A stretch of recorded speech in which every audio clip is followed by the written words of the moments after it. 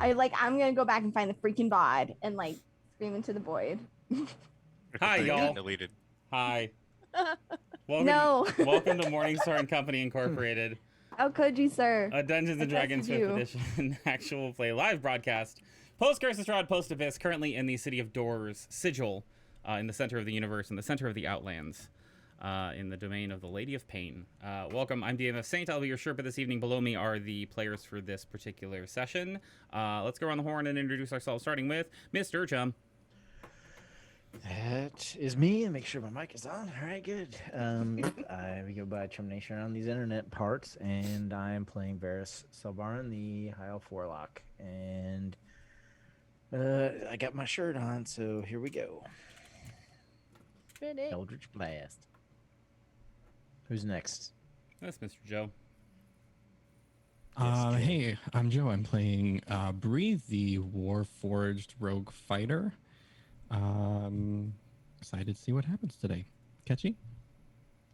Hey, I'm Catchy. I play Doug, the Stone Shape and Tree Jumping, God Praying, used to be in Feeble Mind, looking to get married, Wayfarer Wheeling, Wish Making, Nature Cleric. Yeah, and we're just ready for whatever Saint has to throw at us today. And non-cherry existing stuff. Are we ready for that? Oh, yeah. Don't know. Yeah, listen. Hi, my name's Osirix Franco. I played Cascade Traylon, the Water Genasi Order of the Scribes Wizard, and I'm currently upset because the cantrip that I love and adore, I can't find on my freaking character sheet, and it seems to have been erased from the internet, and I feel like I'm losing my goddamn mind. Passing out over to Ash. Hey, that's me. I'm drawing in my my notebook. Hi, I'm Ash. I go by Ash and Rabbit here on Twitch and over on Twitter. I play Hope, the Firbolg Life Cleric, and as per usual, I am trademark terrified. Anyway, Direct, it's up to you, bud. Hey guys, Direct Thread here. I play Fenjor. You can find me at twitch.com/directthread or direct_thread because someone took that stuff on Twitter. I'm both frightened and excited for tonight. And if you thought I wasn't going to do this, you're a fucking idiot. Let's all take a moment and wish happy birthday to Akechi. Hi, Mr. Akechi. Happy birthday, Catchy! Happy birthday. Hey, yo. Nope. Let's all try to sync 6 microphones together doing it. 7? 7. Yeah. Yeah, let's Ready? sync 7. Oh god, no, please god, no. I'm just kidding. Yeah, we're gonna pass on that one, fam, if that's okay with everybody. And if it's not, so what? It's my show.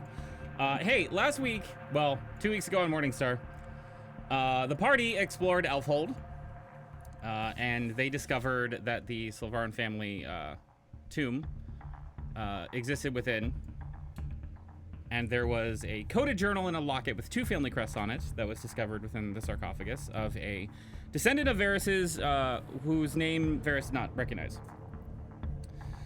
The family crests that are on the locket, one of them is Varys's and the other is completely unknown. Inside the locket was a picture of a woman. Other things had happened, clearly deducing that the loud tolling bell and thunderous shaking of the earth around them was tied to Artemis. The party began to make plans to try to save him, but Artemis seemed to have accepted his fate. And when everyone came up to the ground level, there was a giant clockwork mechanical construct named a Marut that had come to collect its bounty. Combat did not last very long at all, and the Marut stunned and plane shifted with Artemis in tow. The party recovered after a little bit, discovered that there was the cubic gate, passed back into Hope's possession, along with a letter that explained how to use it, and gave them a passage to the City of Doors, or Sigil, the place that Artemis believed he would have been taken if he was to reach that particular point of his life, that someone would come for him.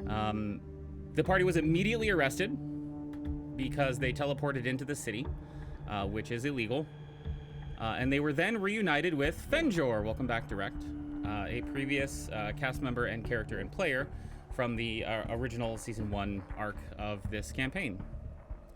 However, all of his memories between those times, then and now, seem to be wiped for some reason.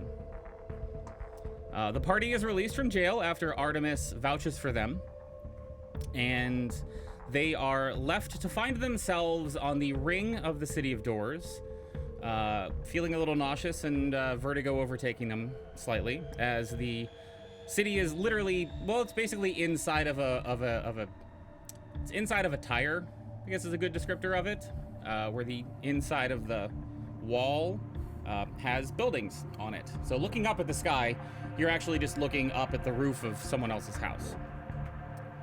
They were about to be conned by a tout that was trying to give them a fake tour of the city when a young tiefling who looked deceptively and almost convincingly 100% human, except for the tail, came up and saved them.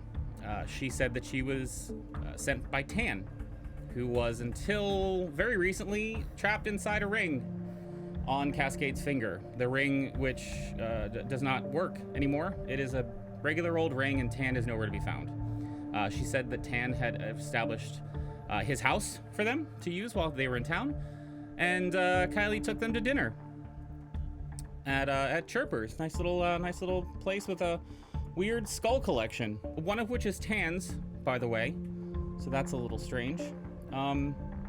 After dinner, after the party got a little bit tipsy and decided to call it a night, once again, the hard heads of the Harmonium came in and arrested the party, accusing them of 3 crimes. Hey guys, do you remember what the 3 crimes were that you were accused of? Yes. Unlawful possession of artifacts, time travel, and breach of contract.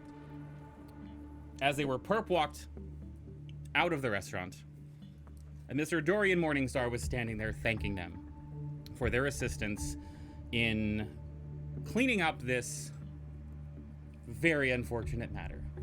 And that's where we left off last week. We're gonna fast forward a little bit to the party in jail.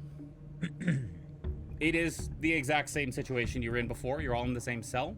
Your weapons and your gear have been taken from you. There's a guard sitting there on a chair. Is the guard Steve? It is not Steve.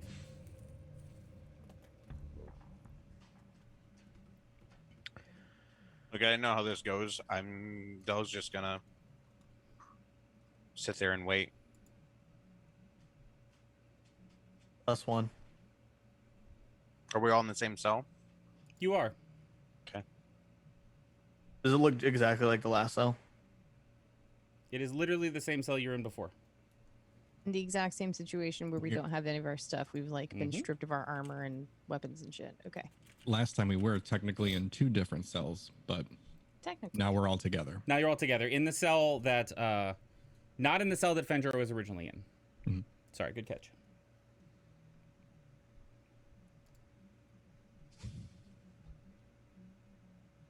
We seem to get in trouble with the law frequently, even if it's false, like this time. I mean, did we do any of those things that they said we did? Maybe. I mean, the time travel wasn't. We didn't ask for that. It just happened. We were being shown things. The unlawful possession of an artifact. We've either found or purchased or were given the things that we have, whether or not we knew that they were stolen or otherwise. That was kind of outside of at least my understanding. In the breach of contract, I didn't realize any of us had contracts. That's news to me. I mean, technically, Varys and I have a contract. With the Morningstar. Yeah, wait a minute though. We didn't break that. We don't know. Do you remember the terms? Weren't Till we- well, actually, there were no terms. It was go find out what's happening. That was it. We did find out. We didn't necessarily breach it if he sent you there to retrieve the thing that we now have. that We you didn't wanted. know. I don't We were never remember. told to retrieve anything. We were told Right. to go investigate something. Exactly. That Yeah. was it. I would say that you all sufficiently investigated. Well, we know how this works from last time. We're just gonna sit here and either banter with the guard over and over and over again. We could. Is he reading a book? He's not. He is sitting there staring at the floor. He seems to be impatiently waiting. Same. I'm patiently waiting. All right. Is anyone doing else besides that?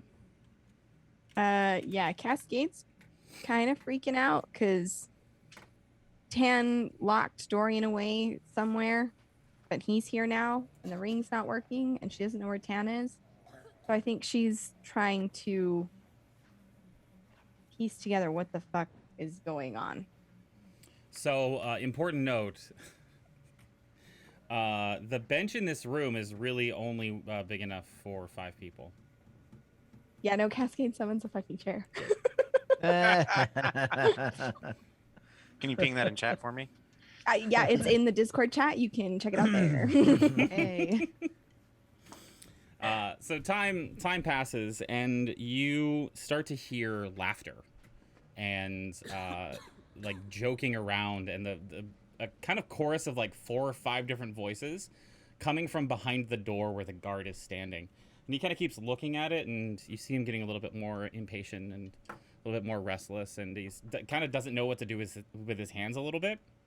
And then as you hear the sound getting a little bit louder, you see Kylie come in through the door. And for those of you who do not remember, perhaps in chat, I will remind you, if I can remember where the hell Sigil is in here. Yep, there it is. I will remind you that this is what Kylie looks like. She is a tiefling in blue-black leather. The only characteristic that identifies her as a tiefling is the tail, which has slight spikes. She has kind of shockingly red hair that is up in a ponytail on the top of her head, cascading out like a giant mushroom.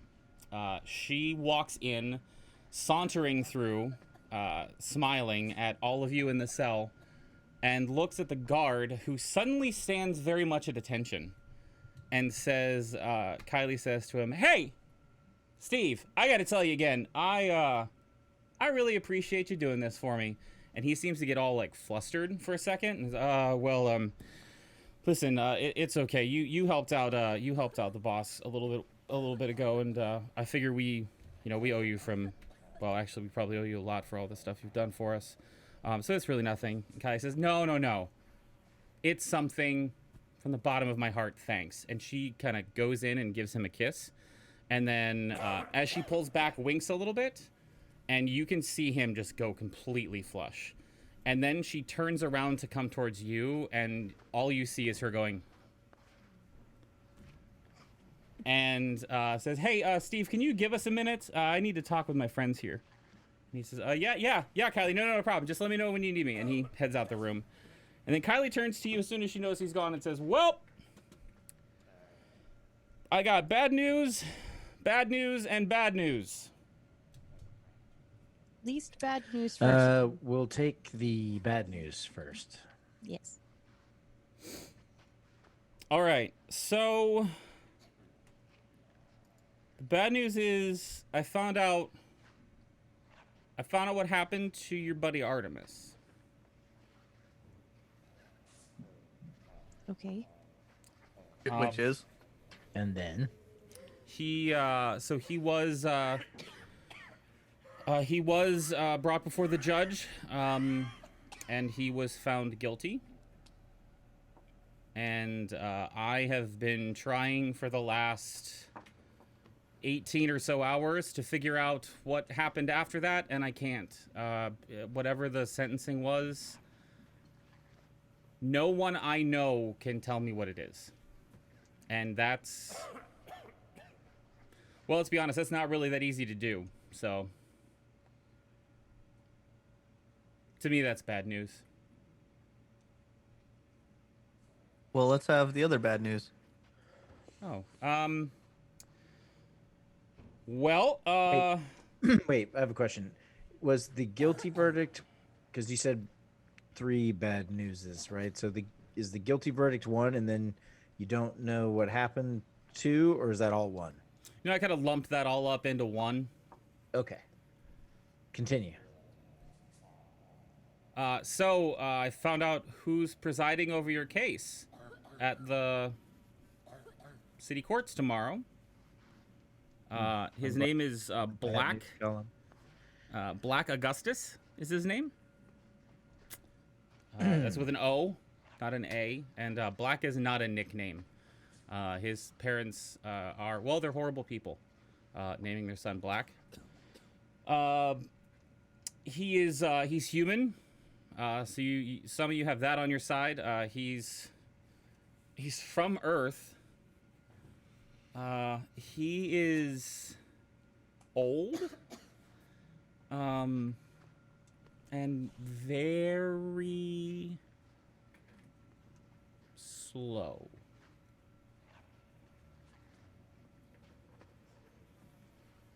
So slow his nickname is the snail.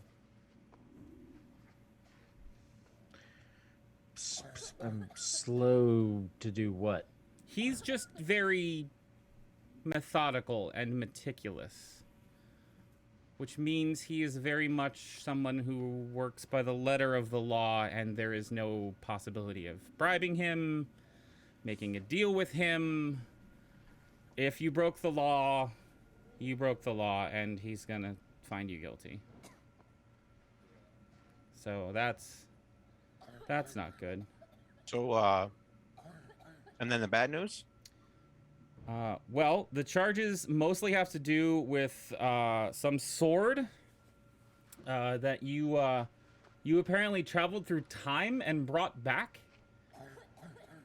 What? What sword?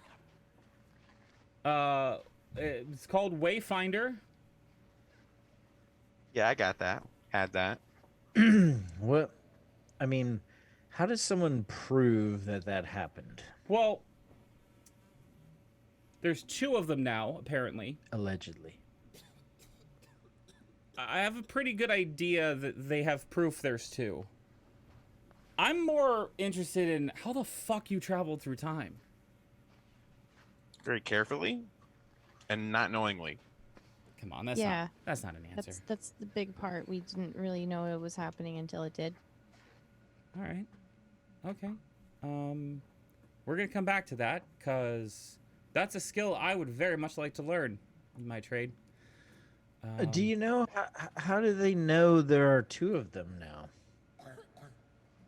Honestly, I'm pretty sure they're both here In Sigil? in this building.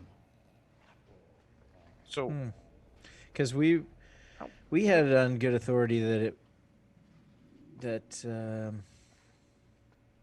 Wayfinder was not here.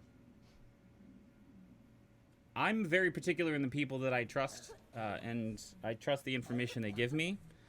If you can prove that it's not in this building, then I will no longer be dealing with that particular contact. Oh, wait a minute. Never mind. Never mind. so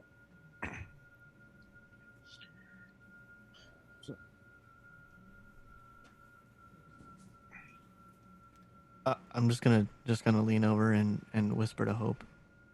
Is that the sword you guys didn't want me to talk about? I think so. Yes. Yes. Oh, good. I just don't know. Okay. I don't know. Listen, there are other charges against you. More than 3? No, there's just the 3. 2 of them have to do with the sword. One of them has to do with breach of contract. Apparently, Mr. Fenjor, you made an agreement in front of a Collier in the Hall of Concordance here in Sigil. It's the same kind of agreement that your buddy Artemis made. And apparently you didn't hold your end of it up, and I don't know how the judge is going to not find you guilty for that. Hold on.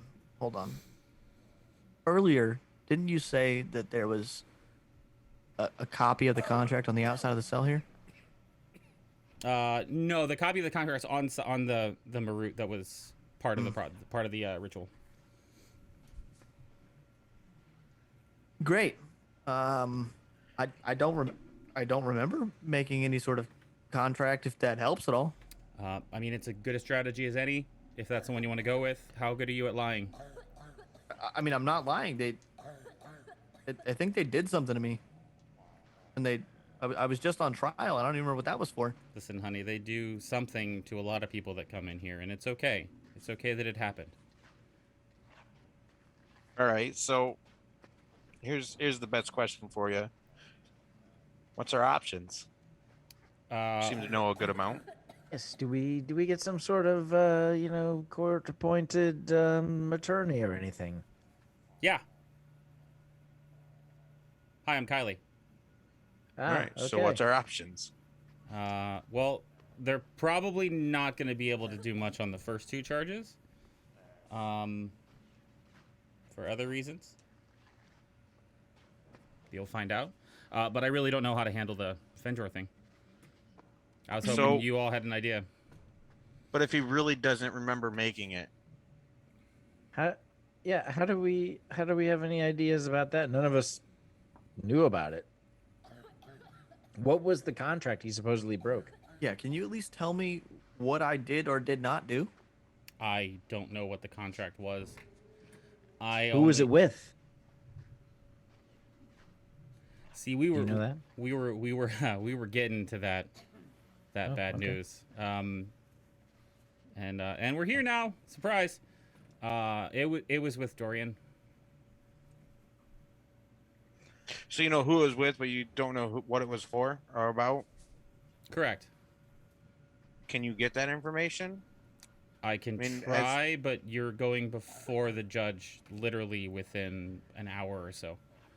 So wait a minute, Fenjor, what were you previously here for?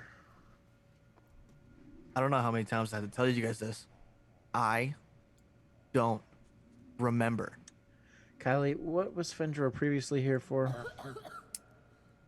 Can someone get that guy a glass of water? 'Cause the coughing is really getting to me. Are you all right, buddy? Okay. I'm sorry. Continue. I can try, but I've been trying and unsuccessful, which is not something that I've said in a very long time. I don't know who you are or what I seem to have gotten myself caught up in. But knowing Tan, it is probably something way over my head. Bad news. That's what you got yourself caught up in. Seems like it. So you want me to find out what the contract was? What else did you want me to go and find out? I mean, mostly that, right? So we know what we're going up against. I mean, you said that's the only thing that they really have on us, right? I think so. I mean, you did say not that long ago that you went there. You weren't going to time travel intentionally, right? We didn't say we time traveled at all. I'm pretty It's sure on them everybody to- Dog did. That's on them to prove that we did. Okay. I'm This curious is to an see- innocent until proven guilty Well, thing, see, right? See, the issue is, right? Let's say that we did, right? Because Hypothetically, allegedly. right. But that's my point. Because if we did, we didn't know, and we didn't do it. We personally didn't do it. It was done to us. If it It actually was a happened, phenomenon, You not know- something that we created. if I portal someone here, they didn't portal here. Someone else did it to them.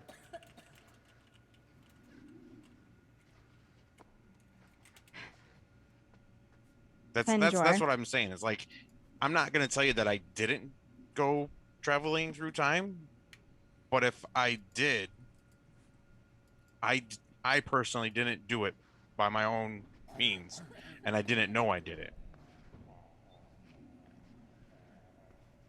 I think as Is that- Kylie yeah. mentioned. Is that guy growling? Hypothetically, what happens to someone hypothetically if they were traveled through time and because none of us have the ability to travel through time, but if some other being traveled us through time. Is that our fault? Is that? And it wasn't even here. We didn't even do it here. So I don't understand how the jurisdiction works. Well, the time traveling thing kind of upsets the balance of everything, especially why if don't you they bring get- something back. Why don't they get the thing that has the ability to do the time travel and bring them on trial? Like we were allegedly unwilling participants, unknowing participants, in fact. Listen, these are all absolutely valid points to bring up in front of the judge, because I Okay. agree with everything you're saying. But also, I'd still like to see someone prove that we actually did travel through time. I'm interested to hear that. Sure. And if there is allegedly 2 of these swords, prove that the other person didn't travel through time and bring that one back. Okay. Yeah, I can probably work with that. Yeah. Also, is there a way if these alleged swords, can you get a hold of them at all? Are you asking if I can steal them? I'm not saying that out loud. I didn't hear him say steal. Maybe. I'll leave it at that.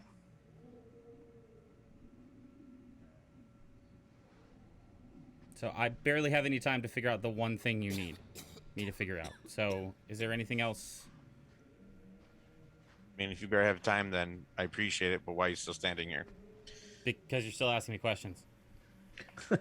Okay, thanks. Bye. Yeah? Thank you, Kylie. We appreciate your help. Yes, we do. All right.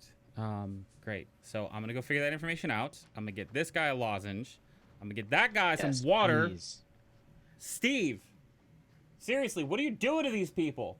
And you watch her walk away, her tail kind of swishing, and you notice for the first time that kind of in the back of her hair, tucked up, is that little creature that you had seen before, with its tail kind of going down her back, and it's wrapped around hers, kind of like they're holding tails. Oh. That's adorable. Kylie leaves, and Steve takes his place again.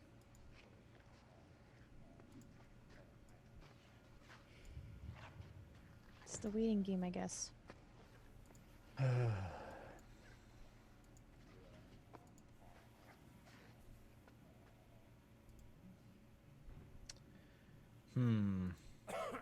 Fenjor. Yes. Um.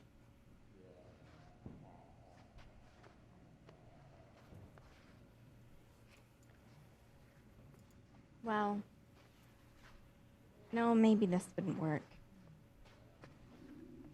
I might. If you can't remember, I don't know if it would work or not. But I do know a spell that could maybe figure out why you're here. I would need your cooperation, though, to make sure it works. I mean, I'm all for anything if it can bring any light to our situation. I mean, it's worth a try.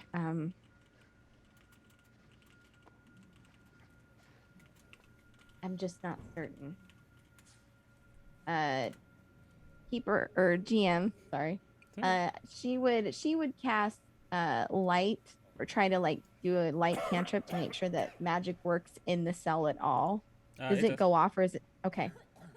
All right, yeah. She would then approach Fenjor, and I'm gonna try and cast detect thoughts.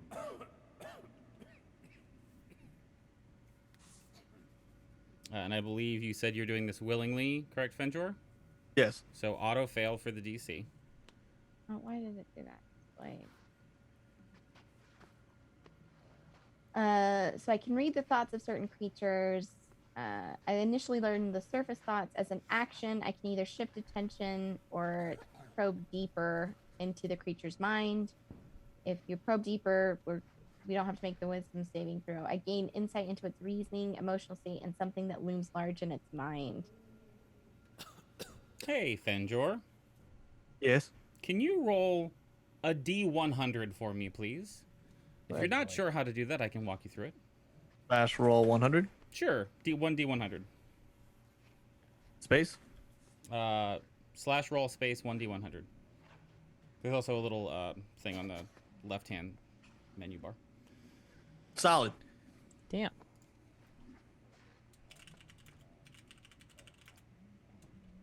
That was almost a good divine intervention roll. I literally had the exact same thought. Get out of my brain, chum. Good tech thought. Got it.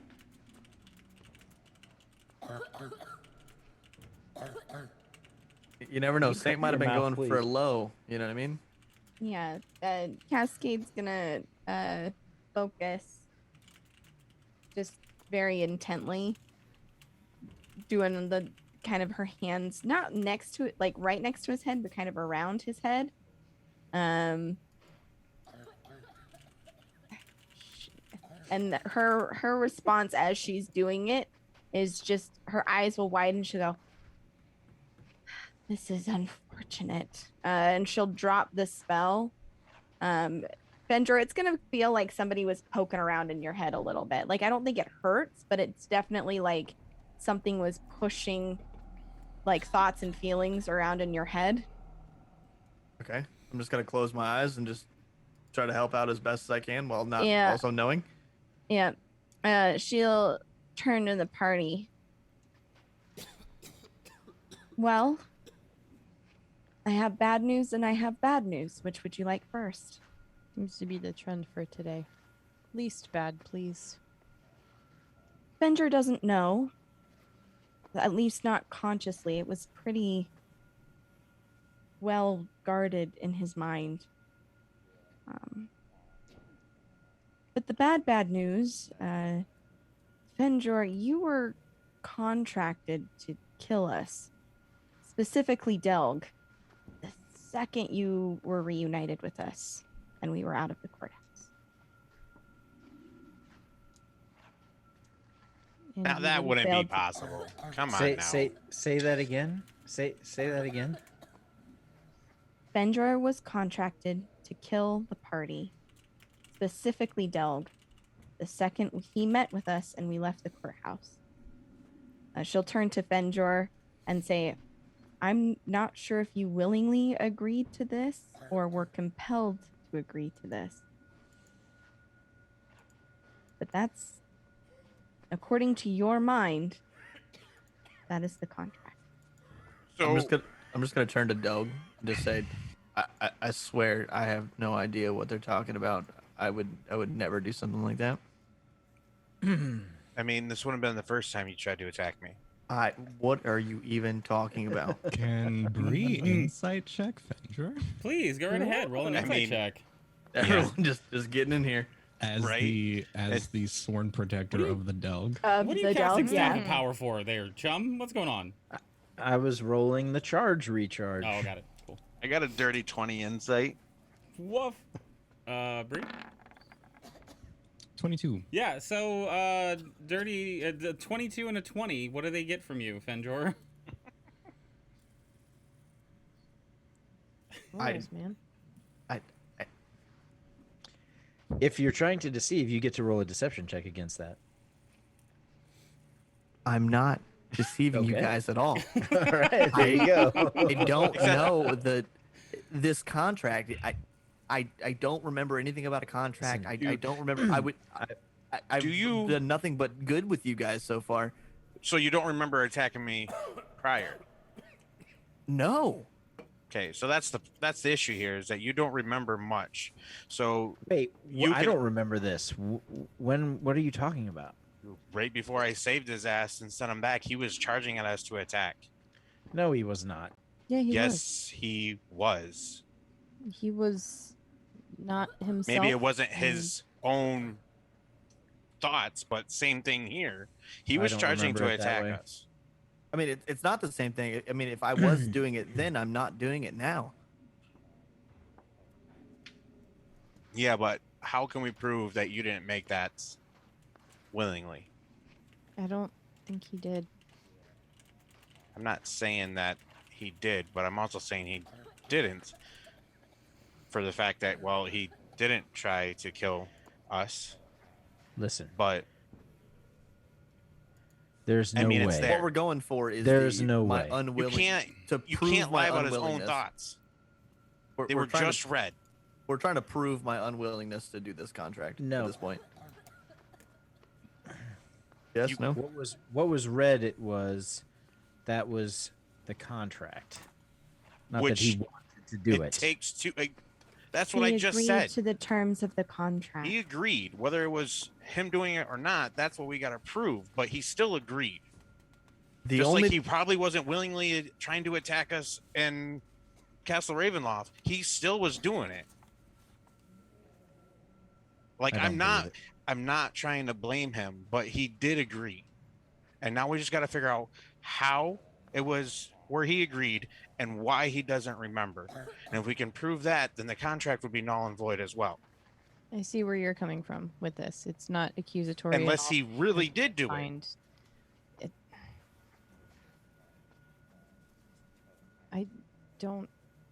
I don't know. We don't know what the truth is. Even I'm so sorry, Fenjor, that this is all happening. Obviously, not having your memory for something as pretty important as this is kind of as important as a contract that could kill me. Yes. Look at Fenjor. For what it's worth, the Fenjor that I first met, that we went to school with, I know you wouldn't do it. But seeing what happened to you in Barovia, that's where the issue comes. You disappeared. Don't know what's happened between the time that you were taken out of Barovia and found you in a jail cell. So you did something beforehand, and then this comes up. I am more than willing to put forth as much effort as we need to prove that you didn't do it willingly, because that's what I hope happened. But you don't have memory, and you've been through hell. Fenjor's just gonna sit down, shake his head, and just rack his brain for anything and everything he can possibly come up with. Please roll a D100 again. Okay. Yeah, that's what we like. Shoot. The fact that he can't remember anything is proof enough for me. Someone did this to him. Someone made his memory go away. And this is why I'm not being that hostile towards it. Can't remember anything. Percentile dice usually work in reverse. You nailed the other one. You didn't nail this one. I can understand making an agreement because you feel like you have to in a moment, even if the terms are difficult to accept. I mean, would you be willing, especially for maybe not even remembering who I was, you could have willingly said, yeah, I would kill so-and-so so I can stay alive.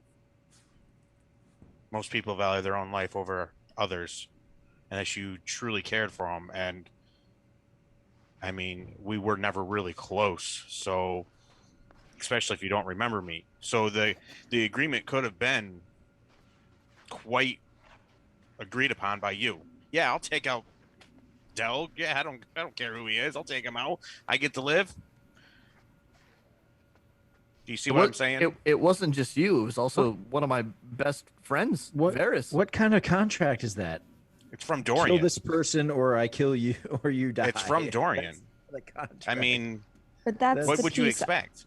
That's the piece that I don't understand. No, though. that's not a contract. A contract is a willing agreement between two people. What you're talking about is like not extortion or blackmail, but he would be compelled. just to make threats. these I mean, that's right. not a contract. So it is if it puts in writing and both parties sign. He could say, also, "Oh yeah, I need you to kill this party, and I'll give you." Hold on a second. Hold on a X." second. You said he willingly accepted.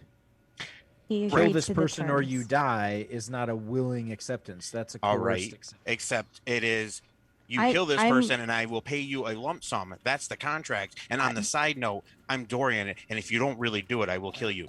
Gentlemen, I should be very clear. He agreed or was compelled to agree. I'm not able to determine based on his thought. That's what I thought. At this point, We aren't sure. Right. Yes, there's no point in saying it could be this. Well, it could be that. We're gonna find out within the hour what the contract says. Absolutely. So we don't need to waste our time and energy on. But this is my question. If Dorian is the one who is bringing charges against us now, Dorian is the one who made the contract with Fenjor. Either this is a very, very elaborate plan, in which case he would implant a contract in Fenjor, hoping that his mind would be erased so we could be brought in on a technicality, or someone else was involved in removing Fenjor's memories. You don't think he could do it? Why would Dorian have him agree to a contract and then remove the details from that contract from his readied memory? Easily. Have him get with us, have the contract, then remove it so he doesn't do the contract so he can break it, and then have us all here like we are now. But we were all going to be here already. That's a part of the contract, is that the second he was reunited with the party and removed from the court. Right. Maybe he needed him back in here. If Dorian wanted us dead, he would have left it. All I'm saying is that there's another piece at play here. What an absurd act of bureaucracy for someone so direct. I agree with this. For what it's worth, Fenjor, I don't think you would have done this willingly. I appreciate that. I only knew you for a brief time before being reunited, but I don't know, the camaraderie that you still have with Varys and Delg doesn't seem like you would just turn heel and say, yeah, I'll kill them. That doesn't seem like you. Unless he doesn't know who he's agreeing to. Who knows? I mean, you were there. He was attacking us. I know. At the castle. Do I think he did it willingly? No. But he was doing it. He was also... Still dispute your recollection of events.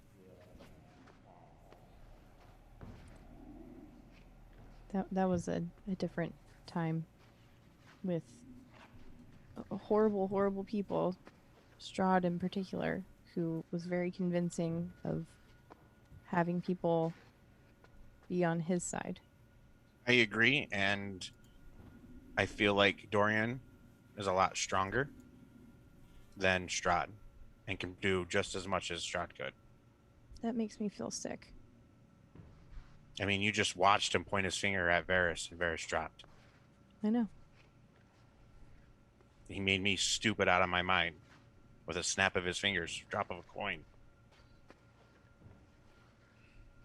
And you guys haven't met his wives. I don't want to. Dorian's wives? I think I got that one right. Saint, back me up. I don't know. I mean, kind of, a little, I guess, but...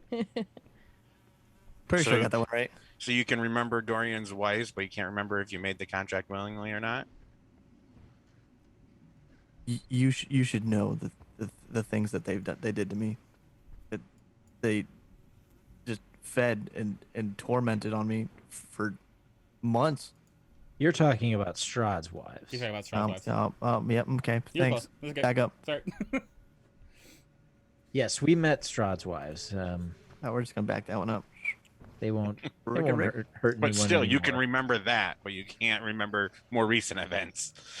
And it was a specific amount of time in which Well, he his... didn't. Yeah, he knows who he is. He didn't wipe his whole memory. I know you. I know Varys.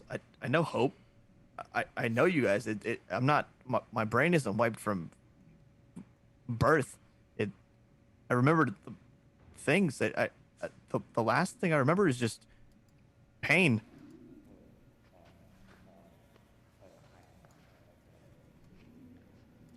All right. Well, I'm gonna quit drilling Fenjor, and I want to figure out a way. Try to think of a way of how they could wipe his memory so he didn't remember, and if there was a way to prove that that happened to him. Because if he can't remember making a contract, he can't be held to being held to it. I I'm gonna ask for a history of in the schooling and the temples of reading all the spells that I know and the teachings that were taught. yeah, make an Arcana check. Damn it. if you collaborate, I can help you with that. Would anyone else like to collaborate? Yes, I would ask for help, knowing that I went to the same school with Varys. All right. Probably be better off. Oh, I only clicked it once. Actually. Okay, so 17? Yeah. And you said out loud exactly what you were trying to figure out? Yes, I would have been looking at Varys mainly because knowing that we were together. Knowing that a warlock was able to cast Enfeeble Mind, maybe something along those lines.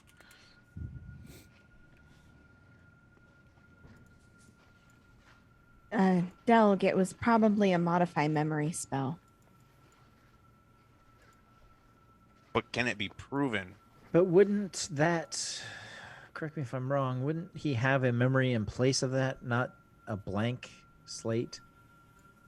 It could be possible that this is a fabricated memory, or there are fabricated memories of sorts. Again, The mind is a strange landscape. Can it be proven that happened to him? I mean, we have testimony, right? You spent time. There was, I mean, I did have to probe into his mind to find the particulars of this, and even then, they are hazy. There are certain things, right? If you agree to something, if you make a choice, you know. But then I did not get the sense that Fenjor knew that this thought lived in his mind. So it was just suppressed. He did it, it got suppressed. Oh, I don't know if he did it suppressed, but the memory is now suppressed. Of sorts. Well, maybe we can use that and Kaylee can help us with something on that, but I guess all we can do is wait. Yep. Knowing that it's like a modify memory spell, would that give me an probably a modify memory spell, correct? Would that give me an indication of like the power levels required to wipe that much of his memory?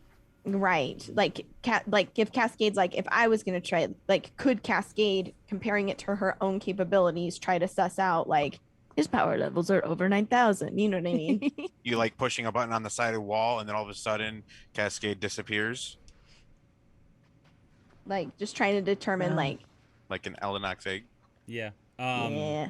Are you trying to determine if this is in Dorian's repertoire? It's a 9th level spell. 9th level. In order to achieve this, it would have been a 9th level spell. However, in thinking about that, you would be able to put together from your studies of what you know this spell can probably do. You would have put together that usually it is an event that modify memory is used on to wipe out years. You literally have no idea what power it would take to do that. Modify memory. I mean, it's a high, very challenging spell. Someone would have to have studied for years, or at least dedicated a good portion of time to be able to cast it in the first place. Normally, it targets a singular event. For Fenjor to have such a wide gap of time lost, I don't know who would be capable of that kind of magic. Could we greatly restore this memory? I don't know. That's outside of my understanding. I mean, I would be willing to try that if and when we acquire Yeah. our things. We don't have the resources to do that now, so we might as well just sit tight. Knowing that, though, knowing that it would take a great amount of power to remove that much memory, I don't know if it would work. I want it to work, and I would put all of my willpower into making sure that it could, but I don't know if it's strong enough to do so. All right, you ready? You ready? maybe Eldith can help. I mean, maybe. I'd like She's already to- proven to help him before. I would like to attempt divine intervention to restore the memory of Fenjor. Hold, please.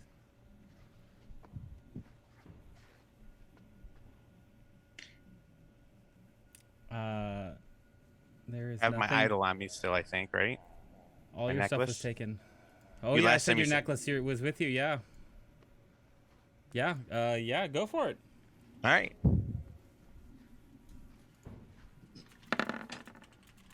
Oh That's my a 1. god. I was just thinking that I bet he rolls a 1. I swear to god, I was Fenjor's just my lucky charm. You need to go buy a lottery ticket, like, right now. What happens to a 1 for a divine God. intervention? Wow. What the fuck? Is this really what we want to use this for? It's already been brought in. I'm just looking at Saint racking his brain right now. This is a good birthday present, Akechi. I'm Boy. pleased. This is like Yeah, the happy best fucking birthday. Yeah, holy I- shit. Maybe I should have used this in combat, like something like. Yeah, exactly. I, like, Can I hold my divine intervention? yeah. yeah. Now you gotta wait a week to use it again. Oh shit. It's okay. I still have mine. Probably won't work. Okay. Walk me through what you're saying and how you're asking.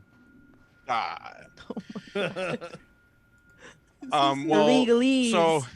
so after we were talking about what would do this, I would just be sitting on the bench, just like staring at the ground, trying to rack my head, mentioning the Greater Restoration and thinking of everything that I could do as a cleric, and kind of like shake my head a little bit and says, well, I only have one option left. And I would just close my eyes, I'd grab my necklace and reach out and say, I know some things are not meant to be messed with sometimes. And right now I'm at my wit's end of what we can do. And I feel like we're in more trouble than we can handle. And any assistance that would help us gain the edge to get through the trouble we're in now. My friend Fenjor made a contract. He can't remember any of this.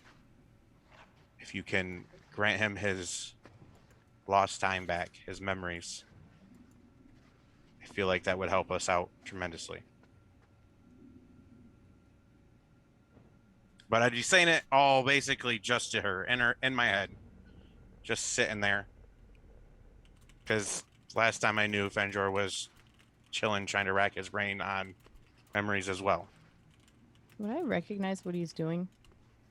I mean, probably. Is there anything you want to do with that? Just be insanely jealous that Delg has apparently a direct line to our god who, like, How old are you? me? Yeah. Hope. She is 35. I just turned 151 today, all right? I've been worshiping a lot longer than you have. That's fair. Oh, That's- Don't be Very true. jealous. Okay. all right. The last time this happened, you heard a rip in the fabric of reality.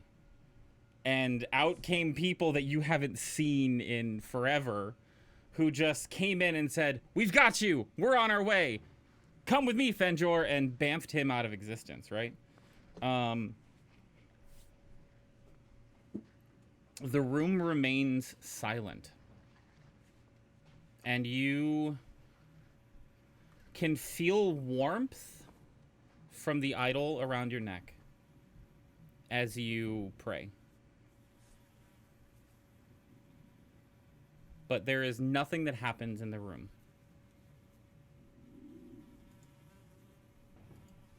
Oh, go ahead. I would just sit there and not move, kind of thinking, like I said initially, like some things might not be able to be changed, but it was my only shot. Fenjor. Yes. What do you remember? I'm sitting there, just still racking my brain, and I'm coming up with nothing.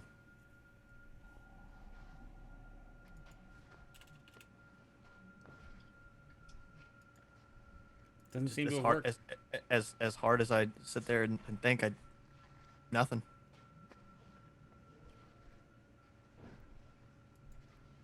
Just waiting for our trial. I did my prayer to my God. It's out of my hands. Cascade would also turn to Bree, because Fenjor's not the only party member who has some sort of memory loss. He would turn and look at Bree. I can't imagine that you remember making any sort of contract. I mean, we're not here for that, but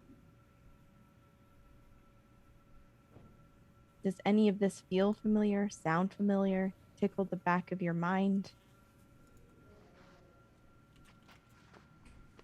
I do not think I'd be able to feel a tickle. No, none of this seems familiar.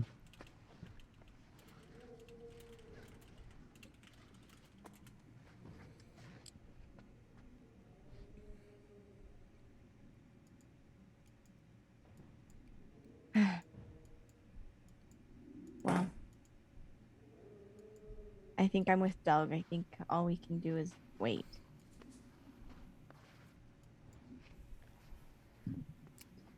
So unless there's anything else anybody would like to talk about, you wait. And you wait. And you wait. And finally, several more of the guards come in to escort you from the prison cells to the city courts. And you are brought into a hall, into a courtroom. It is much like you would imagine a real courtroom to look like in the real world, oddly, which is a little bit,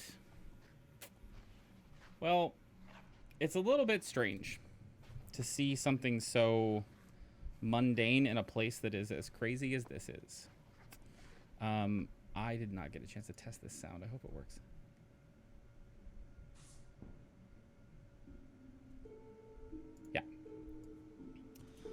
You are brought in, and there is an audience of people in the courtroom.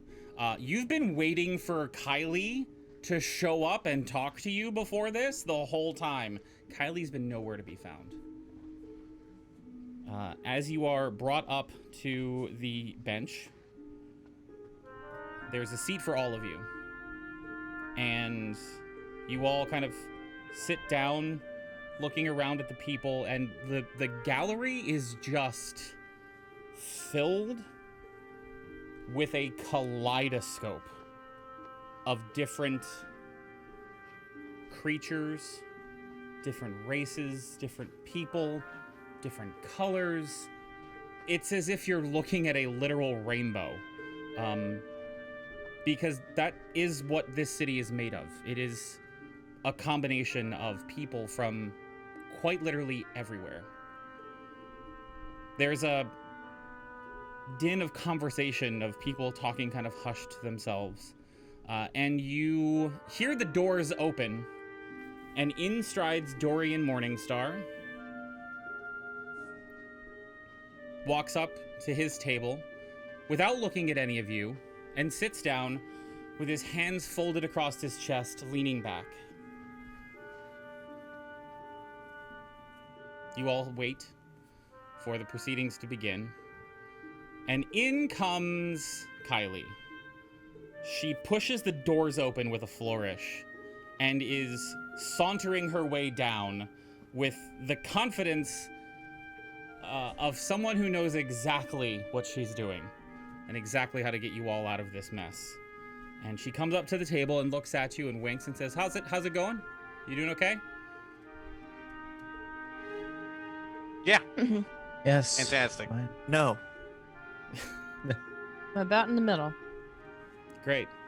Well, this shouldn't take so long. Got a couple little bits of information that might help us out, and all I have to say is you can trust me. Okay. I'll try. She sits back.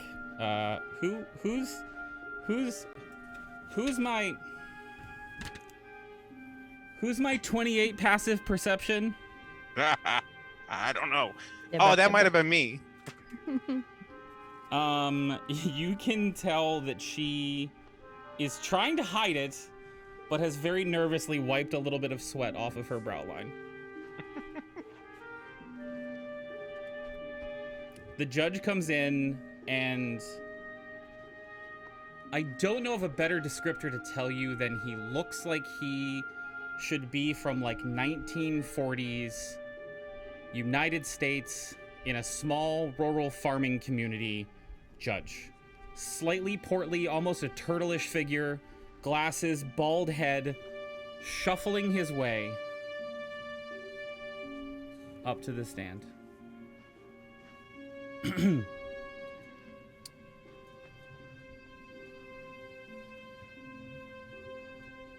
It is customary to stand here when the judge enters, just like everywhere else. Stand up. I'll stand up. Stand. Hope very awkwardly stands up. You may be seated. Hope Sit. very Sit back awkwardly down. sits down.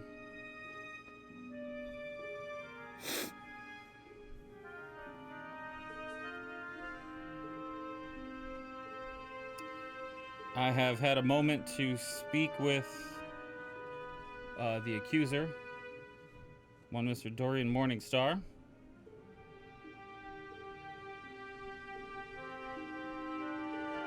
And he's very consciously putting things exactly in the right place as he goes.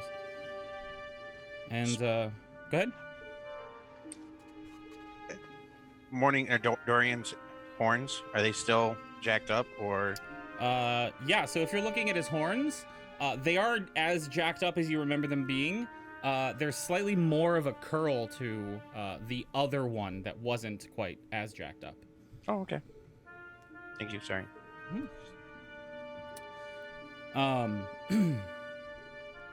So as I was saying, I've spoken with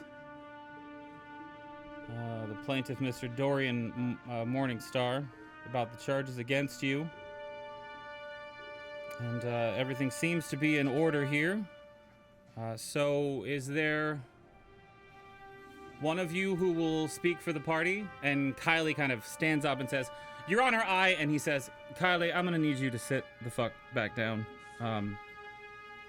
You know you're not welcome in this court, despite what you may have heard from your friends. And I'm going to need you to trust me on this. Just sit down, Kylie. You cause more harm than good. So is there one among you that will speak, or would you like to all take turns? It's up to you. I want to lean over to Kylie and ask her quietly, what now would be a good time to share the information that you had? Yeah, so they have both swords. It's here. I saw them both. They're absolutely identical. Your boy Fenjor is probably fucked. Do we have the contract he supposedly agreed to? I don't, because the judges had the Marut that it's on in his chambers the whole time, which is why I couldn't get to it. Thanks, Kylie. Yeah. If you can just not talk about how I didn't deliver on this one for a little bit, that'd be great. Give me some time to get out of the city, to tie up my affairs. It's fine. You have nothing to fear from us. It's not. It's a reputation thing. You know what? Let's pay more attention. We don't know anyone. Well, that's probably better for the better. Okay. Yes. So, the first charge is of time travel. Would anyone like to speak on what exactly that whole situation entails? Your Honor, I would like to hear proof from the accuser of any of the validity of any of the charges against us. We have no idea how to defend ourselves because, frankly, we think these charges are preposterous. I'd like to hear what the proof is. Well, son,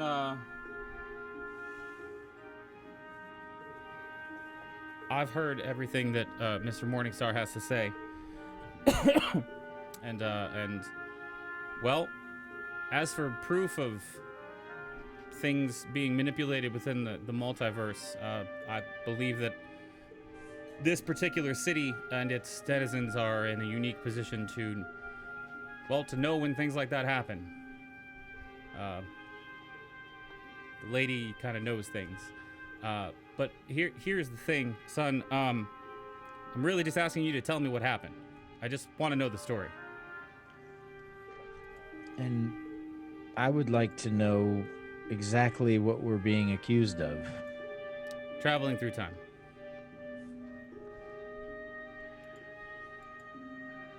Let me ask you a question, Judge. If a being of greater power ascended in your presence and traveled you through time, and then you were subsequently charged with traveling through time, even though you had nothing to do with it, how would you defend yourself? I'm sorry, son. In this court. Are you saying that's what happened? I'm asking a hypothetical question. I'm gonna. Doug would stand up and kind of just shake his head and, yes, Your Honor, that's what happened. So, a higher being teleported you through time without your consent. And yes, you claim to know things about the multiverse here. You should know that none of us have the power to do what we're being accused of in that charge.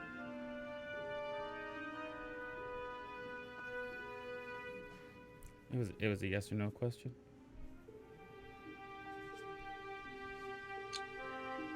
Yes, Your Honor. Someone teleported us through time. Then I see no reason to hold this charge against you. It wasn't your volition, so I can't hold you accountable for it now, can I? No, Your Honor.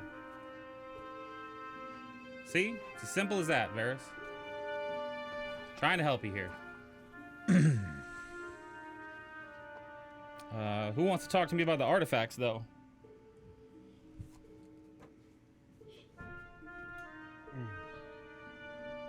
As previously stated, we were unaware that we had in fact traveled through time. So when we retrieved the artifact, we didn't know. Well, let's just go ahead and ask for an honest, out-of-character question. Did you actually know that you traveled through time in that moment? I mean, we could speculate. We knew that we had gone from point A to point B.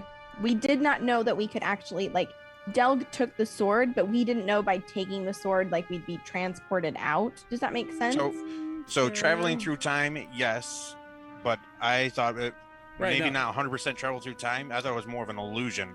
Sure. And so when I grabbed the sword, I thought I was just going to disappear. I'm specifically referencing the fact that Cascade just said to a judge in a courtroom, "We did not know we traveled through time," and I'm wondering how truthful that particular statement actually At is. the time, I think Cascade would have perceived it as some sort of illusion, some sort of 100%. dreamscape, some sort of like vision, not necessarily that we were actually transported through time. And again, in her mind, she was like focusing on the portal on the other side. So when Delg took the sword, we assumed that it ended the vision. When we ended up with the sword, I think that's when it became clear that we had actually gone through time, that we had physically been there, like that it was demonstrably different. So while she knows now, I think in the time, like if we're being, Cascade's trying to be honest. She's not trying to deceive this guy. Not now, anyways. So, would you like to role play through all of that, or would Cascade eventually tell that story to the judge if he pushed? I mean, we can RP through it. That's fine. But like, the outcome would be the same. Yeah. So would you say it out loud? Is what I'm saying to the judge. Yes. Yes. So, She would explain. So let me get this straight. You suddenly found yourself in the same room, but things were drastically different. Correct. There were no swords, and then there were swords. Correct. And which one of you was it that took the sword? I did, Your Honor. I actually took one sword and then put it back. I thought it was an illusion. But nevertheless, you took the other sword and kept it with you, and... Well, when I grabbed the sword, I was looking at it, trying to identify the sword, and then Our in a trip blink was of an eye, abruptly cut we short. were brought back, and it was still in my hand. So, you would say that your intention was not to bring the sword back. It was just to investigate it while you were there. My intention was not to bring Wayfinder back, correct? Well, seeing as how these particular swords are tied up in the game, seems to me that if they had a will to come back in time, they'd find a way to do it. So, wasn't a desire of yours. I believe you. I don't see how we can hold you accountable for bringing the sword back either. Thank you, Your Honor. What's Dorian's reaction to these two Fucking outcomes? fuming. Silently, steam coming out, proverbial steam coming out of his ears, nearly on the side of his shaking. face. Flames. So, Mr. Fenjor, I'm gonna have to ask you to stand. Stand. About this breach of contract.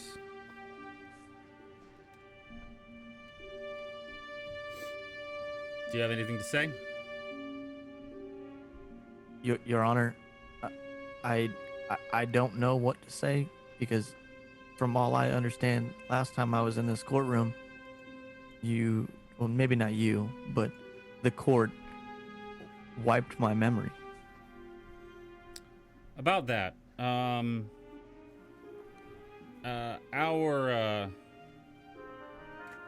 memory wipes are quite thorough, and as such, I cannot hold the person who stands in front of me now accountable for something that was done basically in a different life.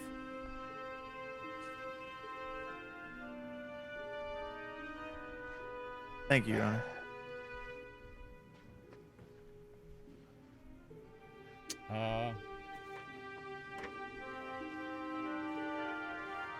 Yeah, you're all free to go. Now I want to see what Dorian's doing. Okay. Make either a perception or an insight check, your choice. Okay. Well, my passive insight is 19, but I can still. Sure. We'll see if Do you we get have a higher roll? than that. Okay. Hey, look at that. So he was fuming and shaking. He now seems to be calm and relaxed and calculating something in his head. Okay. As if he's deliberating something that is requiring a lot of his attention. Look over at Kaylee and be like, so do we just go now then? Yeah, we walk out now before Yep, he changes his so- mind. We leave now. We have to We go. stand We up need and our items. We need our Yes, gear. all of our front desk things. probably. Yeah, they'll have We them at the remembered front last desk. time. Yeah, we remembered from last time. Yeah. I remember from last Yeah, time. absolutely. Let's yeah, get but outta we here. need to. Yep, guys. Let's. Thank you again, Your Honor. Yeah, let's go. He's. Thank you. Yeah. Try not to port in and out of the city again, too. I don't want to find you in my courtroom again. Kylie? Absolutely. Yes? Yes, Judge? We're going to need to talk about my wife a little bit later, too, aren't we? Yeah, yes, Judge. Yes, of course. And she escorts you guys out. And as you reach the door, you hear Dorian's booming voice echo through the courtroom as he shouts, I invoke the rule of hindrance and demand a trial by combat, as is my right under the rules of the game. And the judge stops in his tracks. Kaylee, what does that mean?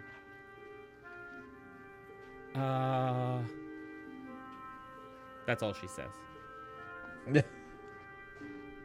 The judge pulls his glasses down and stands up and puts his hands on his bench and says,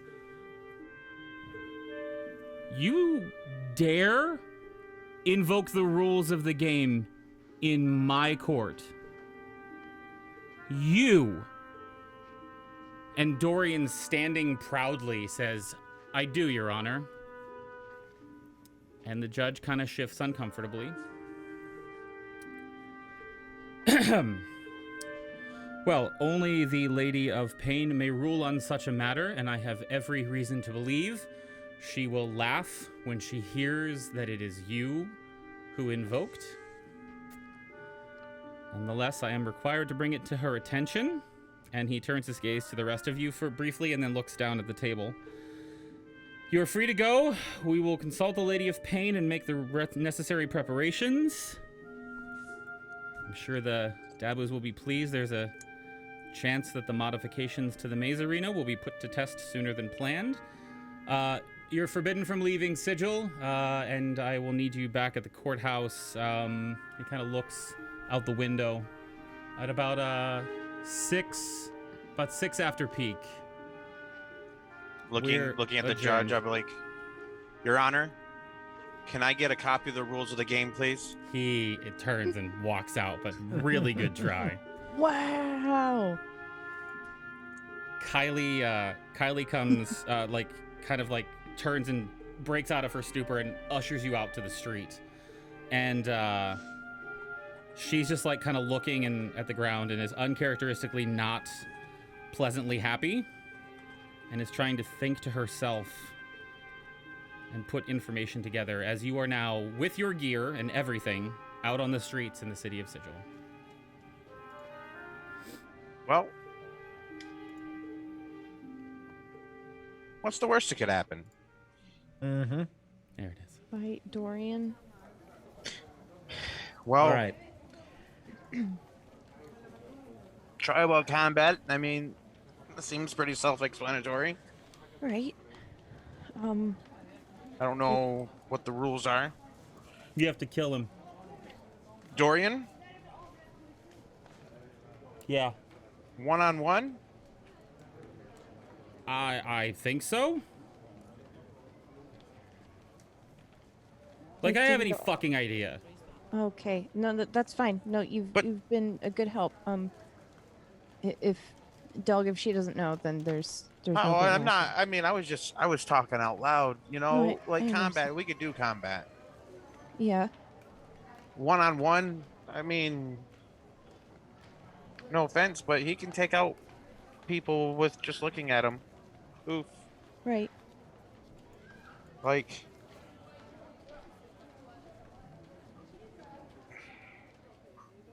do you remember how long we have? Kylie, do you know how long we have? She looks up at the sky. Yeah, it's about 1 after peak right now. So we've got 5 hours Okay. before you've got to be back. Okay. Well, I'm gonna go get something to eat. I say that we all pretty sure we prepare as well as we can. Mm-hmm. Get a good meal in before we have to fight. Okay.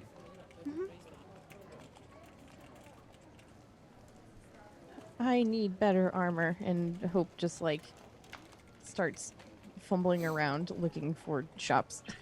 Kylie, do you think you can assist us on where we need to go to prepare? Yeah, I can.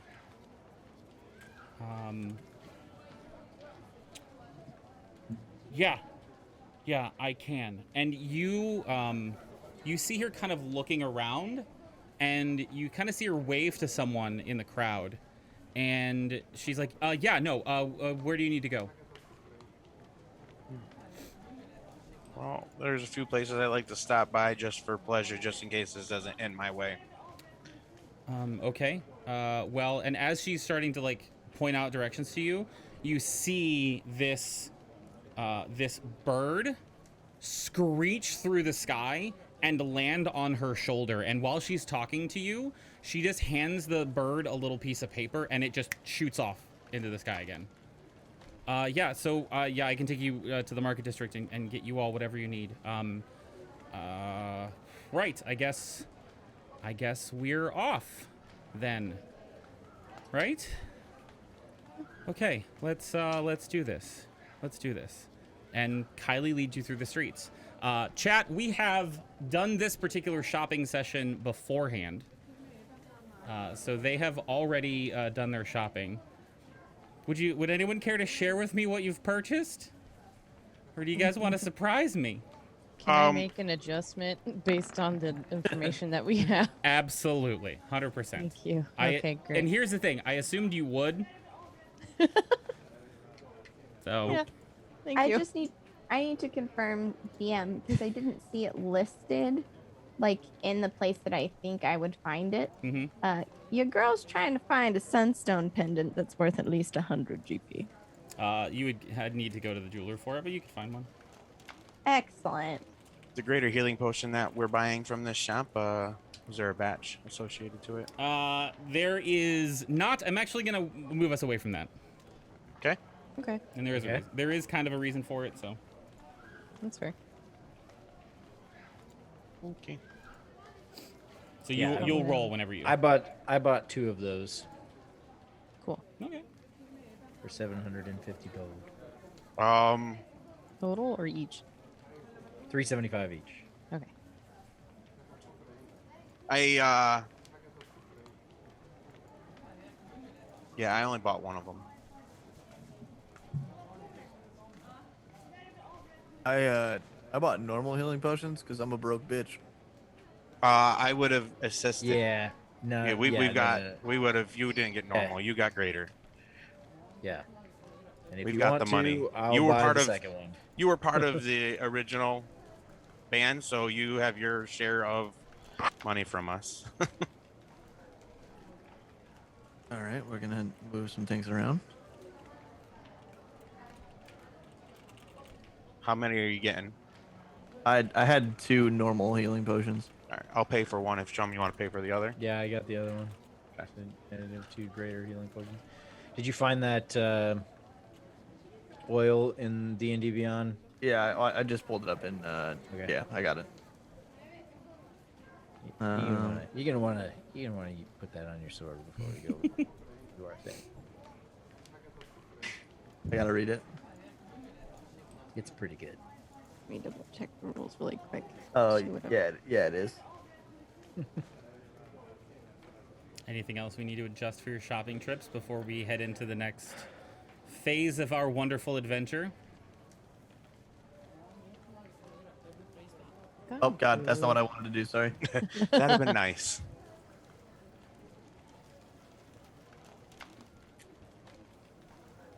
Is there a place that we can buy food that will be equivalent to a hero's feast? That's a good question. You mean that gives you some sort of magical bonus or benefit? Yes.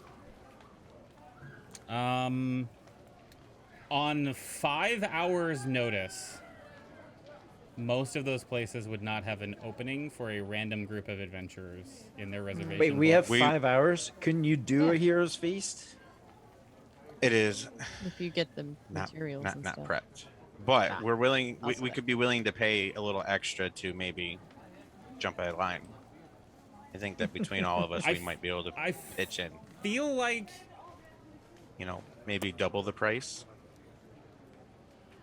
More. I feel like it would also require you to be dressed much differently than you are. You to stow your things. Listen, I feel like there's at least another cleric out there that has Hero's Feast prepped and ready to go and is willing to take the coin from me to cast it for us. Roll 1d100. Oh Boy. boy. I love it. 1. 76. You shout out in the center of the market 76 times, asking for any cleric to help you. Several of them do, and Kylie immediately is like, nope, not that one. Nope. He's just scamming you. And none of them really answer the call of the Hero's right. Feast. Worth a sadly. shot. Worth a shot. All right, so are we heading back to the... No, actually, Okay. As we gather everything up, and we get back into a group, and I look around, and knowing we're about to go into a big battle, Del will walk up to Cascade, and he has a bouquet of flowers surrounded with the white hydrangeas, and in the center there will be red straw flowers with yellow lilies and blue forget-me-nots in his big old bouquet. And in his other hand, he will have a silver ring with blue on the inside. And he looks at Cascade and says, not how I planned what I want to happen, but will you let me protect you? And he'll hold up the ring and the flowers.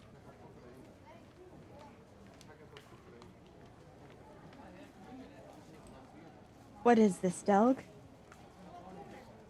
I am asking you to marry me for the benefit of our lives.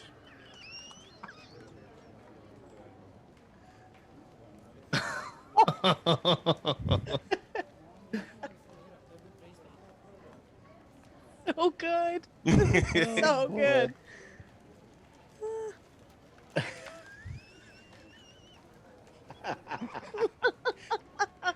Varys is actually laughing. I am. This is That is hilarious.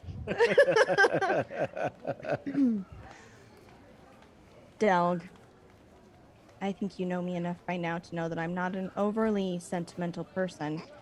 I never said this So- to be sentimental. I So said for our this- lives. So this is for some sort of...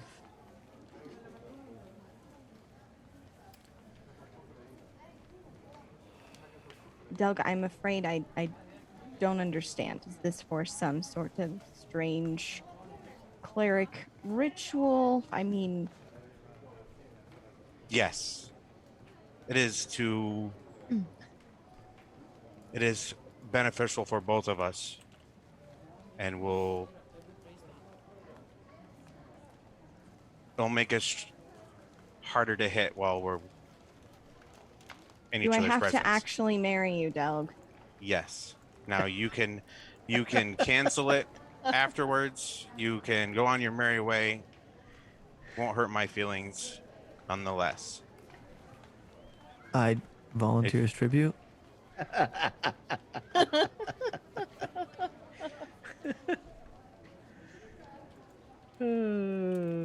Why? That actually brings up a rather interesting question. Delg, why me? You are a squishy spellcaster that is easy to hit.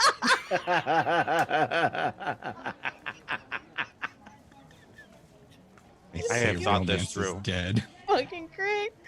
I have thought this through. Losing it. I know how you are, and as I said, this is purely for the upcoming events. If afterwards you want to call it off, that's fine. If not, see where it goes. Right now, I'm living in the moment, and we need to move forward. She will look at the ring in your hand and look directly at Delg, and she'll lean in close. If you even think about trying to exercise any husbandly duties, I will drown you in your sleep. I mean, everybody knows it's not valid unless it's consummated, right? I mean, Varys? That's not how the ritual Yes. works, Varys. yes. Kylie, looking back and forth, says, "I've heard that too." Right? See? I'll look back at Common Hope. knowledge. I'll look back at Hope, and I said, Hope, I do believe you are prepared, correct? Yep, ready. Oh, I look at Hope. You knew about this? It was a really tough secret to keep. I promise you that. I'm so sorry, Cascade. It's gonna be okay. All right. I promise you don't have to do whatever he's telling you need to do.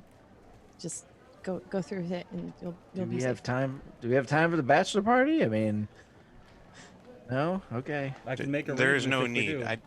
I don't. I just need a yes. That's all I need. I don't need no party. I don't need anything.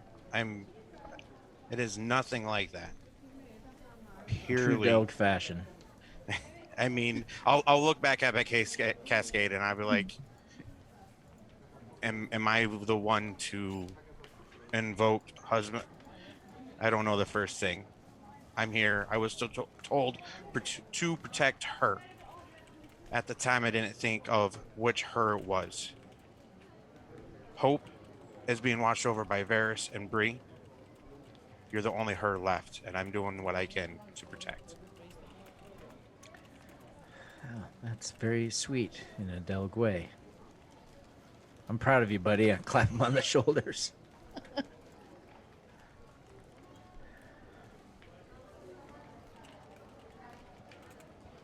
Is there a flower vendor nearby? All right. He already has flowers. She does? Oh. Yeah, It was a handout, bud. there was a handout even. I made it. Oh. Out of Oh, character, I- I made that. I didn't know what that was. All right. It's amazing. Yeah. The Cascade will look at the ring and look at Doug and look at the party. And just her green skin you'll just notice that it gets a little more like blue-ish around her cheeks. For lack of a better term, it blushes a little bit. And she'll kind of quickly remove the no longer tan ring from her finger. All right. Yes, fine. And she'll hold it out to Delg and just kind of look down. If we have to do this, I guess we have to do it right.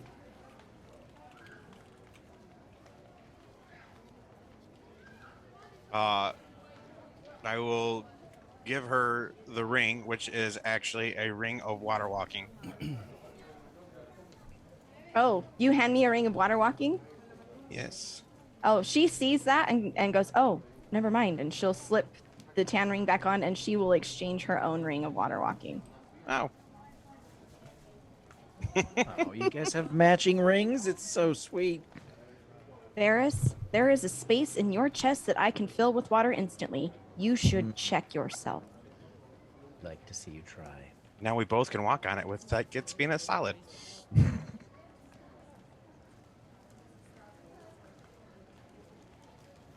So what? Is that it? Is that all we do now? Or Well, No, now I that got you are some. within 30 feet of me, you get +2 AC. You're not married yet. I Hell haven't heard yeah. what the ceremony is. Oh, it's not. It's already been done. Said under the breath, right? We're not here for gaudiness. Oh, I'm ready. I'm waiting for. Hope, I'm if waiting for you've the got ceremony. it, go. I want to hear it. Yeah. oh God. Oh, all right. Well, coming at you hot with this one. Hope will kind of awkwardly like walk up to Delg and Cascade and put her hand on either shoulder and just say, "In the name of Eldeth, I pronounce you dwarf and water genasi, but married, and may Eldith bless you. You are now more sturdy for the next week, and if you need any information about Eldith now that you are committed as such, let me know. Congratulations.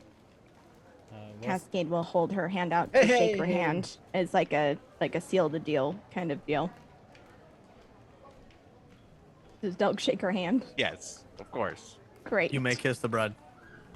You absolutely don't have to do that if you don't want to. It's not. I know how this works. That's not part of the ritual. If we're passing out kisses, I'm available. I'm good. Well, and as if to punctuate the moment, Kylie puts her hands on both of the bride and groom's shoulders. Says, most people go to the courthouse and then get married. You guys getting married and then going to the courthouse. Sure hope you don't die today. Let's go. And leads you on your way towards the courthouse. As everybody leads away, I would hold Cascade back, and I'll look at her and quietly say, since technically it is, since we're married, and I'll very quietly, so only she could hear it, I might be a werewolf. And then I'll walk forward towards the courthouse. How does Cascade react? She'll stand I have there. to tell her my secret now. I mean, She'll stand there and kind of like stunned. A fucking course he is. And she'll just fall in line. Kylie comes over and says, "It's okay, honey. It's okay. I don't know what he told you, but they're all like that. They're all like that. It's better you get it out now and you know now. Whatever. I don't know what he said, but and she continues kind of consoling you and walking with you, seemingly lost in the revelry of the moment. And as you come up to the outside of the courthouse, she's kind of looking at it, and with you next to her, she says, you know, all the laws in the multiverse are in that building. Like, they're all kept within those four walls. Even the ones that govern magic. Do they have enough space to keep them all in there? This is just a cascade. Oh, sorry. That's okay. Why are you telling me this, Kylie? I'm just saying, every spell that has ever been put together is in a book somewhere in there.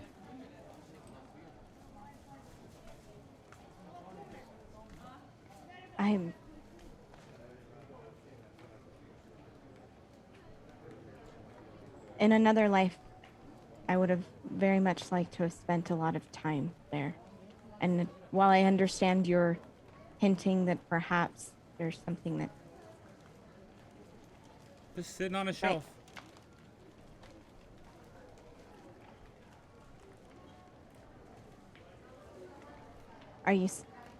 Can you help me? It's probably 100 miles underground, though. I don't know. I mean, there might be some spells in there that can help protect someone that's meaningful to you, like, you know, fathers, others, things like that. Anyway, let's head on in. Also, Roaming D&D, thank you so much for raiding. We appreciate you coming Thanks by. for the raid.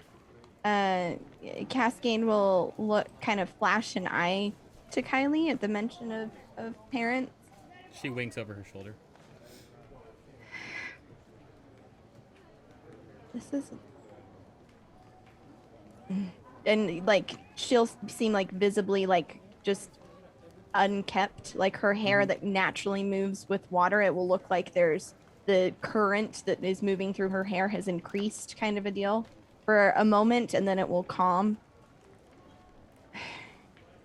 One thing at a time, Cascade. One thing at a time. And So- she'll follow. As the party goes into the courthouse, You are all quite familiar with this particular room at this point, having been here a number of times already. And you catch sight of a familiar person. You see Dorian. He is standing in a group of people, a little bit closer to the door to the courtroom where you just were and you were tried.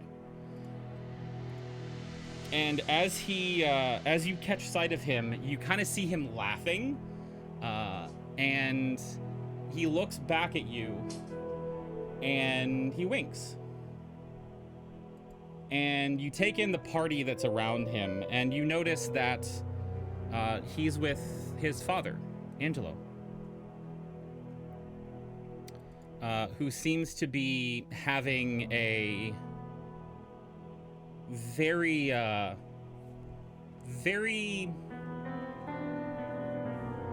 cordial conversation with the judge. Can you tell me what they're saying, please?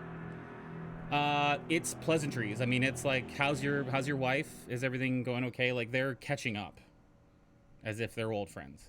There's nothing that you catch that's a little bit more like detailed than that. And you can all see that there is someone that's partially obscured by Dorian. And as Dorian kind of moves and is also talking with the judge in a very similar fashion, moves out of the way, and you see a half tiefling woman who bears a striking resemblance to the one creature that you fought in the sword chamber. The one that was very blasé and striding towards you, that seemed to have not a care in the world. It's not her, looks a lot like her. Dressed the same hairstyle. Facial features are pretty similar. And as they're having their conversation, you see a woman in black slacks come down to mid-calf, stylish shoes, white blouse, long hair, come up and with open arms exclaim the judge's name and go in for a New York greeting, hands over the shoulders, kissing on both cheeks. Aldenok comes up and takes her place next to Angelo, putting her arm around his shoulders. They all seem to be having just a grand old time. And they head into the courtroom first. And the last one to go in is Dorian, who looks at you and walks backwards into the courtroom with a shit-eating grin on his face and winks, turns back around and goes in. You are all brought back to the courtroom, and the guards escort you to a back room beside the judge's bench. Through that door, you travel down a very long hallway, nondescript. There's nothing on the walls except for lights with some sort of everlasting glow. And at the end of that hallway is a door, and through that door is a room with 4 sigils carved into the ground. The guards seem to be leading you towards the leftmost one and collecting you all into this sigil. And as you get there, you feel yourselves pulled from existence and abruptly dropped back in. And you are all now standing in a room.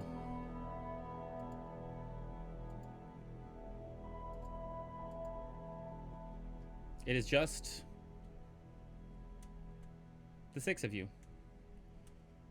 The room is about 20 feet by 15 feet wide. There are 2 doors, one in the west and one in the south. It is here that you will prepare for your trial.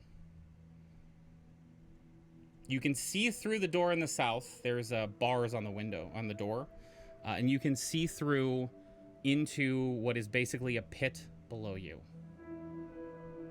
It seems like you have time to plan if you'd like and strategize.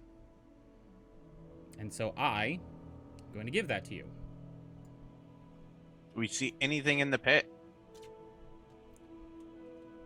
The pit seems to be a series of platforms and stairs. It is Made out of? Yes, it is. I see it. I see it all. It really is Akechi's birthday today with all of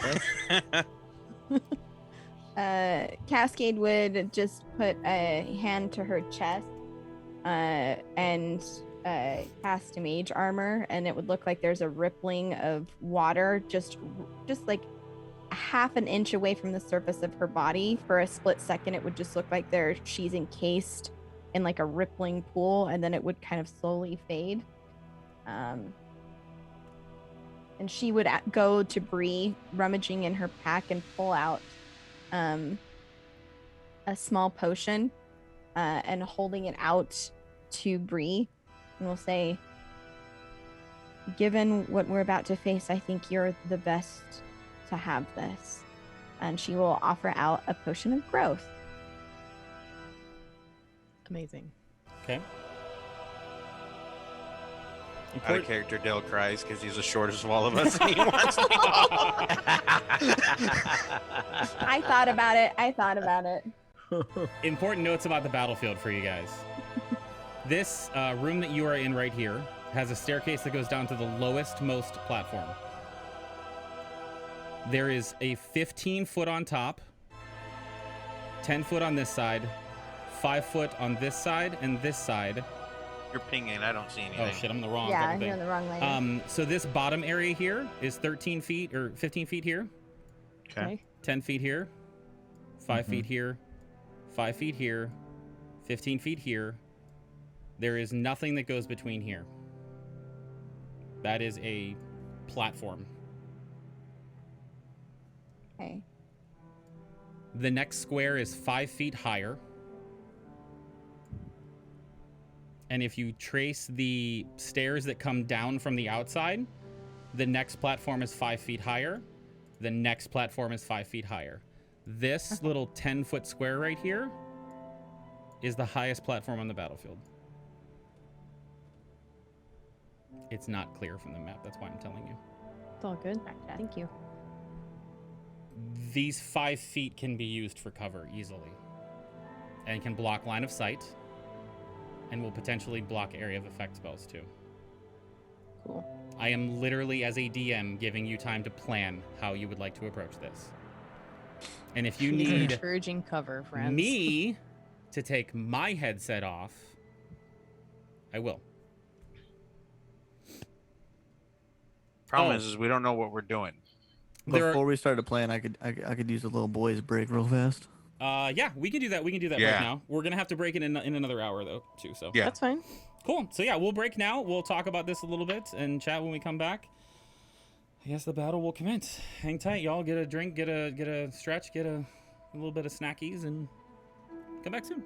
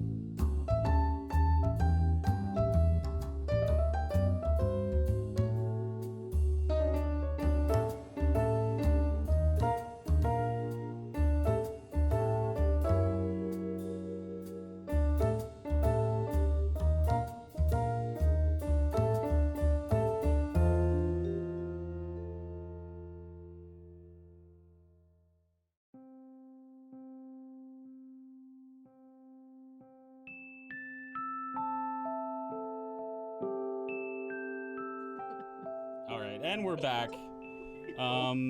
Chad, I need you to roll plus sharp to investigate a mystery. Amazing.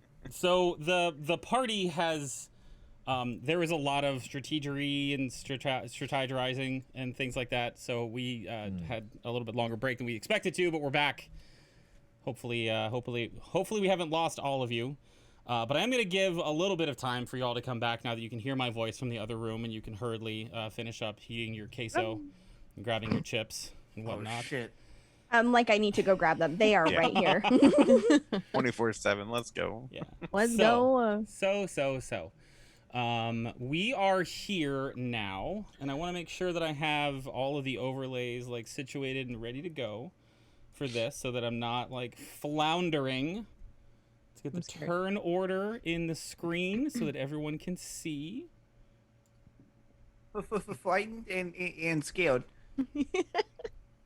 Just Remember, like Doug is so slow dumb. and short legs. Doug is slow and That's short okay, Doug. legs. 25 feet every 6 seconds. I You kill gotta you stay like within Beck Beck. 30. All right. You guys ready for this? Yes, sir. I do have a question. I gave Bree the potion and takes action to drink potions. Can someone drink the potion before the initiative kicks off, or is that like we are in initiative? Nope. Sure, they can do it. Okay. If Bree wants to, I figured I'd ask. Because I figure that this is like you're ready to go. So when it goes, I You would mean, have a we've ready always said action? potion drinking is a bonus action, so yeah. But I'm saying it'll be a free action because you would do it before initiative order too. Gotcha. Yeah. Okay, then we're good. We're good. Cool. So as you're looking out onto the battlefield and planning and prepping and doing all of that fun stuff,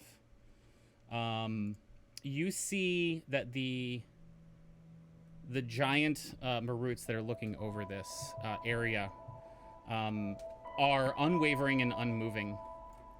The walls they stand on and the walls where your particular room is set into is a 50-foot high wall. And the staircase from your room goes down 10 feet to the little ravine below. And you can see it from across. A number of people start to come in to observe.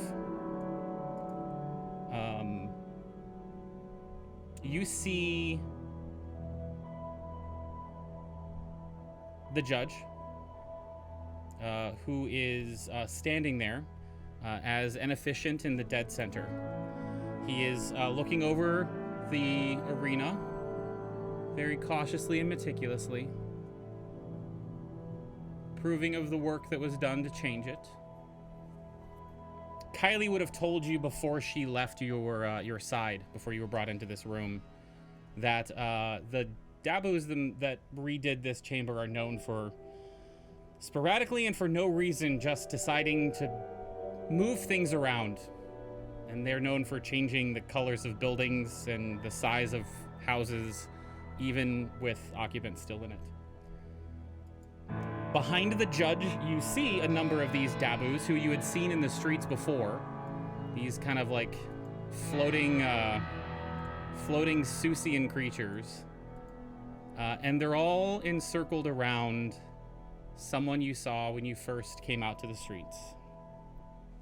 Floating there in the sky between the Dabus is the Lady of Pain herself, Shit. looking down upon everything that is happening. You see Angelo sitting on the left side of the Lady of Pain's area. So it's the judge, behind him is the Dabus and the Lady of Pain. To the left side, you see Angelo Morningstar sitting there with Aldenok at his side. They're turned together in casual conversation.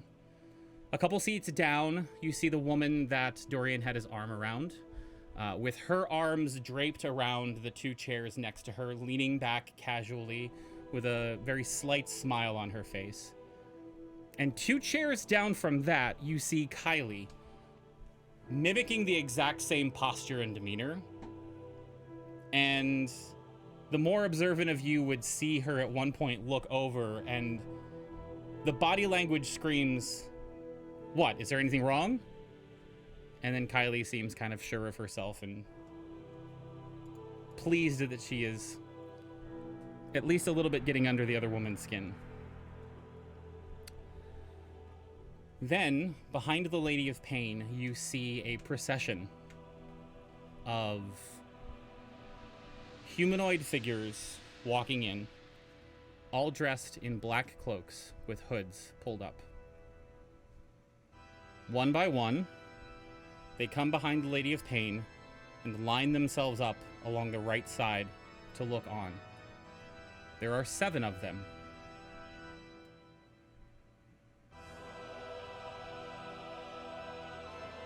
From this distance and their hoods up, you cannot see any of their faces. They do not take a seat. They just stand there with their arms crossed, watching. Cascade would turn to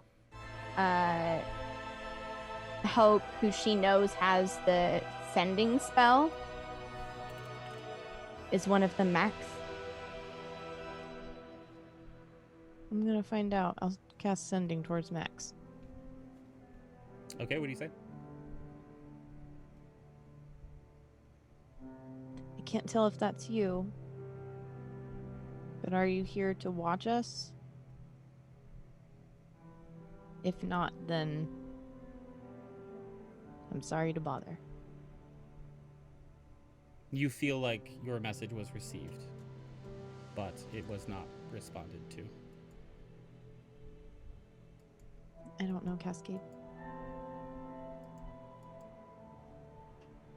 Unfortunate. Yeah, I agree.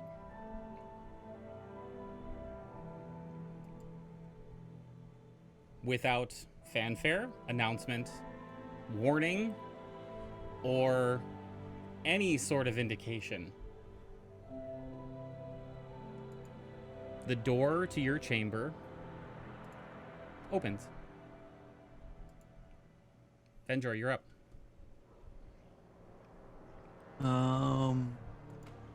What have you? I'm gonna move here.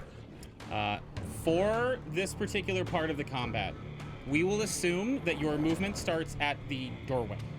So you have more Okay. movement if you want it.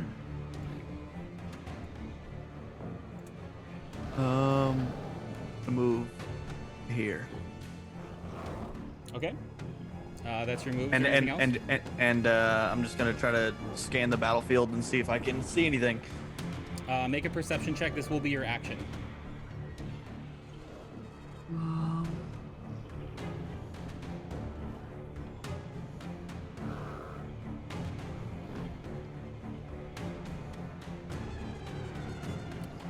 What was the roll? 19. 19. Looking at the battlefield, you can see up the stairs right next to you. There is a room there with a door that's closed. You can see the middle door is closed. You can see the far door that mirrors your room is open, as is the next door closest.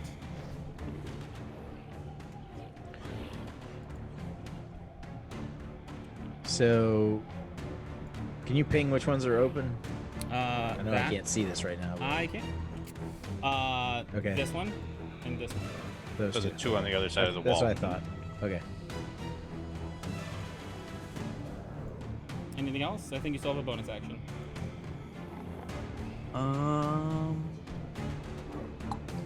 Good. All right.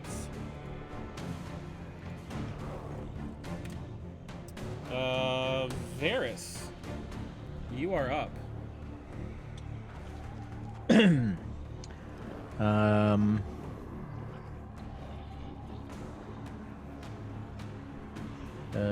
Where's the nearest? So we have to go all the way to the bottom in order to go up a level. Yeah. Unless you have another way of going up. Right. Cascade has ritual cast Tenzor's floating disc, inside this room, and we'll say, "I have a way up." Okay. That's all right. 5, 10, 15, 20. I'll just move down here. And sorry, each level is how tall? 5. 5 feet. Mm-hmm. All right. So I should be able to see over this way. I'll try and perceive if I can see anything coming out through those doors. Sure. Please make a perception check. This will be your action. Yep. Yeah, it's a 9. You can see shadows. There is something in this in this room. You don't see anything from these doors. Okay. Big shadow, little shadow, any detail at all? I know it was a 9. From a 9, probably not. Just shadow. There's something in there moving. Okay. Something in the second room over there. I can't see anything else. All right. Somehow, like, every single one of my menus is expanded. Which is super fucking annoying. Your menus get with it. When you're trying to find people.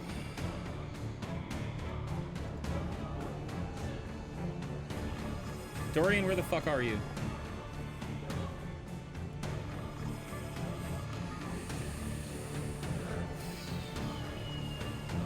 Yes, he rolled a 20. Actually, to be completely and brutally honest, that was a ruse. I was kidding. You see a woman come out of the side room here, lazily coming out and leaning on the doorway facing you, Fenjor. It is a very familiar visage. Kerrigan. Yeah, it's Kerrigan. This woman looks around and sees you, Fenjor. And when she does, she sighs. A very deep sigh.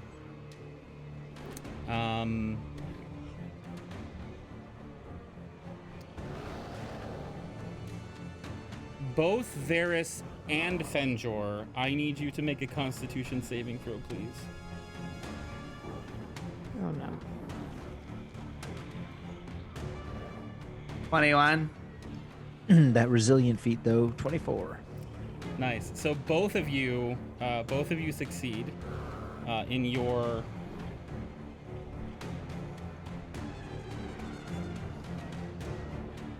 Yeah.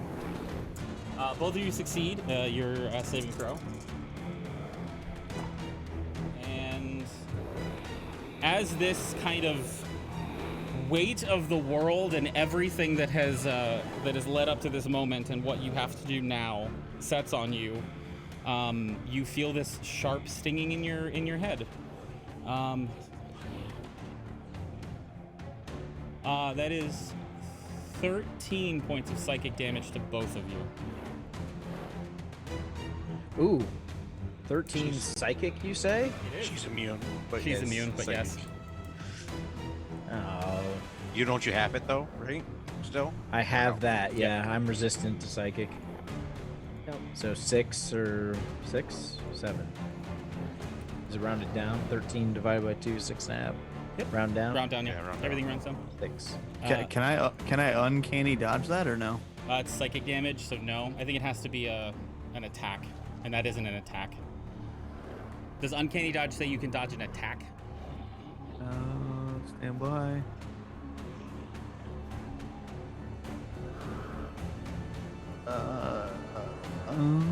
My bad. Is that a yes? No. if you read Uncanny Dodge. I don't think you can, but just in case. Yeah, starting at 5th level, an attacker that you can see hits you with an attack. Yeah, so this isn't an attack. Okay. This is 13, you said? Yeah, 13. This is a Wave of Weariness. It's a special move of hers. That brings us to Cascade. Cascade's gonna look back at Delg and ask, are we going high or low? Feel like high ground's better. And then she will move into the room, so 5, 10, and get right here. A small disc, 3 feet wide, of 3 feet above the ground, will be floating behind her. And it'll look like kind of like ice with water that's kind of always falling off of it. And she will position it so it's right against the wall and will climb onto the disc up to get on the next. Essentially, she's made herself a stair. With the GM's approval, she will climb said stair. Yes, hang on. I put it on the wrong frickin' layer. And now it won't let me select it. No. Where do you want this?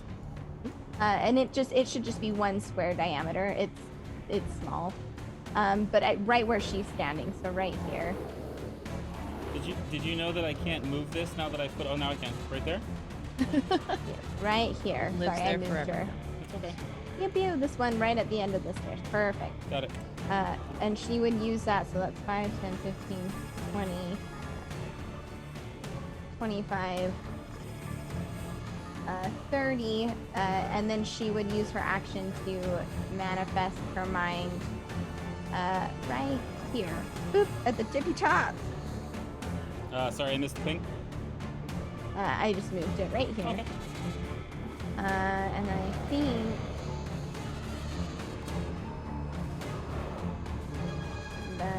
yeah, she would kind of crouch down low, trying to utilize this height difference. Okay, so you're technically you've done an action, so taking cover is not. Okay, that's fine. That's fine. Just No, narratively. taking cover speaking, isn't we're an good. action. It's part of your movement. So yeah, you could take cover. Cool. Perfect. She's gonna So it's half cover. do that. Okay, perfect. Remind me what your awakened spellbook can do. It's funny you should ask. So let's see. Hovering in an unoccupied space of my choice within 60 feet of you, the spectral mind is intangible and doesn't occupy its space.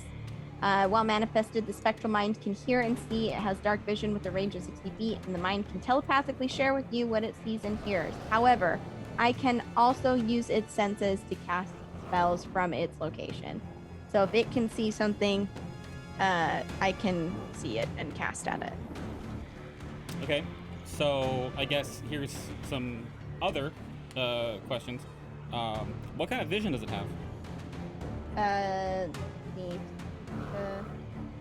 It has dark vision, I'm pretty sure. Cool. Dark vision with a range of 60 feet. Cool, awesome. It's not dark here, so you're good. Mm-hmm. Anything else? No, that's gonna be my turn. I'm waiting for Del. Bree. Just because I don't understand, Joe doesn't understand this thing. So this little step case is there for everybody to use now? Yep. This is just Yep. kind of Anybody. Yeah, it's Sure. kind of stuck there. Imagine it's like a Roomba that's hit the wall, and like Okay. it's trying to get to Cascade, but it can't go high enough. So it's essentially a stair right there. Okay, and it is 3 feet up, the 5 foot wall. 3 feet up. Okay, so I'm trying to. Okay. Yeah, I mean it's uncomfortable, but you can more efficiently use that. Okay. If I can use that, then I'm gonna go 5, 10. Oh,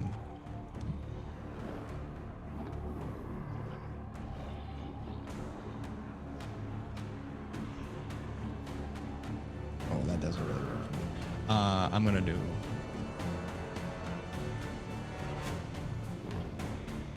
come up here, then, which is my 30 feet. It's only 25, actually. Oh. Because technically with the little staircase thing there, I'm making the argument that you could jump off the stairs onto it. Oh, okay. Then You're welcome. I'll just do one more there. Do I have a visual beat on this enemy now? Yeah, she's yawning. Okay. Oh, and that's 30 feet right next to her, isn't it? I do believe she's 10 feet up, though, just so you know. He's 5 feet up. So it's 5 feet above. If he summons Echo, the Echo will be 10 feet below her. That's why I wanted to mention it. Why? Because it's on. She's on top of the stairs. I mean, it depends on what the summon echo says. Also, I'll handle it when it comes up.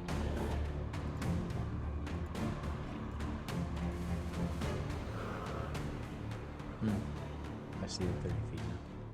I thought 30 feet was right next to her.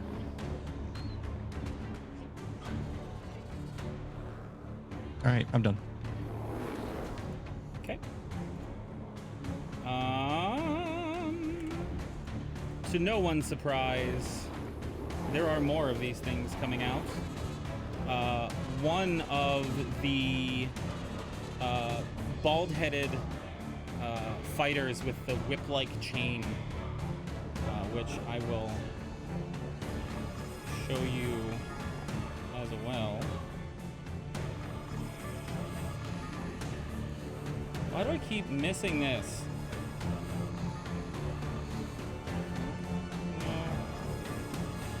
God, where does it keep going to? I keep like... No, it's not that, it's not that, it's not that. F. Marie Abram, I'm sorry guys. Oh, there it is. These guys.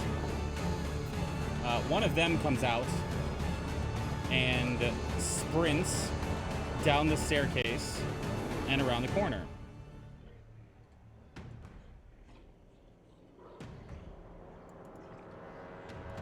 And you cannot see him now. And Hope, you are up. Super cool.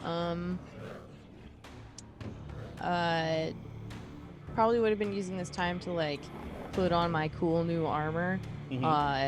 So anyone that would have been looking would see like full plate armor now on this giant tall fool.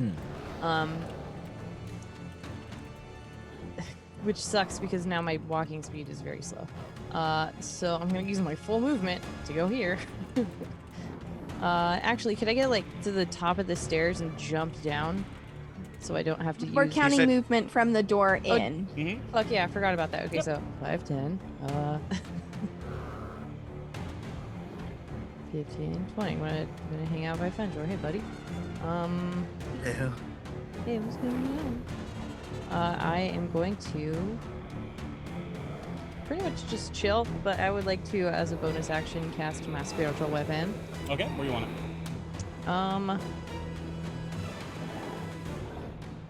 Let's see. Pretty much where I can see it, so like up here would be cool. Dope, perfect. Okay. And that is my turn. All right. Forgot I needed to mark these. Okay. Out of this door here, y'all see the familiar figure of Dorian. He comes out and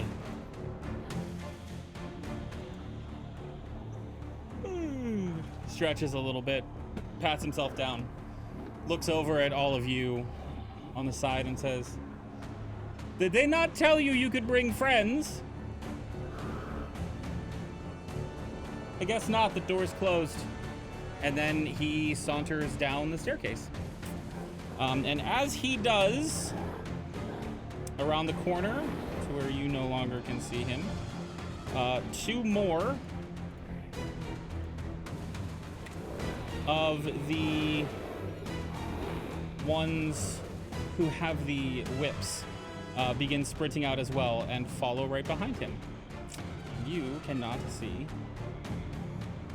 them now. Which brings us to Delg. I'll come out here my 25 feet. And I guess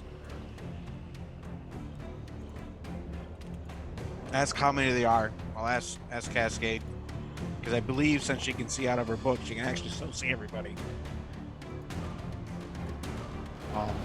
What we're going up against, because I wasn't out yet when everybody came out.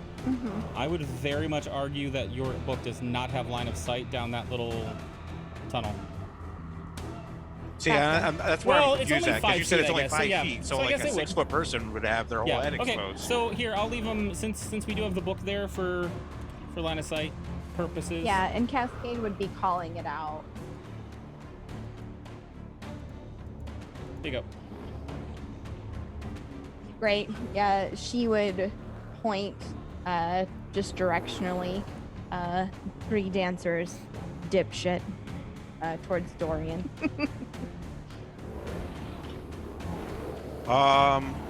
That's it.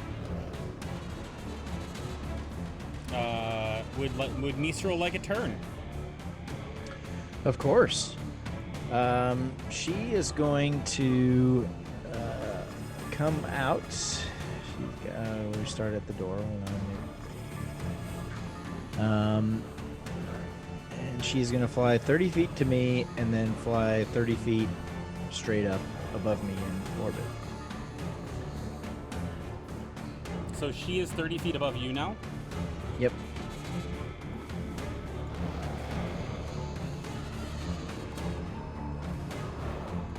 You said the main chamber, the wall is 50 feet high, right? Correct. Okay. So I'm going to assume that as long as you don't bust that, we should be good. But that's her turn. Okay. Fenjor, then Varys will be on deck. Okay. Stand by.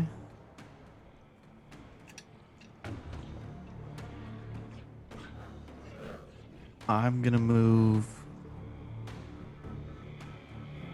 up the stair to here. That would make 35 because we're calling the stair not just Yeah. all right.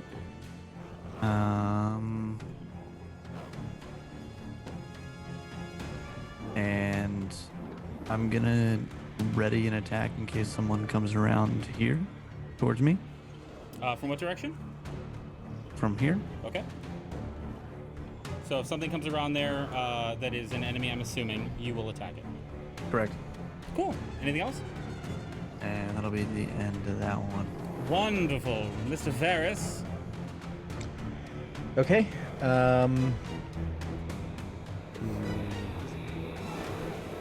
Getting up on the tensor's disc doesn't require any extra movement, right? No, I said thematically that it was, 50, you could like, 25. because like if it was like just a little bit between the 2 squares, you could like jump off and then on without really needing an acrobatics check or anything. Okay. And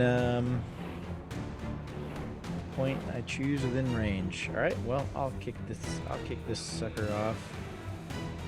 I'm gonna cast Wall of Light, and it's going to go from here all the way down here, 60 feet. So the square above Dorian here, all the way down, 60 feet this way. Okay. And I Nuts. need all 4 of them to make some sort of saving throw. What does it say? Is it when it's cast or when they Constitution start save. their turn? Nope, right now, since they're in the walls area at the casting. Give Con save. me 1 sec. I'm getting the thing out. Where is it? Where is it? It's 10 feet. It's also 10 feet tall. I think it's 5 feet wide. Yeah, 5 feet thick. So a square thick, 10 feet tall, 60 feet long. 60 feet long. Hi, we will be moving you in this direction. Where does it start? Right there where you have it, and then it goes 60 feet south. Yeah. Is that 60? And it emits bright light out to 120 feet, and dim lights for an additional. So basically, the entire battlefield minus the things that are covered by the walls here is lit. Cool. Hey, let's do some saving throws, shall we? Yes, please. From the bottom to the top. Roll low. From the bottom to the top. Now we're here. These are con saves, you said? Con save. Okay, bottom is 15. Nope. Failed. 17 damage and blind for a minute. Hold on that for a second. Nat 20 for the middle one. Okay. Top one is also 15. Okay. Dorian, who actually have a D&D Beyond character sheet for. Amazing. Dorian was a 19. Okay, he saves. Cool. So save. Do I just save you any half damage?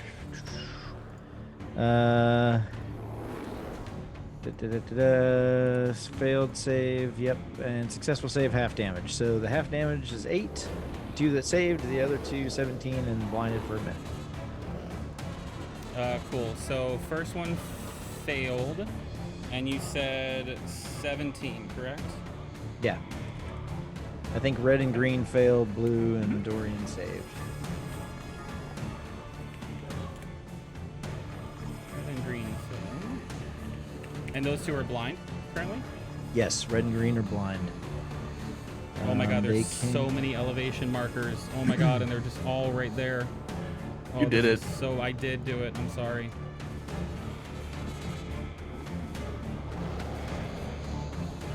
And then I'm sorry, the others get 8. Yes. And the blinded creatures can make a con save at the end of each of their turns. Okay.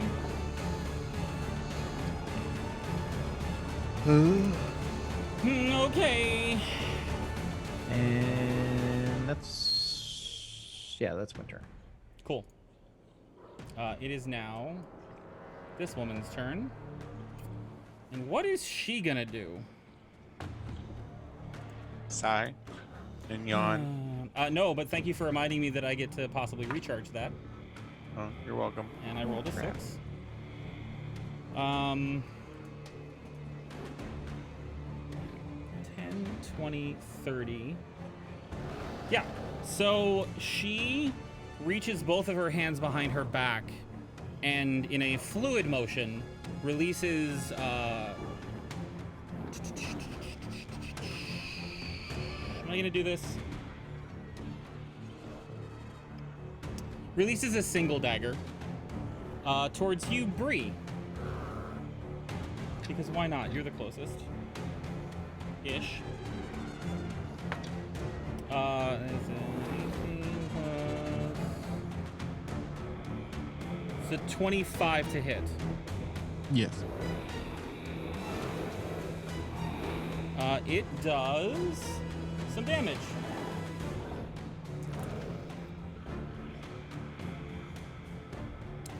It does 8 points of piercing damage. However, as she had done this before and kind of thrown daggers at you, you guys remember that it was some sort of poison. For some reason, it's not doing anything else. It's just that damage. Yep, that D4 is going to hurt me on my socks, so hang on. What's worse, a D4? Yeah, a D4 is definitely worse Yeah, than it's a Lego. the worst. It is definitely the worst. Yeah, it's pointy.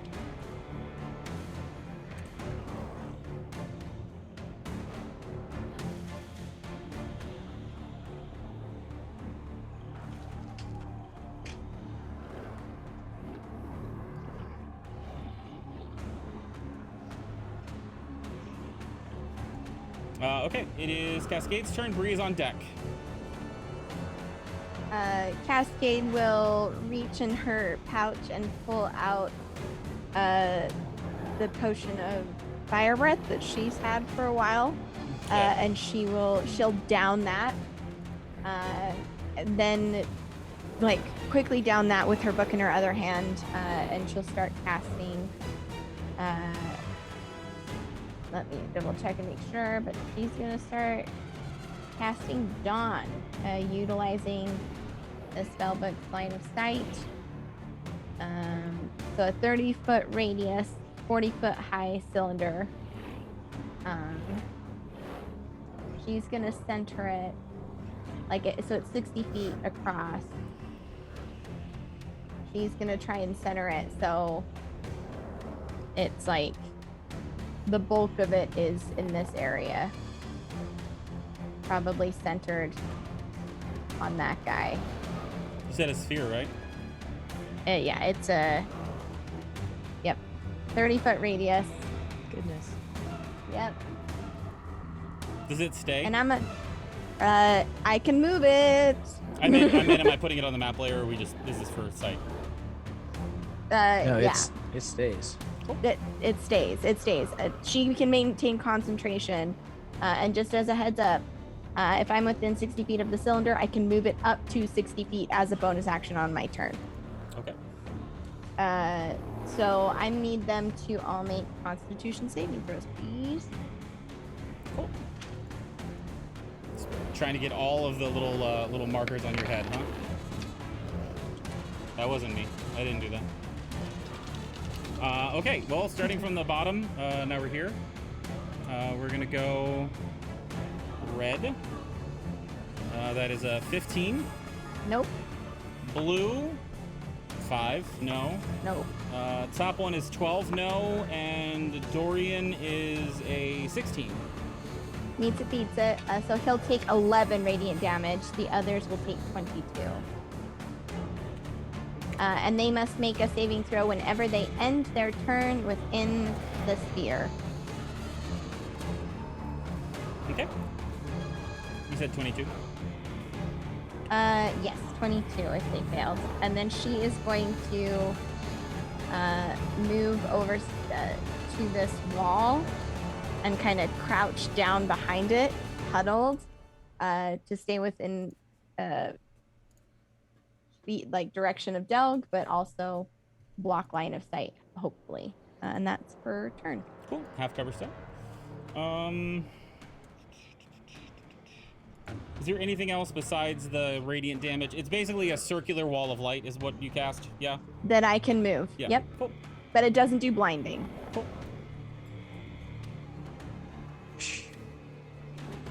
Listen, Cool. move your wall and we'll talk. Oh, just kidding.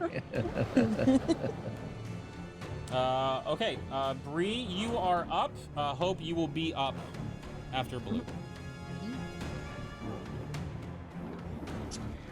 Actually, Bree. hang on for 1 second. Yeah, hang on, I gotta check something.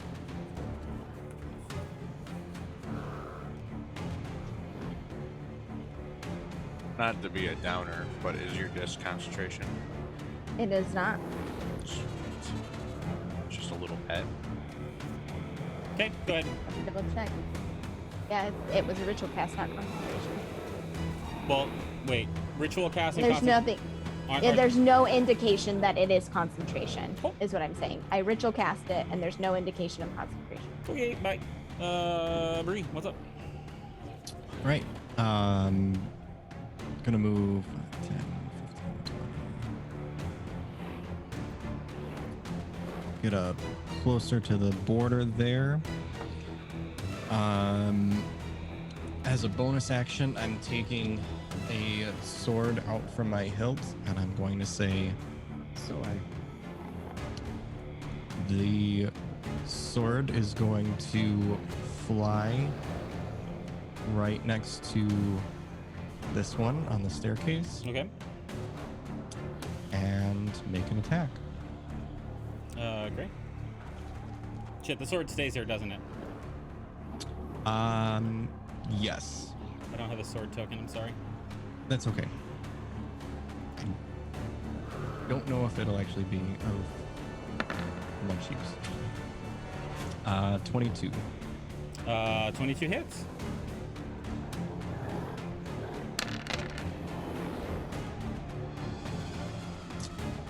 That's 9 piercing.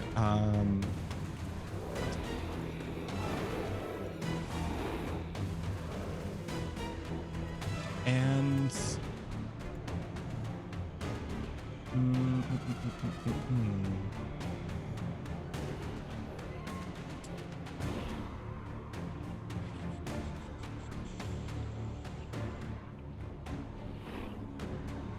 that's a part of that. So I think that's all I can do with that one. So that's my turn. Okay. It is now Blue's turn. So, let me check something real fast and see. What do I want to do with you?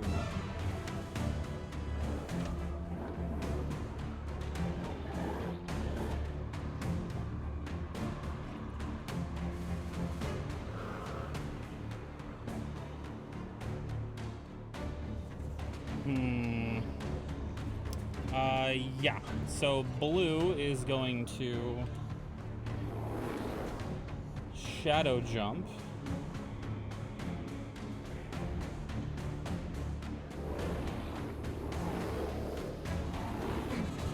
To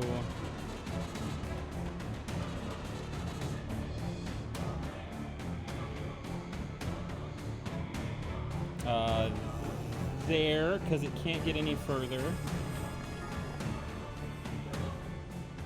Is it? Shadow jump? Do they have to have shadows to do that, or no? No. Shadow jump. It's just the name of their... It's basically, it's Misty Escape.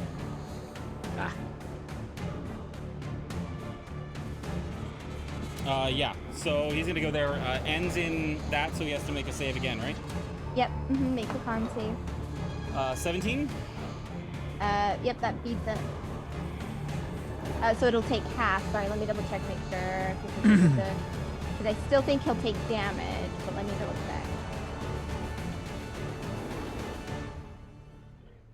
Yeah, must also make the saving throw whenever it ends a turn in the cylinder. So do you want me to roll another damage roll for please. it? Oh, hell yeah. Let's see. I don't want it to cast more than once, so that's nice. Oops. That takes 11. Let's go. Cool. That brings us to Hope. Delg, you will be on deck, but there are 3 turns before yours. Okay. Okay. I would like to move my spiritual weapon next to Miss Creepy Lady Fake Kerrigan over here and smack it in the face, please. Smack her. Yeah. Smack. I'm gonna do it. Smack her. Okay. 23 to hit. 23 hits. Sick. That is 10 force damage for the spiritual weapon. Remember to take that spell slot out. Cool. And good. I'm gonna move here. And can I see Dorian from where I am? I am 7 feet tall. Yes. Okay, great. He is also not crouched, so he has no cover. He's just chilling. Okay. Mm-hmm. Cool. Let me check one thing.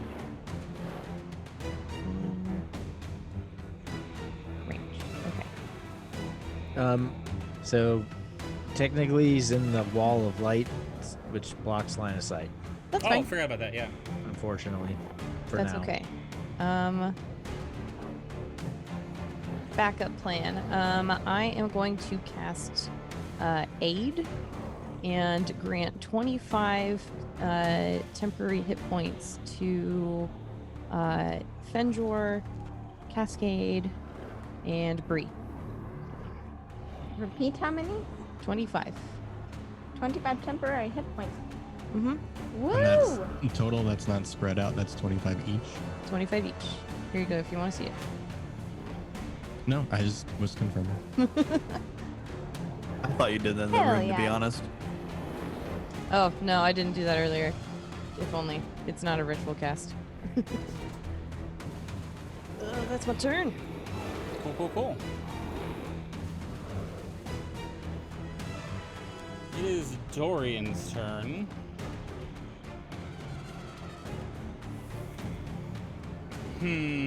Dorian, what are you gonna do?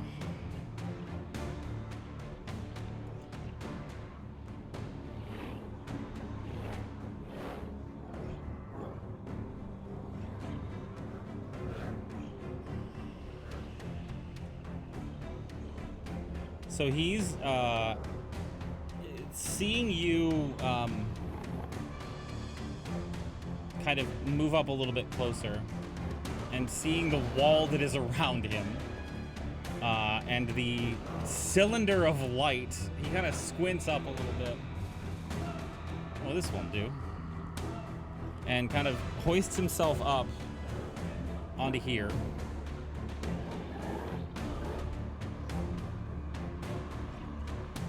$15, $20, $25, $30. Looks at you, Bree, and says, "You know what? I'll be with you in a second."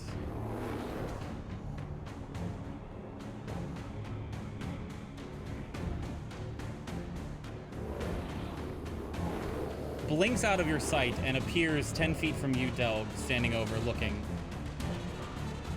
This looks very familiar, my friend. Remember last time? I'll just stare at him. Not even make a notion.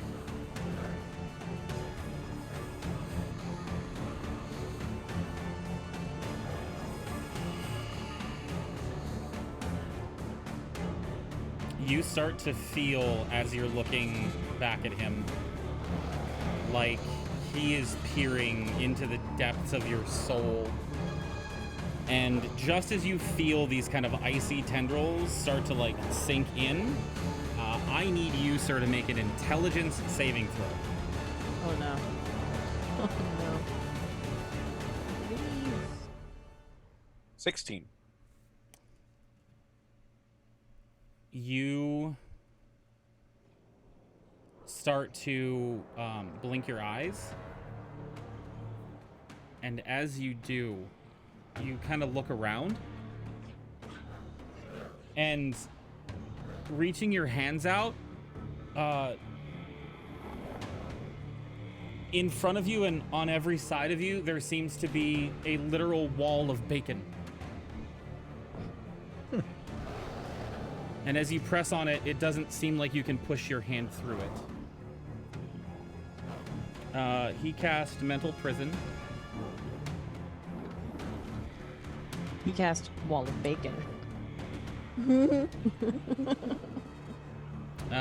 You take... I wonder if I could just do this, if this will come through. Hey, it will!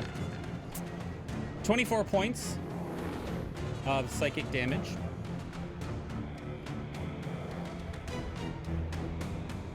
Technically, it's surrounded by fire razors or hideous maws filled with dripping teeth. But I said bacon. No, you get to pick whatever you want. This is your I know world, this sir. because I also have that spell. Mhm. And you can attempt to move through it. It will hurt. He stands up straight. And the other two will now attempt to bamf their way to safety. This guy's going... let's go there. And there. Which I believe gets them out of both. Mm-hmm. That's their movement.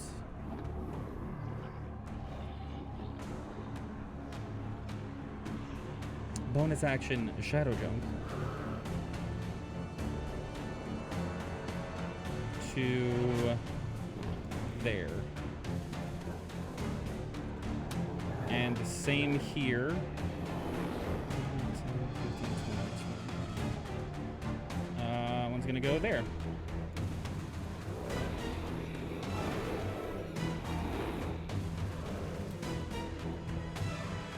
Yeah, and that's gonna do it for them. We're up to Delg. Mistral is on deck, followed by Fenjor.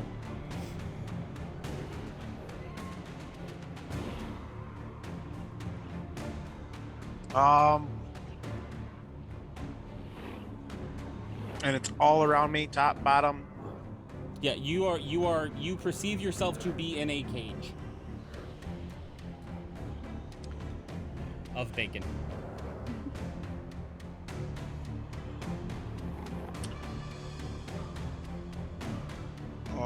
Actually, 1 second, sorry.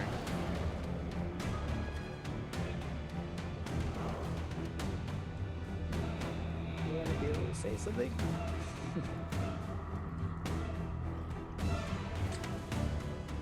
Shit, that sucks.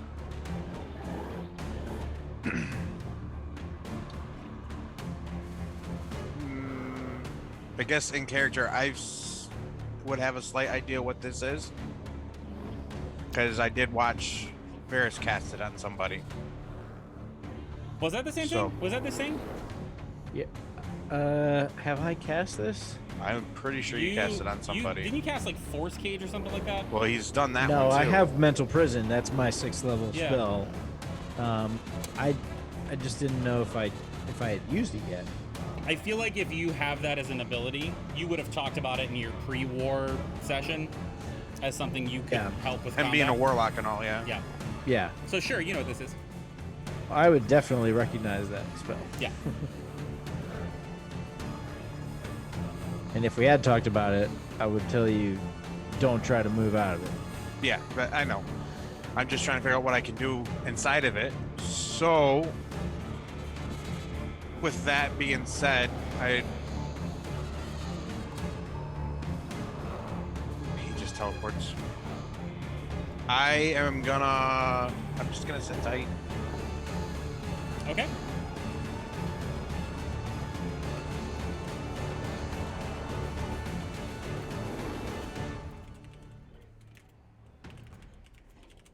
Cool. Mistral, you're up, and then Fenjor. All right, Mistral is just going to head on. Yeah, this is only 75 feet long, so she can definitely do this. 60 feet. She's going to go down here in this corner and rise up just below the lip of the arena. So currently at 60 feet, basically. Yeah, well, whatever you said the top was. She's not going to break the 50. plane of it. Got it. Cool. Yeah. All right. Little bird's eye view situation here. I like it. Mm-hmm.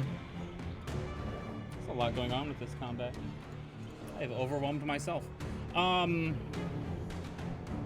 great. Fenjor, followed by Varys.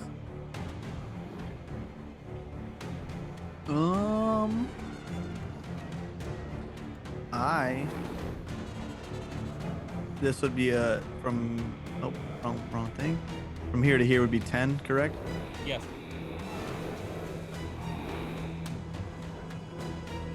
All right, I moved it here. That's 20. Yeah. Well, actually, technically, that's 15. Because you can go diagonally. So from here to here would be 10, and that's 15. Cool. I'm gonna hit him with Sight Blinder. Okay. Go ahead and roll to attack. 23. That does hit his armor class. And Dorian's armor class is 23? No, I said it hits his armor class. I said it hits it. Oh, okay. I misunderstood. Oh, he's Holy like, I'm shit. warlocking Like, what's wrong. he got? Damn. Right? Jesus. roll for, I'm gonna loot his shit when we're done. roll for damage. Murder that man's. 13. What kind of damage? That would be standby. Piercing. Yeah, piercing damage. Okay. Would he wouldn't be focused on Delg still, or yes?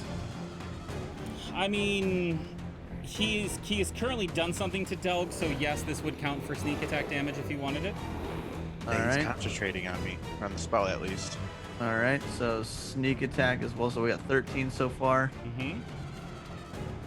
23 Okay. Anything else you'd like to stack onto that? poison damage from the potent poisoner. Which I believe you have to roll. 8. Okay. Anything else you're stacking on top of that, Mr. Rogue? Is that the sword you put the oil of sharpness on, or no? Yeah, I already put the damage on though. Oh, okay. I gotta see if the other bitch is within this chick. Is that 30 or that 35? 35. Okay. So you no more damage to Dorian? No. So 36, 44 points. It's a Constitution DC of 22 to Oh, maintain the hell spell. yeah, bro.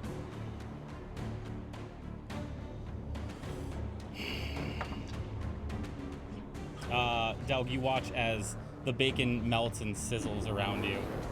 You are no longer in your mental prison. Yay!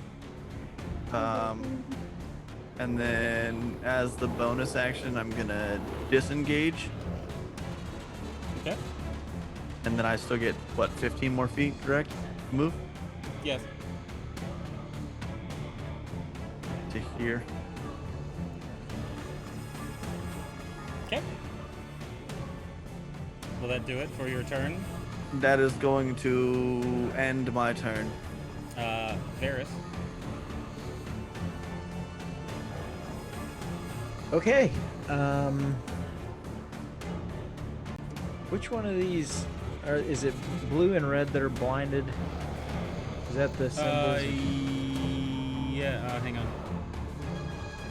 Red and green are blinded, I think. Because it was the top and the bottom one Yeah. that were blinded, right? Yes. Right, yeah. They yeah, have yeah, the little symbol on them. I know, but I can't. How'd they make it through the maze? Shadow. Oh, jump. okay. That is an eye. Okay. All right. So red is. Oh, blind. wait. All right. Actually, How do they shadow jump if they can't see where they're going? hang on. Let me check. Let me check what I did.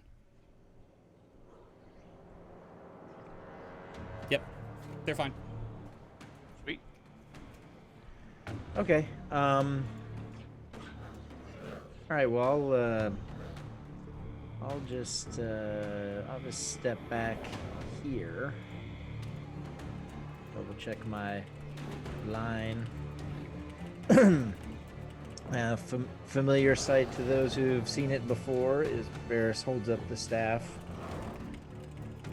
Thunderclouds start kind of forming over his head. He levels the staff. Lightning strikes the back, runs out the front, and lightning bolt will be cast on Dorian and Red. And it's a. Oops. They cast it, and Jesus fucking Christ. It's a dex save, which I believe the blind person automatically fails, since they would not see the lightning bolt coming. However, though, I don't know how that works. I thought. Because that's Yeah, a the 5 foot wall in elevation front of him. changes. Yeah. Right here's Unless they're another like tall wall. crouching. Right? Well, I could step up one, right? This is 10 feet high. Mm-hmm. Can I see him from there? So from that particular vantage point, he has...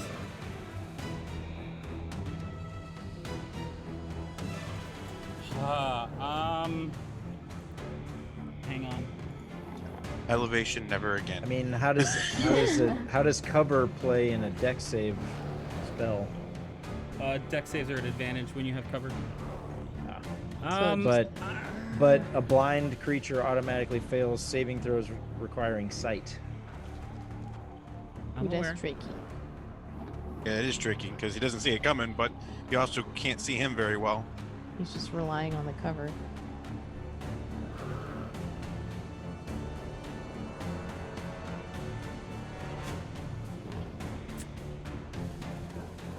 Yeah, we'll say it hits him. Because, I mean, he knows the cover's there, so he would have taken it. But you could have aimed for how he was in the cover. Because, like, yeah. No, it's fine.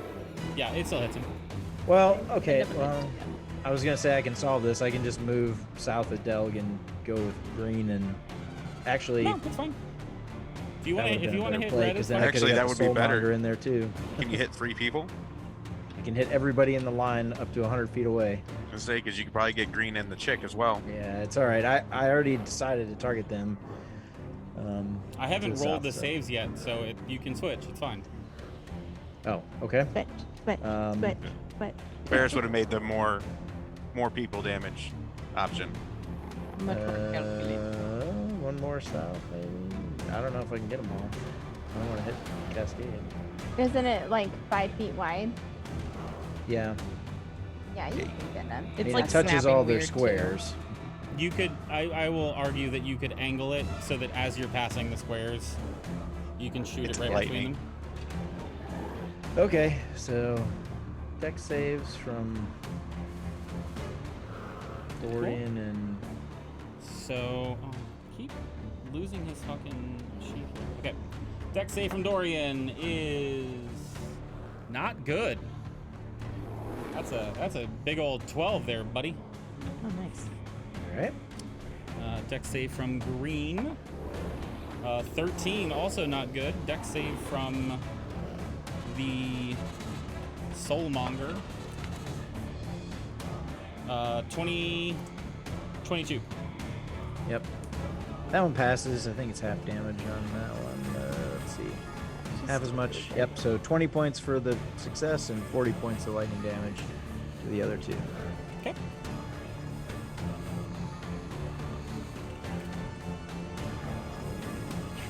Charges on.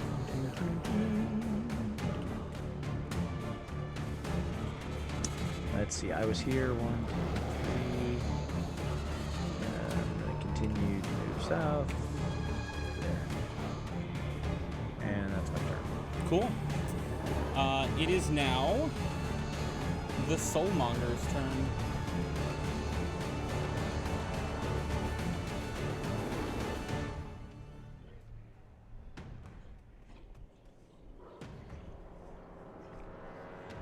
Oh shit! I totally forgot about that. Hang on. Yeah, she's still fit. She's still good. Okay. What am I gonna do here?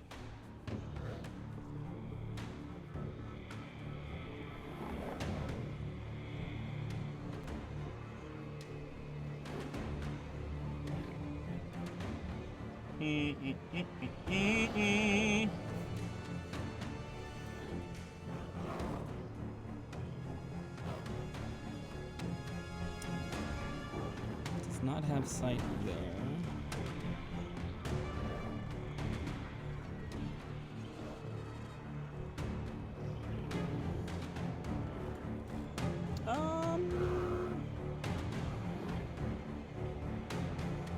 Yeah, let's do that. That's a good idea.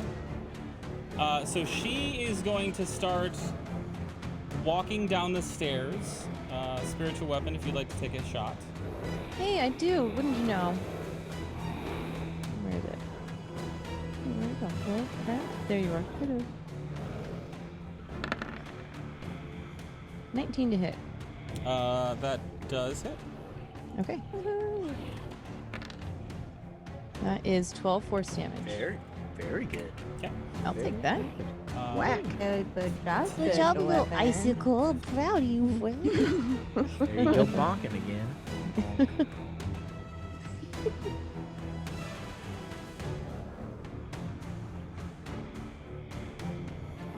25, 30. Uh-oh.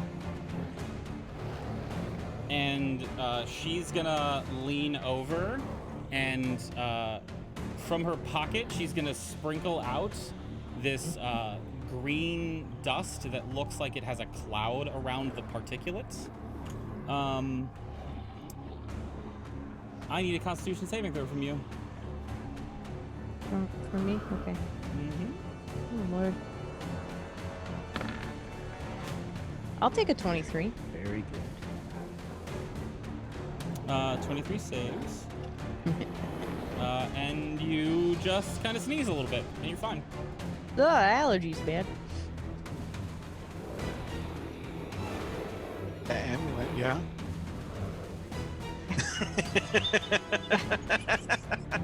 Holy shit. Yeah. Thank you. You saved me on this day.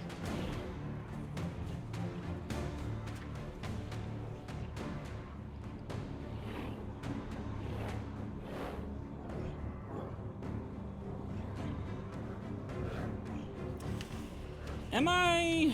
I got a quick question. Please go. With that, the poison, Mm-hmm. is there a residual effect at all, or I'm not sure. Unless the poisoner's Yeah. kit says that the person is poisoned. Which I don't believe it does. Usually there's a save. Am I up? Is it my turn? No, actually, you're not. Okay, just checking. Poisoned until the end of my next turn, so I don't know how that. Okay, How yeah. that. Then yeah. I just don't know what the residual effect would be, because we didn't talk about it beforehand. Mhm. I would go along the lines of saying dealer's choice. Well, poisoned is a specific condition.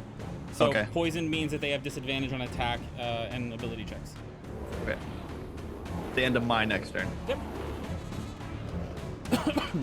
That was home slice here, right, Dorian? Dorian. Yes, it was Dorian, which makes me happy. Hey, Varys. Yes, sir. You start to feel like your mouth is drying up,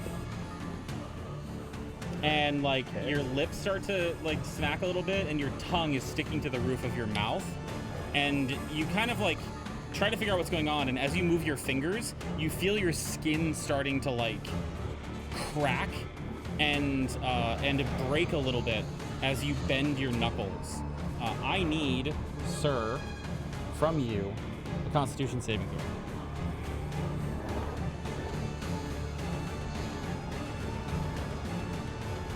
That's 10. Nat 20. Holy shit. He's Yeah, not rats. cracking. All right. He's not an old man yet. And he instantly applies Olay lotion. Mayonnaise. You got the jug. Apply mayonnaise. It'll be fine. Break out my lip balm. This episode of Morningstar brought to you in part by Jergens. Just no. Can we know though? Can we know on that? God. You from this, not that. No, I was about to roll way too many dice in here. Holy shit. The pain from your knuckles as you feel the moisture drying out from the blight that is overcoming you does 15 points of, I believe, necrotic damage. Okay. Where is this Yeah. coming from? And as you look around you, there is this crouched over creature that suddenly materializes and is touching your back. Would you like to know what it looks like? Oh, yeah. Well, it doesn't look like this because it doesn't have this person doesn't have a sword, but this is what she looks like crouched over touching you.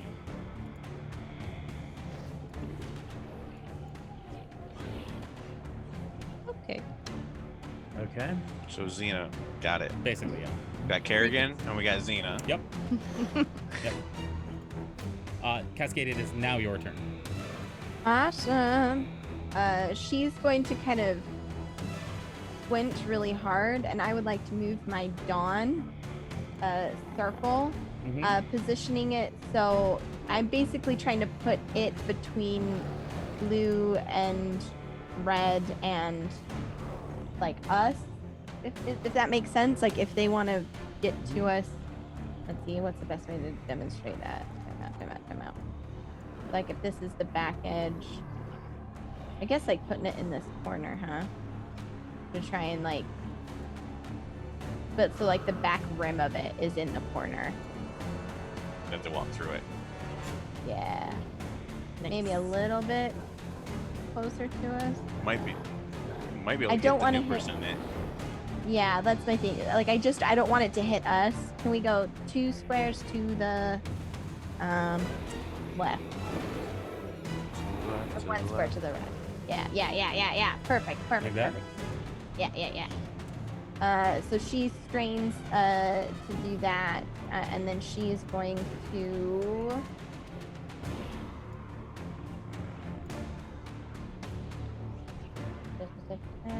Things are different than they were a minute ago. You know what? She's going to move closer to. Oh, shit. She'll pop out, and yeah, we're gonna cast lightning bolt. Yep, I need a deck save from Dorian, Soulmonger, and Blind Guy.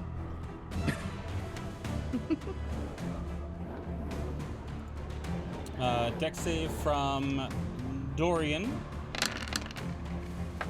Technically, the blind guy doesn't need me. The Soulmonger. Wow. Okay, just because I want to. Well, at least the blind guy rolled a 16. They all failed.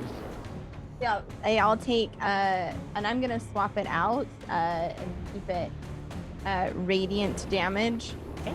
As she puts her hand out, and it'll like crackle, but again, it'll be that static, bright, radiant light as it ripples out from her hand, slamming into each of them. Mm-hmm.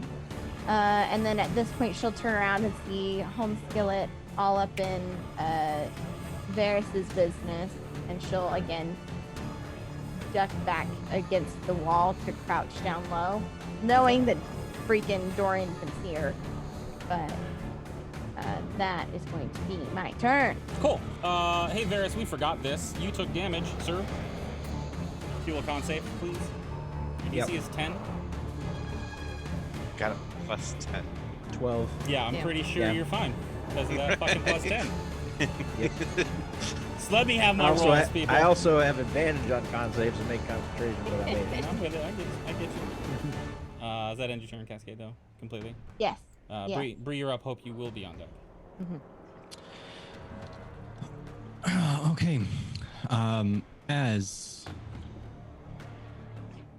part of this bonus action, the sword that was floating by the stairs is now going to come to this person. Okay. And if I'm reading this right, it's all part of the bonus action. While the sword hovers, you can use a bonus action to cause it to fly up to 30 feet to another spot within 30 feet of me. As part of the same bonus action, I can cause the sword to attack one creature within 5 feet of it. So this is a bonus attack towards that individual. Okay. Woof.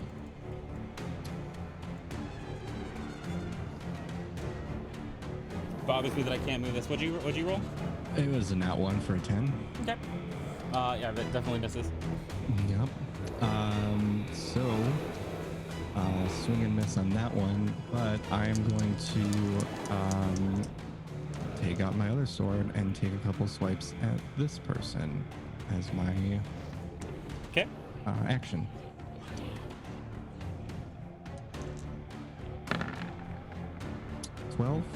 That misses. 15. Meets it, beats it.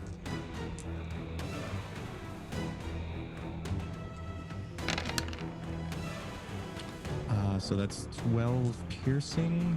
Actually 13 piercing. Do I get the sneak attack with that one? Against Tomb? Technically engaged with Hope, so yeah. Okay, then I'll add the sneak attack on there. So that should be 19. Okay. Is that 19 total? Yeah. 19 total, correct. Okay. Anything else?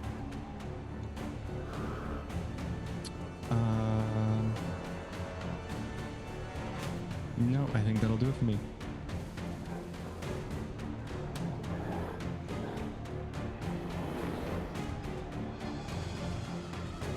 So we are now up to Blue's turn. Blue is going to sprint 30 feet.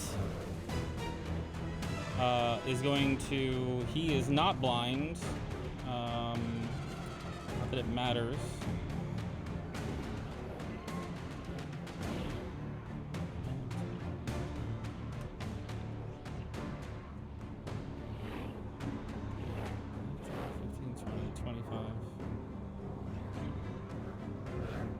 Yep, 5, 10, 15, 20, 25. He's gonna go right there and take an attack at you, Bree, with his spiked chain 3 times. The 3 hits, my friend, are 15, 21, and 22. All of them hit. Okay.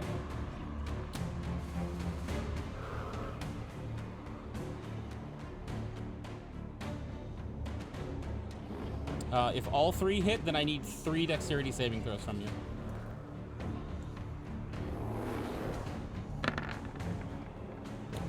Nice. Nice.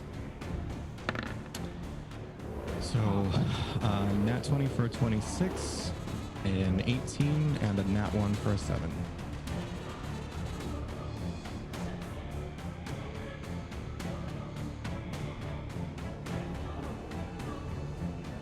So you feel this, you feel the chain whip come out and connect the first 2 times, and it kind of like reels you back to the left, and you feel the chain like wrap around you and pull you back towards it. And as the motion of your body coming forward connects with the whip, the Shadow Dancer cracked the whip at exactly the right time to send the spike at the end of the whip into your chest. So the third one's gonna do extra necrotic damage. So this is a total for all 3 to hit, 2, 4, 6. I'm using advanced dice roller. There's too many fucking rolls right now. So 6.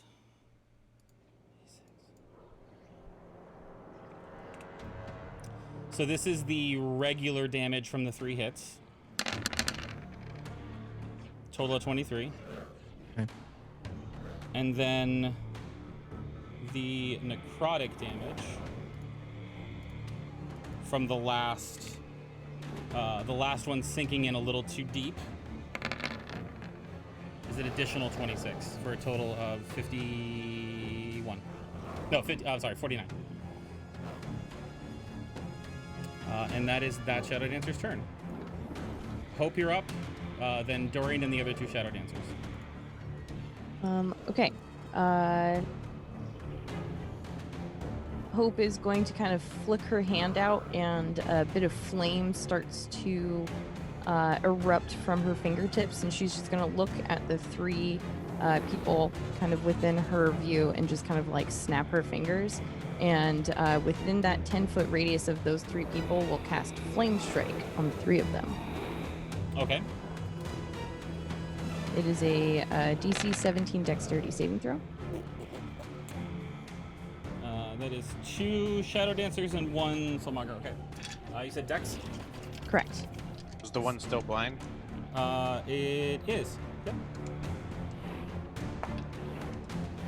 First one is a 15. I'm sorry, no, 18. 15 plus 3.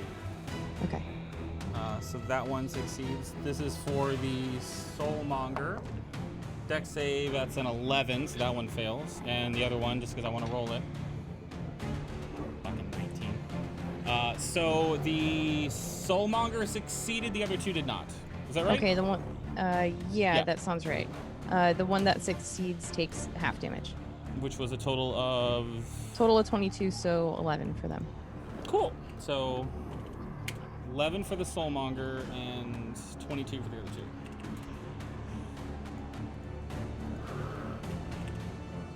Cool. Let me check real fast. This one is starting to look like the battle has worn on it a little bit. Okay. Green. Cool. I'm gonna move my spiritual weapon over to green and smack it in the face. You should do that. I'm gonna do that, you know? Like right here. Hey, buddy. How you doing?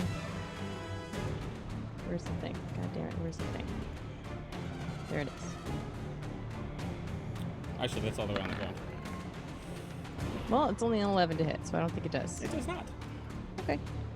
I tried. That's my turn. Question, just I can look at her. Never mind. Okay. I just didn't know if she had an advantage because it's blind or not. I don't Doesn't really seem like it. think right? so. Attack rolls against a creature have advantage. Yeah, you have advantage. And they have yeah. disadvantage on Oh, attacking. dip. Alright. Let's give it a shot. I'll take a 28. Yeah, that hits. It's not great. It's only 6, but Better than 0. it's something. Everything helps.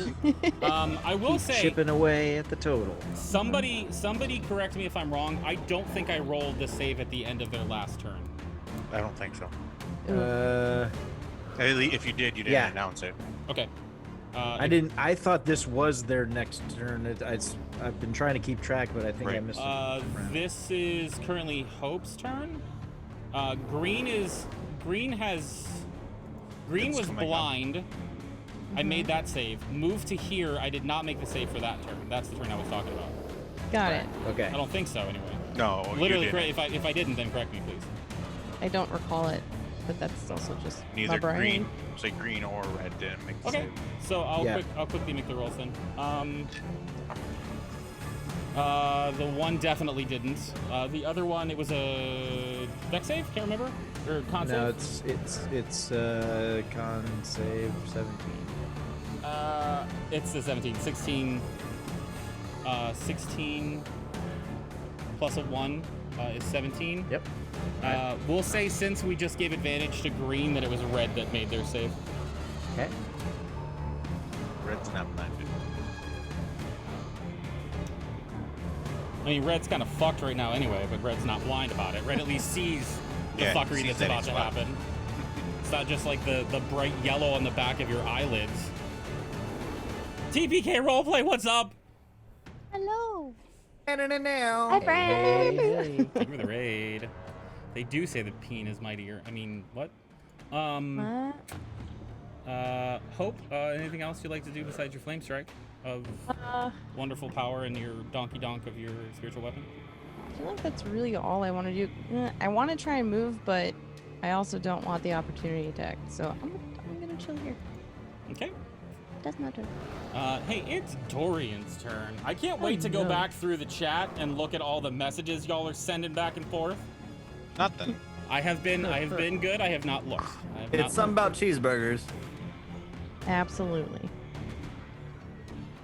I had the bacon for them. And I'm glad I don't have it anymore.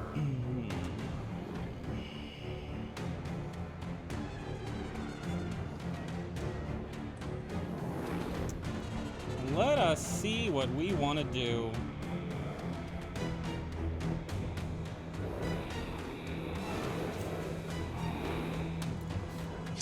Can I be eating a piece of bacon while he's looking at me? Sure.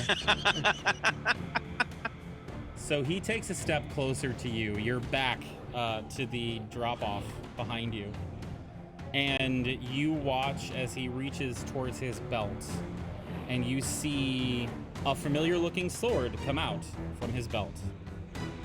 It's right in front of you, and he draws the hilt in front of your face so that you can see it is not a hilt you have seen before.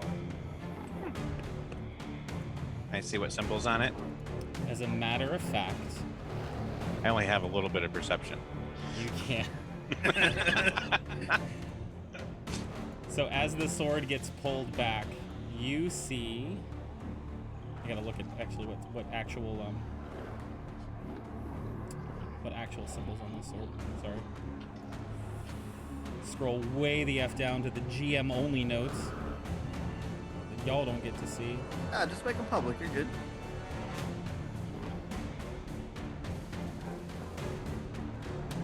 Did I not put it in here? There is no symbol on the hilt. So it's the blank one? It is. Yep. I had that one in my hand at one point in time.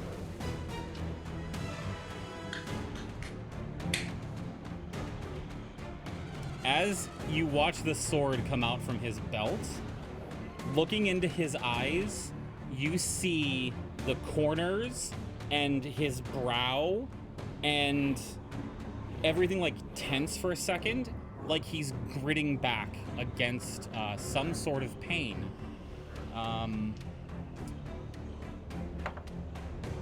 And he manages to grit his teeth through it. And as the sword comes out, I need... Let me get this here.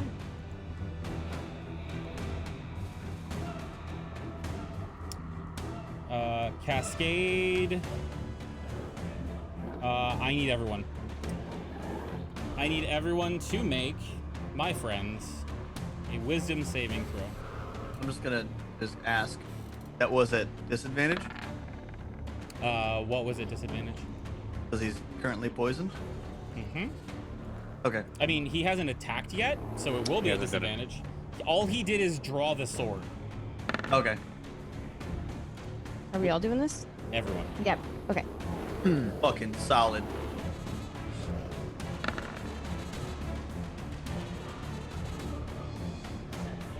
That's a lot of 17s, dude. It is a There's lot of 17s. I really Me hope too. it was 17. Yeah, me too.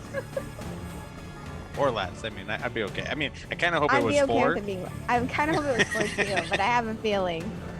We need it to be a 4. All right, everybody, can you call out your saves here? 4. 17. 17. Bree also got a 17. 20. 22. All right, so everybody saved except for Fenjor. Yeah.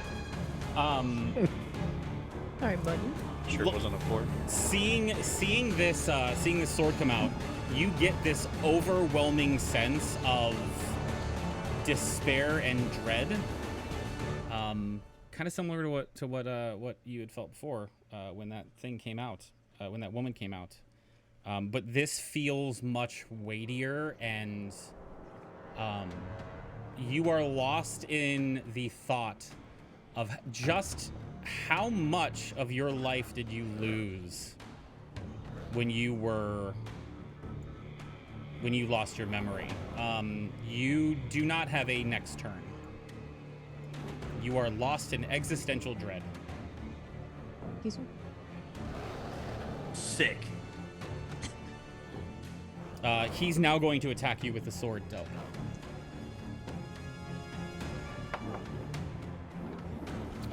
That is, it doesn't hit you, and you're fucking AC. It's a 16 to hit. Can I get a confirmation that a 16 Yes, doesn't hit you? It doesn't. You it didn't doesn't hit me. you quietly in those little secret messages take off all your armor and give it to your wife? You didn't do that, right? She can't wear my armor. Sorry. Okay, fine. And I wouldn't want to. It would get in the way of my spellcasting. Yeah. And it smells like. I said this was a It smells mutual And it thing. smells like bacon. Get Listen. out of my brain. I said this was mutual. I didn't say this was just 100% to protect her. I got stuff out of it too. All right. Oh boy. Okay. Show me that face. Just And slicing and tinging off your armor, he winks at you and waves goodbye. Waves goodbye in like a sense that he's gonna cast a spell to leave. Yes. I would like to try and counterspell. All right. It is not. What level are you casting counterspell at? That is a great question, and I'm kind of stressed by it. Let me read this.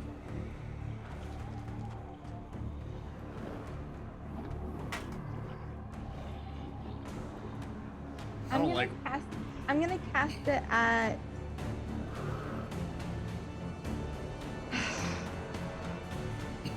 I hate that. I know he's a warlock. I'm gonna cast it at 5th level. Good choice. Can you ping counterspell for me? Oh no.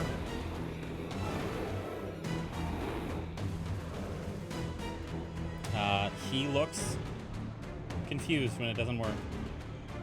Wave back at him. And then turns toward Cascade Oh no. and says, Delg, I'm not done with you. I'll be right back. And crosses over to you. Cool. Cool. And as much as I'd love to give him another action right now, I can't. We have to go to green first and then red. Save at the end of the turn, so he is currently blind. And Poor fucker. yeah. Oh no. I'm thematically gonna say he needs to make a dex check to climb up onto this thing. So 5-10 to there with a dex check. Then he fails automatically because he's blind. Well, okay, but like he can move even though he's blind. That's Yeah, at it doesn't disadvantage. require sight. I'm just messing. Yeah. He rolled, so he rolled a 13. So he manages to scramble up, but he is prone, and so he gets up after that. So 5, 10, 15, 20, 15 plus 10 is, so he has 5 more feet of movement. So he is going to go here. And he's going to blindly, actually, no. No, he's not.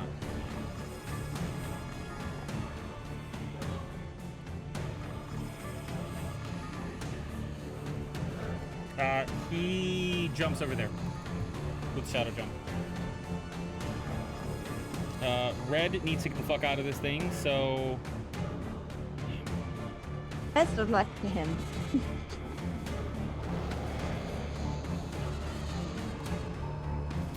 So, what is that? 10 to there, 20, 30, and then that's only 25. He shadow jumps to you, Varys, and will take all 3 of his attacks on you. Damn. Don't like. So with the other one, they can teleport somewhere they can't see. Well, he can see, but he's Yeah. not blinded. No, I know that one can. I'm just If you- not wondering. If you'd like me to DM you what I did, I No, can tell you. no, it's fine. It's fine. It's just foreign. It's an intentional augmentation of their abilities Okay. for this okay, particular Okay. fight. Yep. So the 3 whip attacks against you, sir, are going to be... Mother, are you fucking kidding me? 1, 1, and 1. I only rolled one of them to start with. So does an 11 hit you? No. But does a dirty 20 hit you? Yes. And 22. Yes. 2 dex saves for me, please. Okay.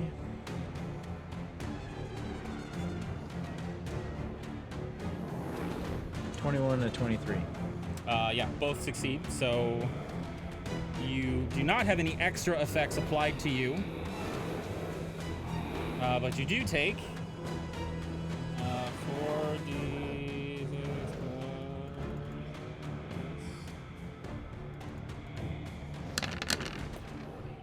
15 points of piercing damage. Okay. And I need a con save from you, please. Second. Listen, I know you automatically succeeded because of your plus fucking 10, okay? Just calm down.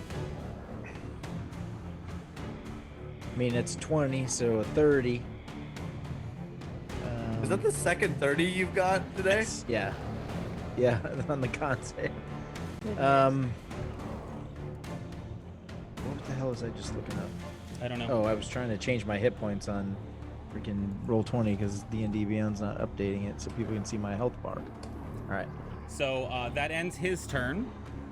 Which brings us to Delg's turn, but since those two are together, I'm going to roll the save for green. No. That's a 7. Do we need to get you a dice gel? Do you want me to put your dice in the dice gel?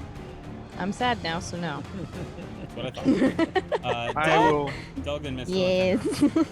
move 1 feet or 5 1 feet feet? there, and I will cast Halt Person on this one, and this one. Dorian, Warmonger, and the Xena. Kerrigan, Xena, and Dorian. Xena. and- Kerrigan. Nice. Okay. That is a wisdom save for them, right? Correct.